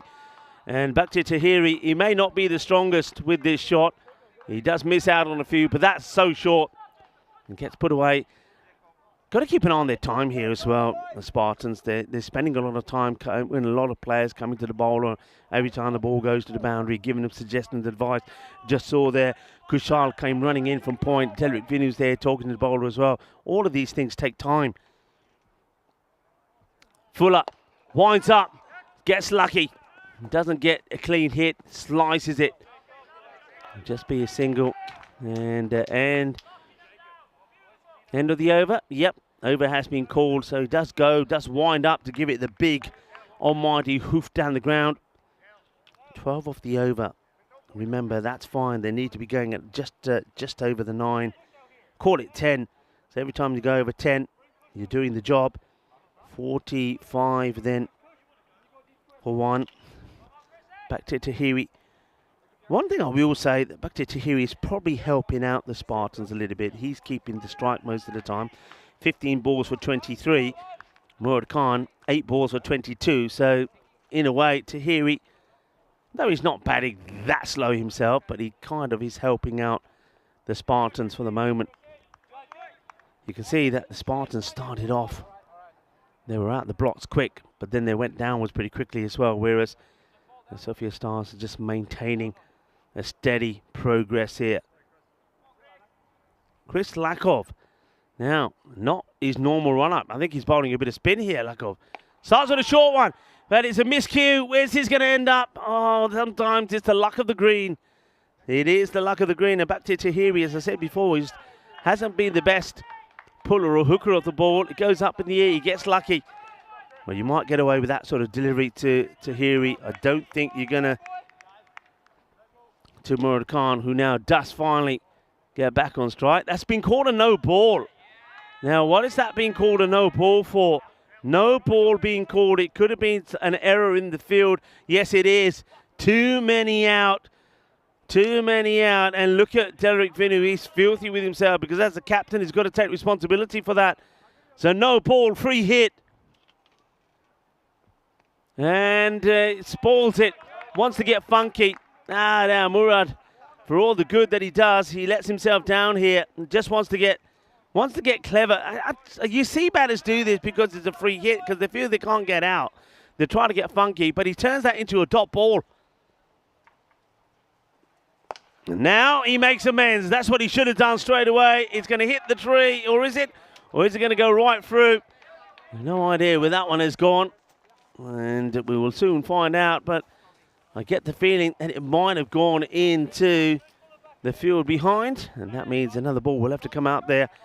Absolutely clubbed. That tree is going to be pretty famous, isn't it? I tell you what, if there's anybody that wants to do a bit of advertising, well, we've got some nice spots. Lakov comes back, and that tree to the right of us, that would make a perfect spot. You could hang things up. There you go. And back to the action. So yeah, all these trees. This one there, you could have a little bit of advertising there on that pole there, where the crane is, up in the air. It's going to be another boundary. Nicely played, Murad Khan. Picking his spots here. The only mistake so far was when he tried to get funky on the free hit. Gets himself in a good position, rocks back, gets right underneath it, elevates it over the short fielders, and that is going to be another boundary. I mean, Jacob Good went for 12. Lakov now trying. They're trying something. They need spin. I think that's why they're trying. You might as well. What have you got to lose by trying Pavel? It's played away. Let's talk of the man. And there he is in the action. Yeah, what have you got to lose? Go. You might as well go with him while you got the options and while you got the runs on the board. Right, one delivery to come at the halfway point. That's played nicely. Fielder's got work to do here and watches it all the way into the hands. There's Grover.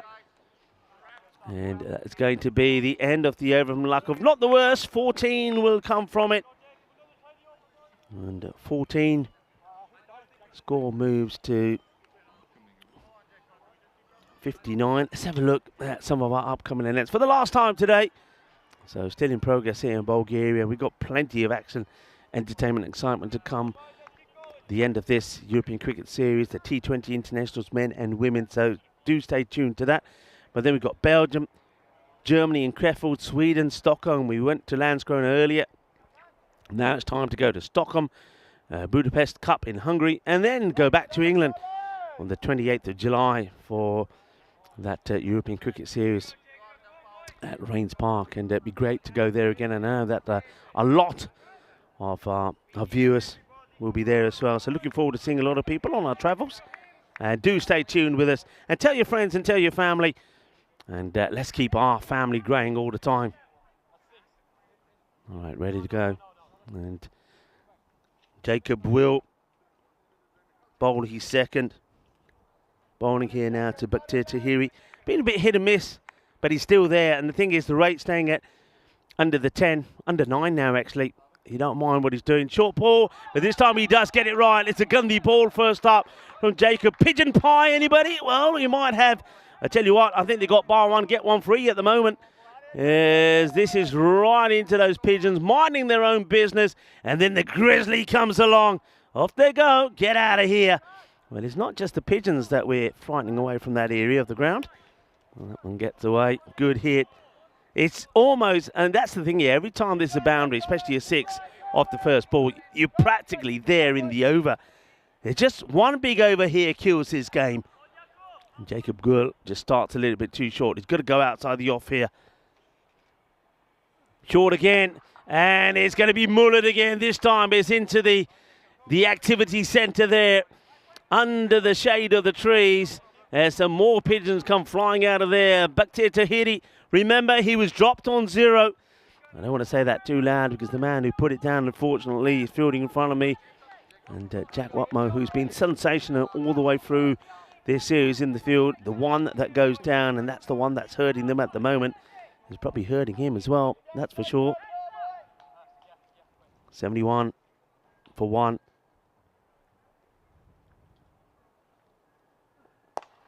Hit. Here comes Jack, comes across. Good fielding. That ball hits the ground, diverts away. Good backing up there also from Chris Lakov. No lack of attempt, no lack of effort from the Spartans. They're giving it everything, but it looks like the Sofia Stars are going to make it 3 on the spin again today like they did yesterday. Oh, well, when it's not your day. And when things aren't going your way, the rub of the green goes the other way. This one is probably destined to go onto the stumps, and somehow a little bit of an inside edge just takes it away from the stumps. He almost cannons it back on himself. Let's have a look at this here. Yeah, oh, that's so close to going back onto the off stump. Uses his feet and uses it effectively. What a good shot this is from Murad Khan. He just doesn't seem to be put off by the wicket keeper standing up, uses his feet, makes up his mind early, gets there and plays it beautifully. That's a lovely shot, it really is. And this boy, Murad Khan, is starting to show his real quality. Don't forget his work in the field as well. Slightly quicker ball, tries to just get this in the gap. Not this time, it's well fielded. And end of the over. That one goes for 19 off it. And at the rate now, you can do it in singles. I don't think the Sofia Stars are looking to do that. You can win this match by just taking singles here. It's theirs to lose after 6 overs with the score 78 4-1. And hello to Dave in the chat. Dave, I hope you're keeping well. Sufyan Mahmood saying should have bowled Pavel. I agree. I called it about 2 overs ago. Got nothing to lose, have you? You've got nothing to lose. There's no point giving Pavel an over when they need just 12 runs or something. Do it when, look, stranger things can happen. Pavel is a person who just the side of him, and everybody knows Pavel, just him coming on the bowl. Everybody says, Pavel, I'm not getting out of Pavel. I can't get out of Pavel. And that's enough to get him out. You might as well try it. 22 needed of 24. They're going to go back to Grover. Bowling his second, the first one for 9. It's a clever shot. Really good shot. I think that's 6. I think that is 6. The umpires will want to check this. I think this is 6 runs. Put them up like you just don't care. Creo que eso es 6, eh. Creo que eso es 6 carreras. Míralo, míralo. Y ya está. Oh, no, no es, eh. No es. Eso es 4. 4 it is. Oh, I thought that was hitting the rope. And, well, look, there's the fielder. We should have just taken the word of Anthony Dowling, who's saying it's 4. 4 runs. Good shot, though, from Bakhtir Tahiri. Moves to 42. Murad Khan on 39. 18 needed for a victory here. Are they going to get 4 points? 18 of 5? They surprised us once before, didn't they, the Sofia Stars, when they did it. And they did it in style with a big 6. And that was when they were chasing that 122 against Trakia. Nobody saw that coming.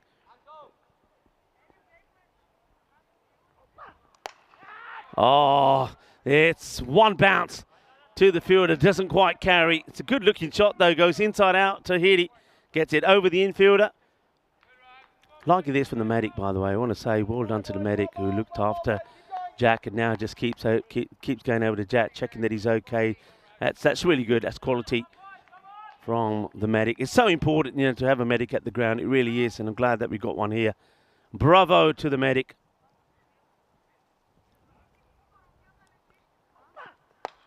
Shot. Jack.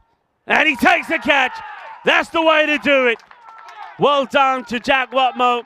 I know he put one down earlier, but you know what? This is what good players do. They don't let that bother you. He could have been off the field of play, but he chose to stay on. He's being treated by the medic while he's on the field of play. Just before that ball, the medic came over to see how he was. It's in the air. This is the way he likes to take him. Standing up tall. He gets himself up in the air. Catch is taken. That is the end then of Murad. Murad will go for 39, but you still feel that the job has been done. 39 of 17. And Jack Watmo, what a player. And that's a great moment for him when you put a catch down, and especially when you get hurt by it as well. Yeah, when that ball comes back to you the very next time, it's always in your mind, but he's cleared that. He's taken the catch. Great moment for him. Well done. And a good moment there for Grover as well. He picks up a wicket and picked up his first on the network. Grover. Now let's see if there's going to be any more surprises here. That's a good delivery. This gets played down for a single. Now the one they want that could cause some panic stations, I suppose, is the one of Bakhtir Tahiri. He now goes back on strike here. New batter just plays that one down the ground. Takes the single. No pressure, really. He only is theirs to lose, like I said. That's a good ball again. Well, Shivam Mishra starts to go, gets sent back, and now he just says to Bakhtir, you might as well stay there now. Yeah, don't forget Shivam Mishra scored that wonderful, incredible knock earlier, didn't he? Smashed the ball all over the place. What was it, 97? Then in the next match, he was 0 not out. Oh, I think there's bat on this. Yeah, there's no doubt about it, a bit of bat on it.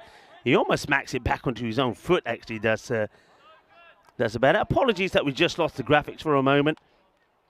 And that is the end of the over. And by my calculations, I feel that the score probably here is 84, but I'm sure that it will come up on the screens in a little moment. But Shiva Mishra is the new batter. There it is, I was right. My little scribbles do come in handy sometimes. And this is what's coming up tomorrow. We'll have a look at this a little bit later on as well. But yeah, I mean, a few people were saying Plovdiv are going to win. Well, there is Plovdiv. We will see them up against the Spartans. That would be a big match. That will test them. But Sofia Stars will be in action first up in the morning against the All-Stars. It's the Battle of the Stars once again. Sofia Stars, of course, had the upper hand the last time those teams met. And then the Spartans and the Stars again. Match number 18, a repeat of this one. Plovdiv against the All-Stars, and then you finish with the Spartans taking on the All-Stars. That's tomorrow. Chris Lakov back to pace on. This gets played away. Jacob Gull will do the fielding, just a single. Is there going to be a twist in this match?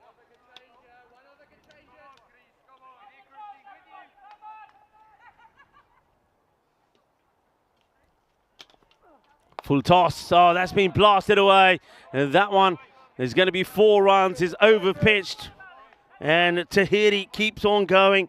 That boundary takes him now to 47. Remember that he scored a 50 not out yesterday. So it looks like he's going to make back-to-back. He didn't play in the earlier games today, did he? Tahiri. Sofia Stars, don't forget they had in their first match, it was Shivam Mishra scored 97. Then we saw a 95 from Murad Khan. They've had batters that have performed in every game. That's been the difference really from them compared to the other teams. Tahiri will go and he will get another half century. That will go all the way. Manos, arriba, Bitro, 6 carreras to Bakhtir Tahiri. Well batted. Hold your bat up in the air and take the applause of your teammates and the spectators around this ground. It's another 50. And the Sofia Stars are almost there. Any big boundary now will do it.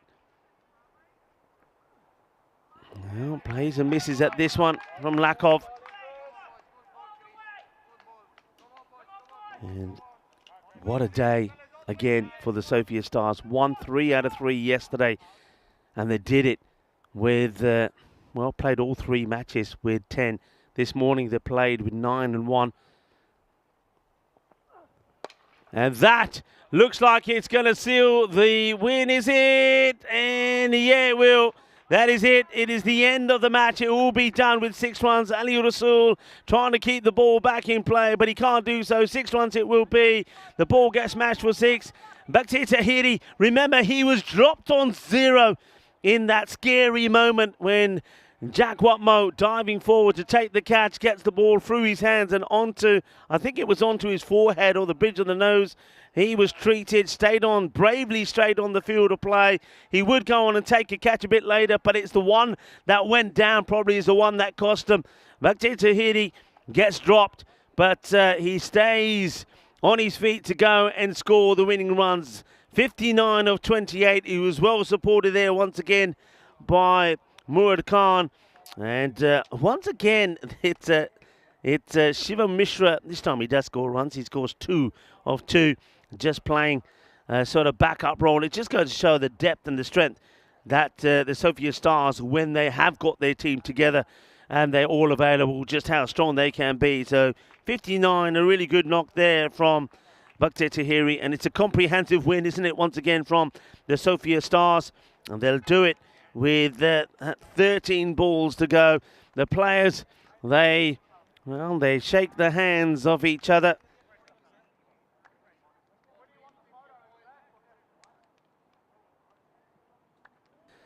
So shake hands all around and everybody giving each other a pat on the back. But it will be the Sofia Stars that will be the happier team. Don't forget, they got strengthened there also with players coming in. I did like the look there of Bhavesh Jatwa. I think he's going to be a good addition to them with the way he bowled. We didn't really see what Balwant Singh can offer. And maybe we'll see some of that tomorrow. So the Sofia Stars, they extend their lead at the top of the standings with another win. 3 out of 3 from them today. That was Negi, he went early, but this was the big moment, wasn't it? The catching chance, and he just doesn't take it. And we were very, very worried, but he gets up, gets back on his feet and says, no way am I going off the field of play. I'm staying on. And he stayed on bravely. He made some good stops, some good ground fielding from him. And then he did take a really good catch to remove Murad Khan. But by that time, it was already done and dusted was this match. And Sofia Stars, the thing about Sofia Stars is it's worth saying that they've been winning when they haven't been at their best. They've been winning when they haven't had 11. So now they are starting to get their team together. Well, how are you going to beat them? That's the question. How are you going to beat them? Jacob Gul, he didn't have his best day today. He'll have to come back stronger, that's for sure. As well as one or two others. Kushal Krishnakuma didn't play the first, played the second, and he was the leading run scorer after 2 days of competition, but he wasn't at his best. But there it is. That's a magical moment, isn't it, for Jack Mutmo?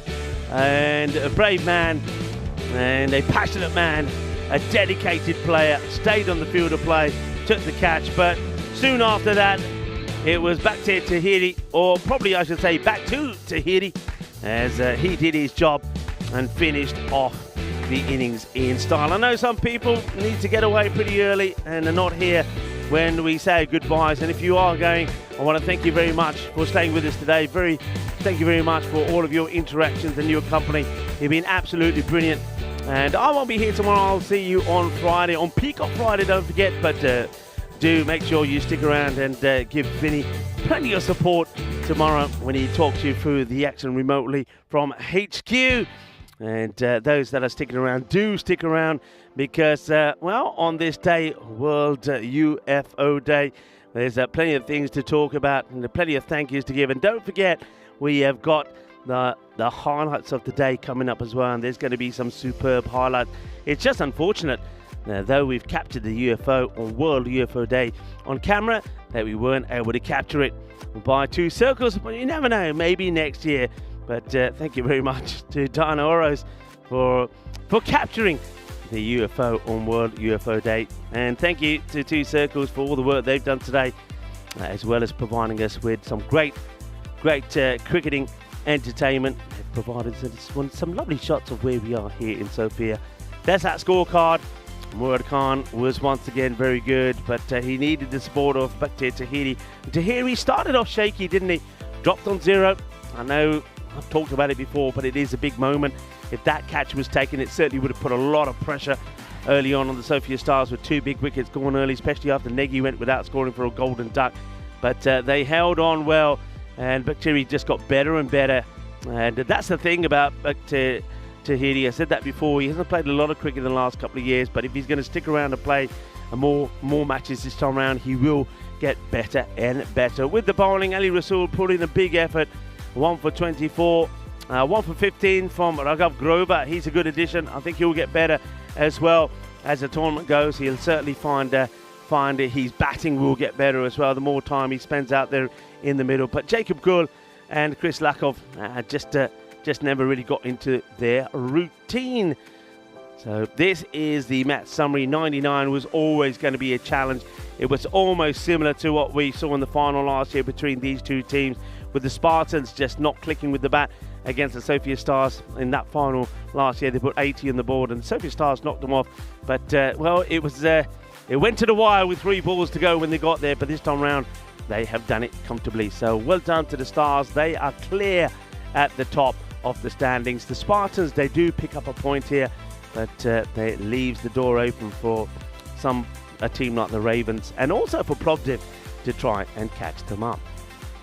Wow, what a day. We've seen some superb cricket as I welcome you back into the Igloo. What a day it's been. It really has been absolutely superb. I'm just thinking what we've seen here today. Didn't quite see the century. I know I started the day by saying we saw a hat-trick yesterday. Maybe we will see a century, but how close we got. We saw scores in the 90s and we saw really good knocks as well. It was just sensational. I think Shivam Mishra and Prakash Mishra, that partnership from them in that run chase of 150, that was special. It was certainly one of the best, I think, run chases that I've seen. It really was absolutely brilliant. It was It was just awesome hitting, clear, crisp hitting. That is what this format is all about. That is what we're all about, bringing you the most explosive action on the planet. That's what we say we do. We bring you cricketainment, and we certainly have today. Then some of the fielding. Some of the fielding here today has been absolutely outstanding. There was a catch in this match in the first innings from Murad that was just sensational. It really was just sensational. You're going to see those in the highlights of the day. Been a great day. It really has. We've seen a lot of good action. I think when you come back here tomorrow, let's take a look at what's happening tomorrow. But when you come back here tomorrow, you're going to see that the run rates per day have gone up. You're going to see the maximums have gone up. You're going to see the fours have gone up.